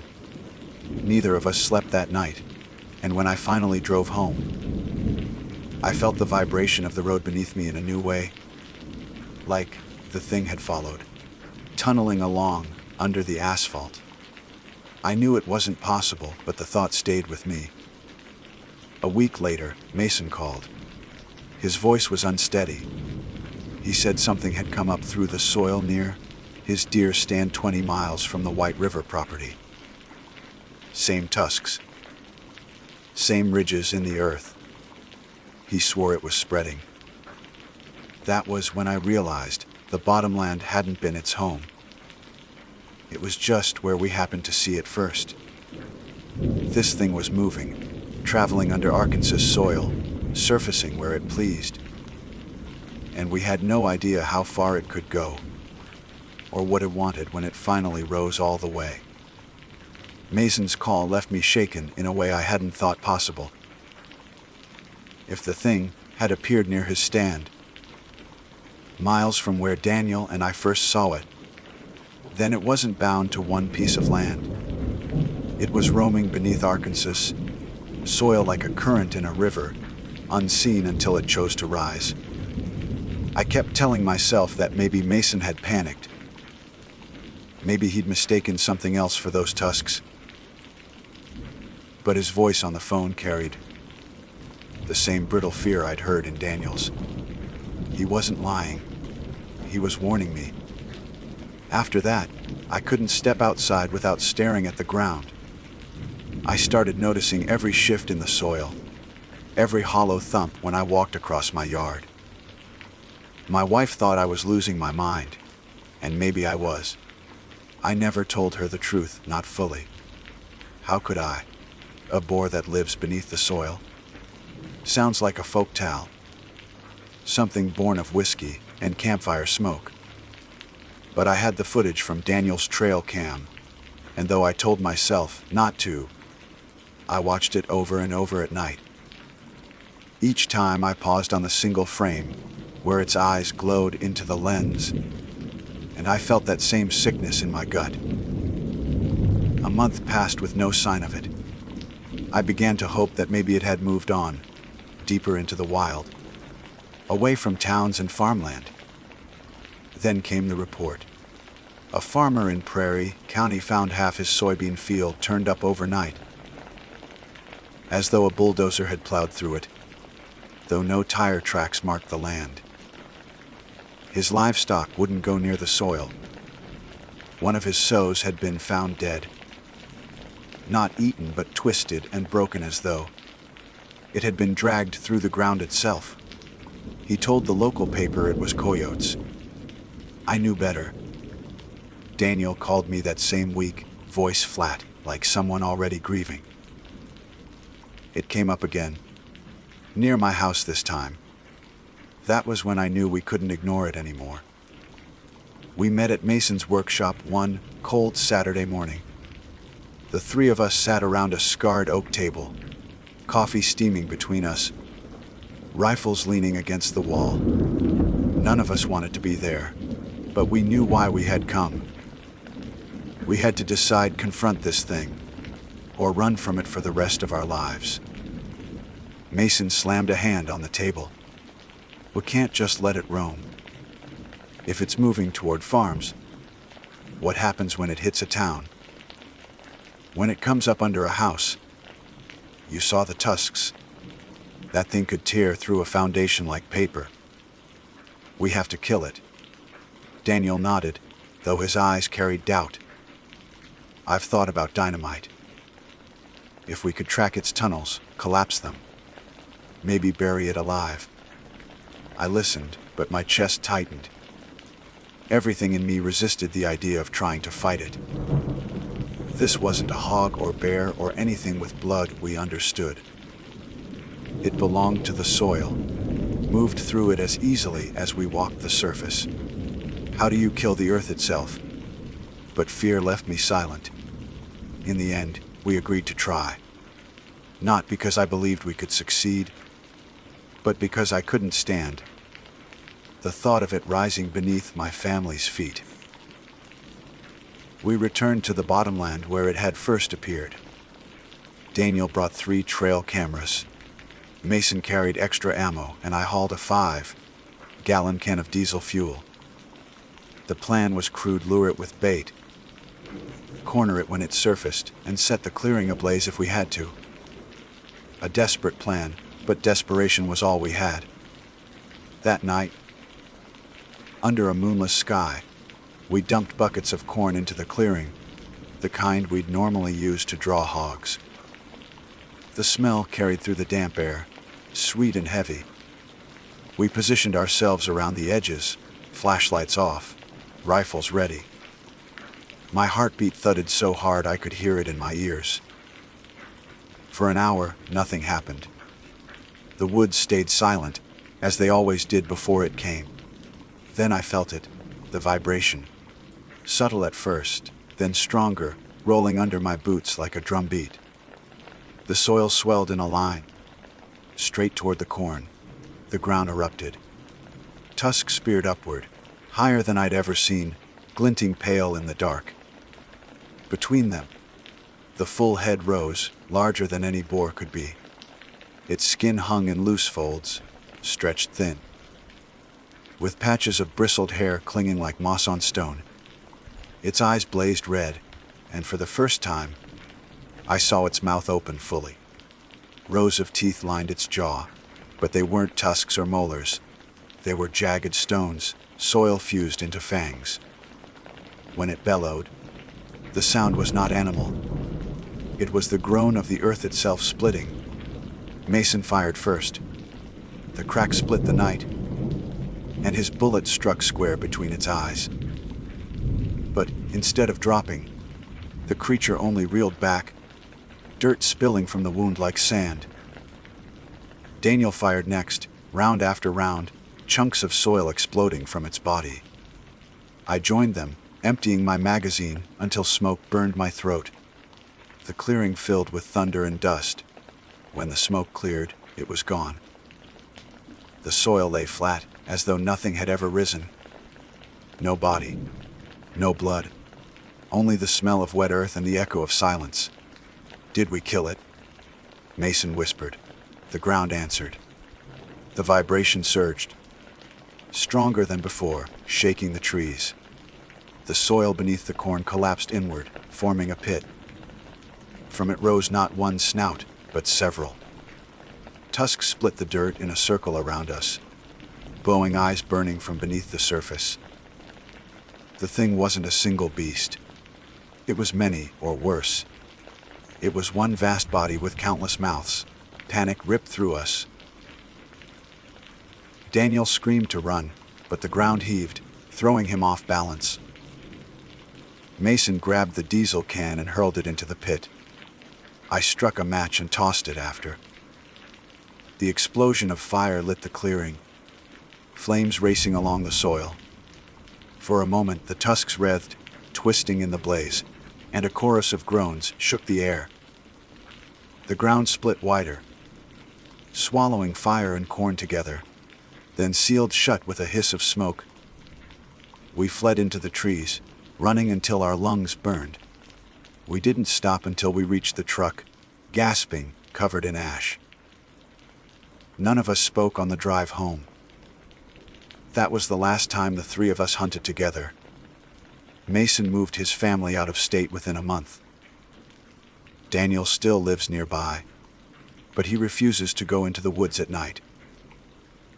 As for me, I still hunt, but never in the bottoms, never where the soil is soft. I stick to rocky ridges where nothing can move beneath me. But the story doesn't end there. 2 weeks ago, I received a call from a man in Louisiana. He got my number through Daniel. His voice shook as he described something that had torn through his swamp at night, uprooting cypress trees like matchsticks. He said he found tusk marks carved into the mud, too big for any hog. He wanted to know if I'd seen anything similar. I told him no. I lied. Because what could I tell him? That the boar beneath the soil is not bound to Arkansas, that it moves like a shadow under the land, surfacing wherever it pleases. That shooting it, burning it, only made it angrier. No one would believe me, but I know the truth. I feel it in my bones. Every time the ground shakes with a truck passing, every time I hear a groan in the timbers at night. This thing is older than the forest, older than the soil itself. It was never meant to be hunted. It was meant to be feared. So if you find yourself out in the bottoms, late at night, and the ground begins to tremble under your boots, don't wait to see the tusks. Don't wait to watch the soil split open. Run. Run before the earth itself decides your prey. Because I can tell you from experience, whatever lives beneath us is not a hog. It only wears the shape of one, and it's still hungry. My name is Miles Donovan, and I was born in the quiet town of Millinocket, tucked against the edge of Maine's great northern forest. For as long as I can remember, the wilderness has been a presence in my life. Something vast, untamed, and eternal, stretching beyond the limits of human order. My father taught me to hunt and fish before I learned to drive, and my mother warned me with the same breath about the kinds of things people claimed lurked in those woods. Stories of shadows that didn't belong to animals, of voices calling your name when no one was there, of things older than any settlement clinging to the birches and pines. I grew up hearing these tales, sometimes told around campfires, sometimes muttered half seriously by old trappers at the diner. I never believed any of them. Or at least, I didn't believe until the night I saw the moose. It happened in late October, the air sharp with the first hint of snow. The leaves had already fallen, carpeting the ground in a rust, red layer that muffled every step. I had driven out to a clearing near the Debsconig Lakes, where my uncle kept a rustic hunting cabin. He'd passed it down to me after his health declined. telling me it was a good place to clear my head. I had been working long hours in town, and my thoughts had grown restless and crowded, so the cabin felt like an escape. Out there, the nights were dark enough that the stars burned like holes in the sky, and the silence was so complete that even your own breathing felt intrusive. That night, I built a fire just outside the cabin and sat with my rifle across my knees, listening to the crackle of birch logs. The first sign came as sound, not sight. A faint whistle drifted through the clearing, like someone blowing a thin flute. At first, I thought it was the wind pushing through the trees, catching in some hollow knot of wood, but the pitch was too clean, too deliberate. It rose and fell in long breaths, carrying across the night air. I set down my coffee tin and stood, trying to locate the direction. It came from the eastern edge of the clearing, where the firelight bled into shadows. Then I saw it move. A bull moose emerged from the darkness, massive as a house, its antlers branching like bare trees against the stars. My breath caught at the sight of it. Such creatures are kings of this land, and even hunters like me feel humbled in their presence. But this one was wrong. Its chest was broad but caved in the center, and as the animal drew nearer, the firelight revealed the truth. There was no flesh within, no organs, no heart. The rib cage was hollow, and the wind passed through its cavity, whistling like an instrument carved by some godless hand. My rifle was already in my grip, but I didn't lift it. The moose walked steadily across the clearing, its hooves thudding in time with the eerie flute, song of its chest. I froze, unsure if I was seeing something real or a trick of exhaustion. I had hunted moose before, and I knew how they moved, how they breathed, how they smelled. This creature made no sound of breath. It gave off no musk. The hollowness in its chest glowed faintly, not with fire, but with a dim silver sheen, as though moonlight lived inside its bones. I could see the flames of my campfire through the cage of its ribs. My knees weakened, and for the first time in my life, I understood why old men muttered about spirits in the woods. The moose did not charge. It did not even acknowledge me. It walked straight past the fire, heading toward the opposite tree line. The whistling followed, rising and falling with every step. Only when it vanished into the dark, swallowed by the pines, did I find myself able to breathe again. My hands shook so badly, I spilled the coffee when I tried to drink. I did not sleep that night. Instead, I sat by the fire until dawn, staring at the edge of the woods, waiting for the hollow moose to return. The next morning, I forced myself to believe it was imagination. Perhaps the shadows and firelight had played tricks on me, or I had nodded off and dreamed with my eyes open. That seemed safer to accept than the alternative. But when I circled the clearing in daylight, my boot caught a trail of prints pressed deep into the soft earth. They were moose tracks, clear as any I had ever seen, each nearly the length of my hand. They led from the trees, crossed the clearing where I had seen the creature, and disappeared again into the opposite woods. I crouched to study them, running my fingers along the sharp edges. These weren't dream marks. Something real had passed through. Something immense. I should have packed and driven home that moment, but pride kept me there. I was raised to respect the woods, not fear them. Men like me didn't run from shadows. So I told myself I would spend another night, if only to prove I could. I spent the day repairing the roof shingles on the cabin and hauling firewood, pretending to ignore the prints. But the truth clung to me. Even as I worked, I caught myself glancing toward the tree line, listening for that thin, flute-like whistle.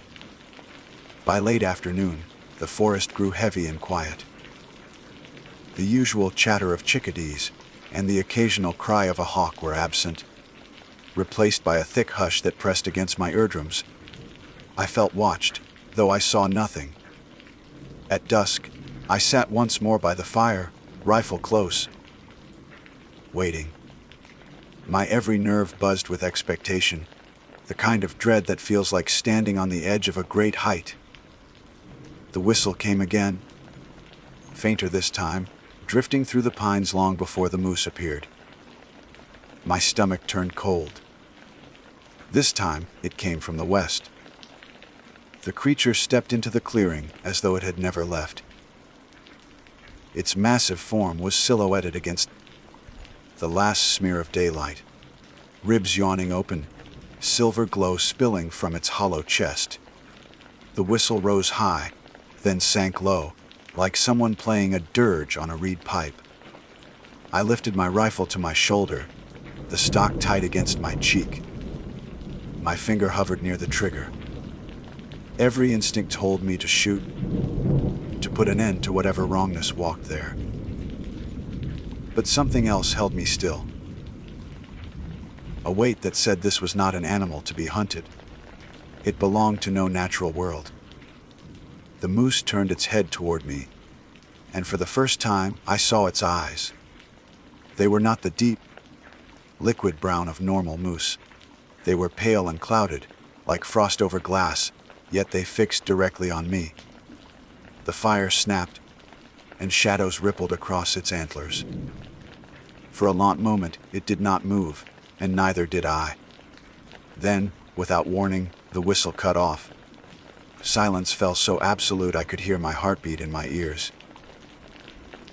The moose lowered its head slightly, as if bowing, and stepped backward into the shadows, vanishing between the trees. I lowered my rifle with trembling hands. My lungs ached from holding my breath. Every instinct screamed that I should not remain another night. But I stayed, trapped between disbelief and fascination. Sleep finally claimed me in the cabin bed, though it was restless and broken by dreams of hollow chests and silver bones. When I woke near dawn, something scraped against the cabin wall. I froze under the blanket, listening. A faint whistle drifted through the cracks of the logs. It circled the cabin slowly, passing each wall in turn, until it faded toward the trees. By the time daylight spread across the clearing, the prints were there again, circling my cabin like a hunter marking prey. My resolve cracked. I packed my things and left that morning, driving the long dirt road, back to town with my heart hammering every mile. But distance did not ease the memory. That whistle followed me in my mind, threading through every silence, as if reminding me that the hollow moose had seen me and would not forget.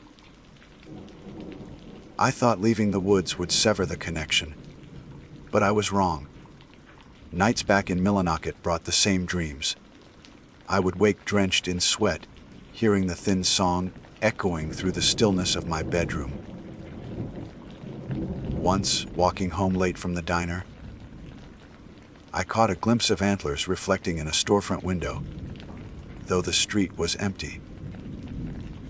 The hollow moose had crossed some boundary, following me into places where it did not belong. And deep down, I began to understand that it was not merely an animal, but something older. Something that used the form of a bull moose as a shell.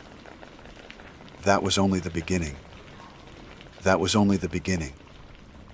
The days that followed should have been ordinary. I returned to work at the mill, stacked lumber, shared small talk with men I'd known my whole life. Outwardly, everything went on as before. Yet something inside me had shifted. Every sound seemed sharper, every silence heavier. When the machinery ground to a halt for lunch breaks, I swore I could hear the faintest whistle threading through the rafters. My coworkers laughed at nothing in particular, but I could hardly eat. Convinced the moose was near, though we were miles from the forest. I tried to bury the memory under routine, but the dreams persisted. I saw the clearing over and over, the firelight flickering against ribs that held no flesh, silver glow spilling through bone. Sometimes the moose bowed to me again. Other times it lowered its massive antlers, as though preparing to charge. And I would wake with my heart pounding, hands curled as if gripping a rifle. I told myself it was just a trick of the mind, that fear can plant roots and grow, even when we think we're safe. But fear is only part of it. What haunted me most was the sense of invitation, as if the hollow moose wanted me to follow. One night, I could no longer bear the uncertainty. After tossing through another fevered dream, I dressed, drove north, and returned to the cabin. The road was slick with early frost, the trees black skeletons against the moon. I carried my rifle again, though I doubted its worth. Arriving just past midnight, I killed the engine and stepped out into silence, so complete it felt like stepping underwater. No owls called. No wind moved. Only my boots crunching on frozen dirt. The cabin sat as I had left it, dark and empty, though I noticed prints circling the clearing once more, pressed into the crust of frost like fresh wounds. I built a fire despite my shaking hands, telling myself I would confront whatever waited. The whistle came sooner than I expected, faint but steady, sliding through the pines as though the very forest exhaled music. My throat tightened. When the moose emerged, its form shimmered in moonlight, larger than I remembered, ribs yawning wider. The silver glow within seemed brighter now, casting shadows that stretched unnaturally long. It paused at the edge of the firelight, staring at me with those pale, frost, glass eyes. My finger hovered on the trigger.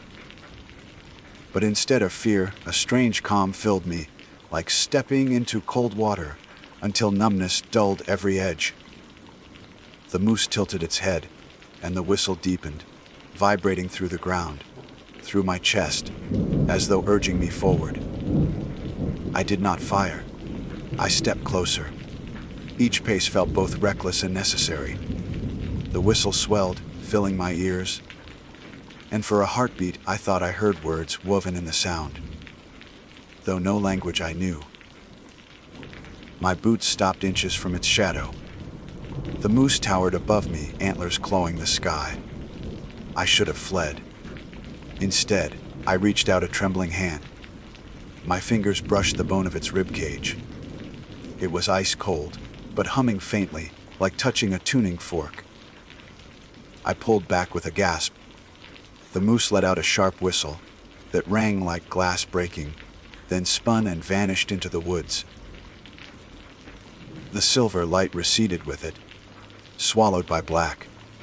My hand burned with frostbite the rest of the night, though I wore gloves. By dawn, the skin along my fingers had turned pale and numb. Yet there was no pain, only a tingling cold that did not fade. I bandaged them as best I could, but the color never returned. From then on, my right hand looked lifeless, as though it no longer carried blood. Coworkers noticed, asked questions. I claimed it was an accident with dry ice at the mill. No one pressed me further. But at night, I stared at the hand and swore I could hear the faintest whistle pulsing beneath the skin, as if the moose had left part of its emptiness inside me. Weeks passed. The sightings grew closer, not just in the woods, but at the edges of town. Once, walking home after dusk, I glimpsed antlers shifting behind a row of houses, taller than the roofs. By the time I reached the street corner, nothing remained but a faint whistling on the breeze.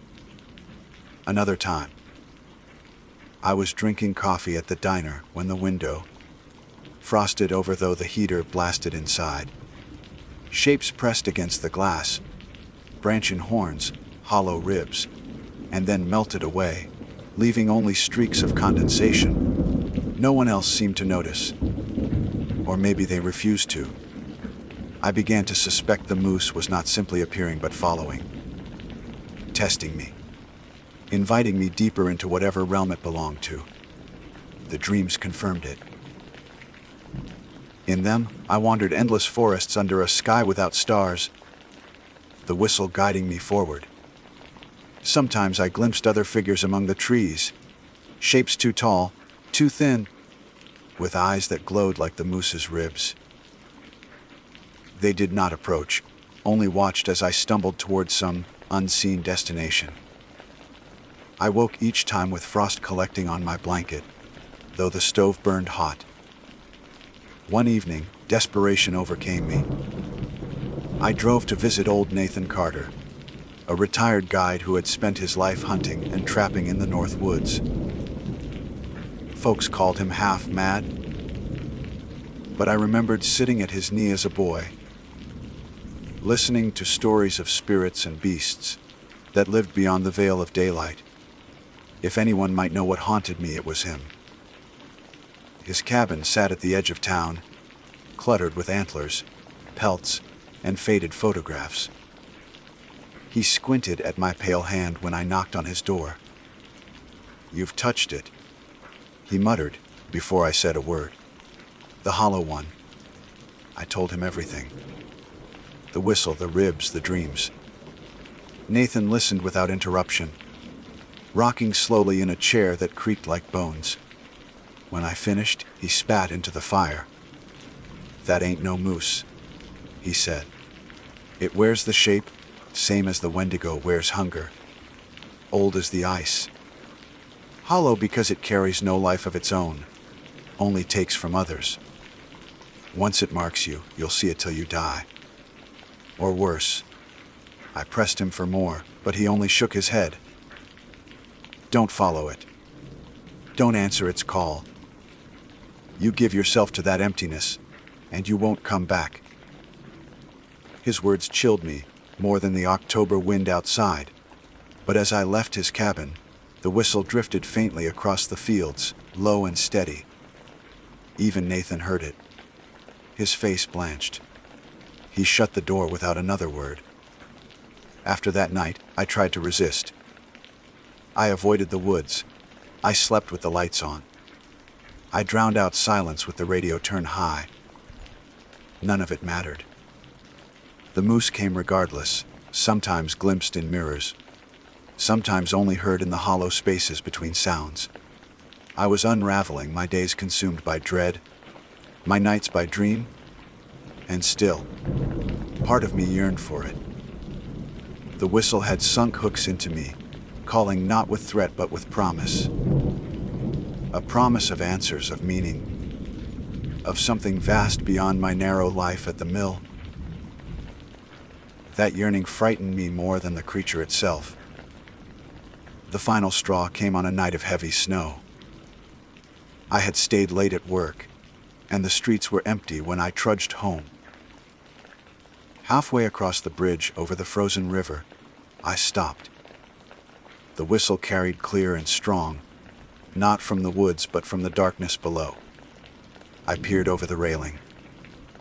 There it stood on the ice, enormous body outlined in drifting snow, ribs glowing silver, eyes pale as the moon.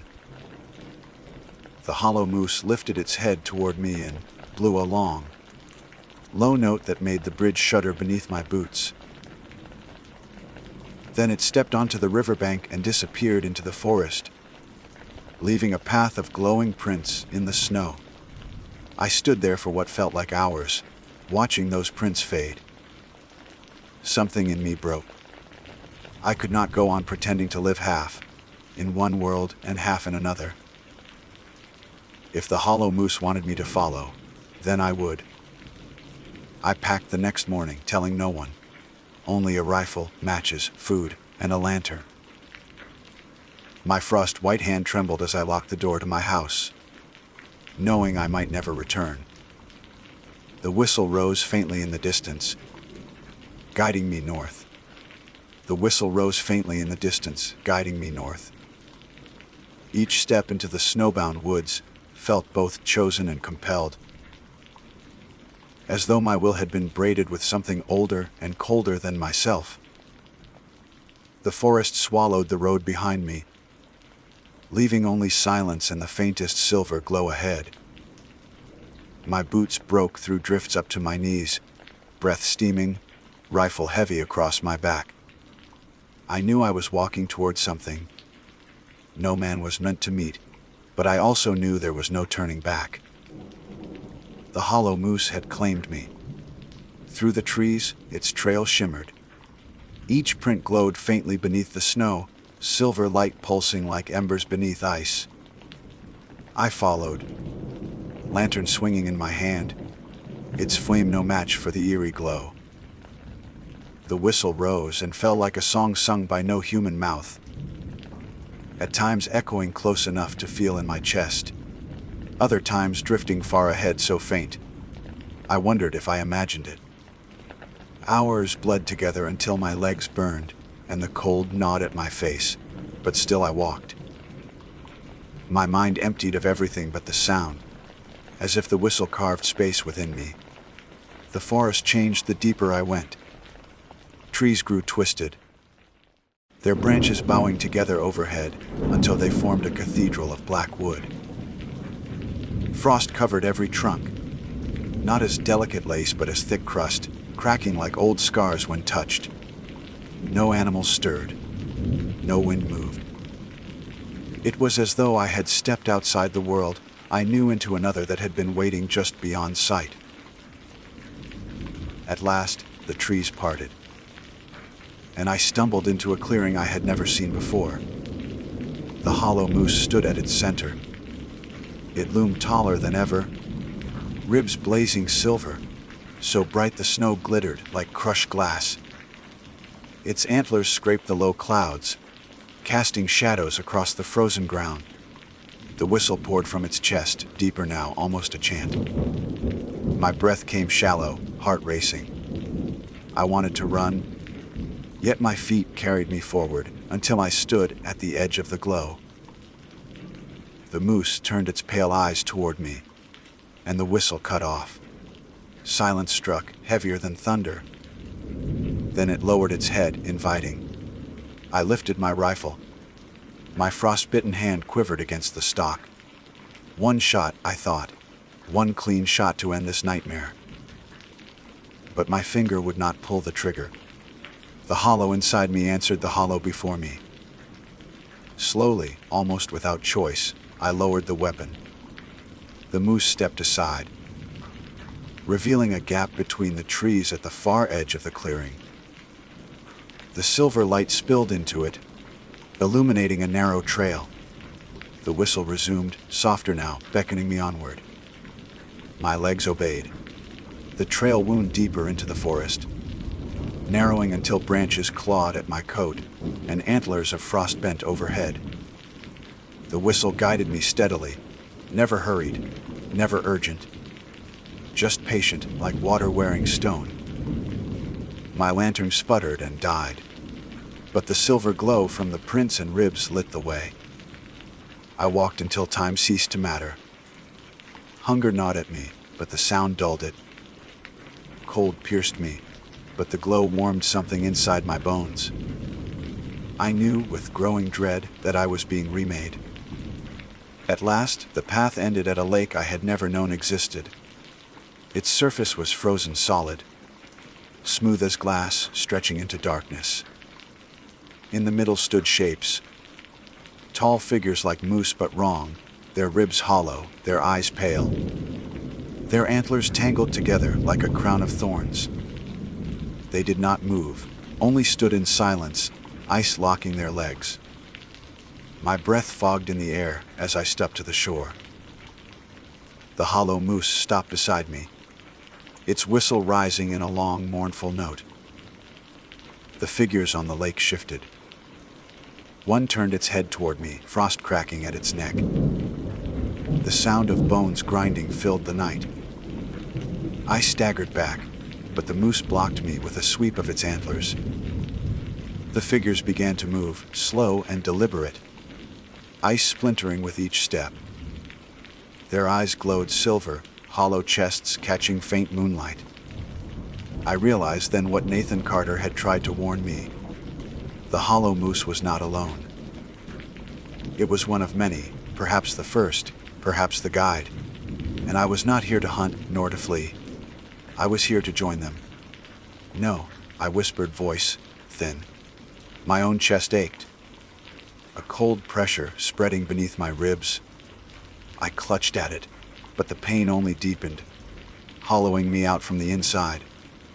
Breath wheezed like wind through a flute, faint at first, then stronger. My knees buckled.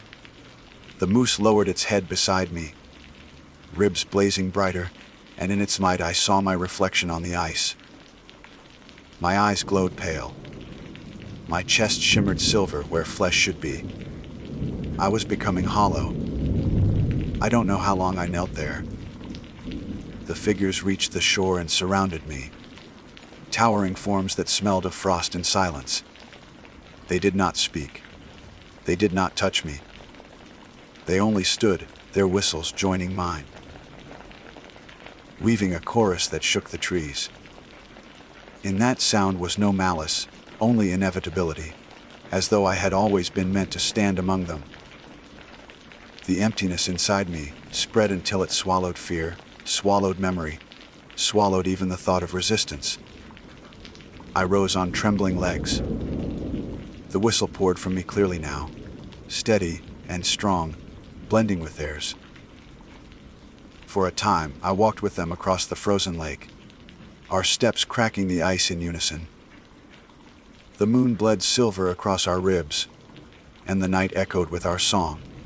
I don't know if hours passed or years. Time had no weight.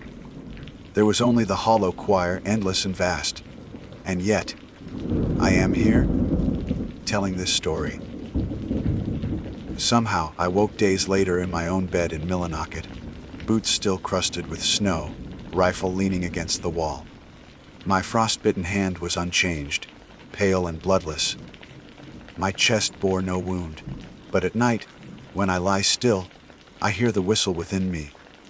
Sometimes it escapes my lips in sleep, and I wake to my own breath singing that inhuman tune. People notice. They glance at me strangely, when silence falls too heavy, as if they hear something faint just beyond their grasp. I don't know if the hollow moose released me, or if this is simply another step in its claiming.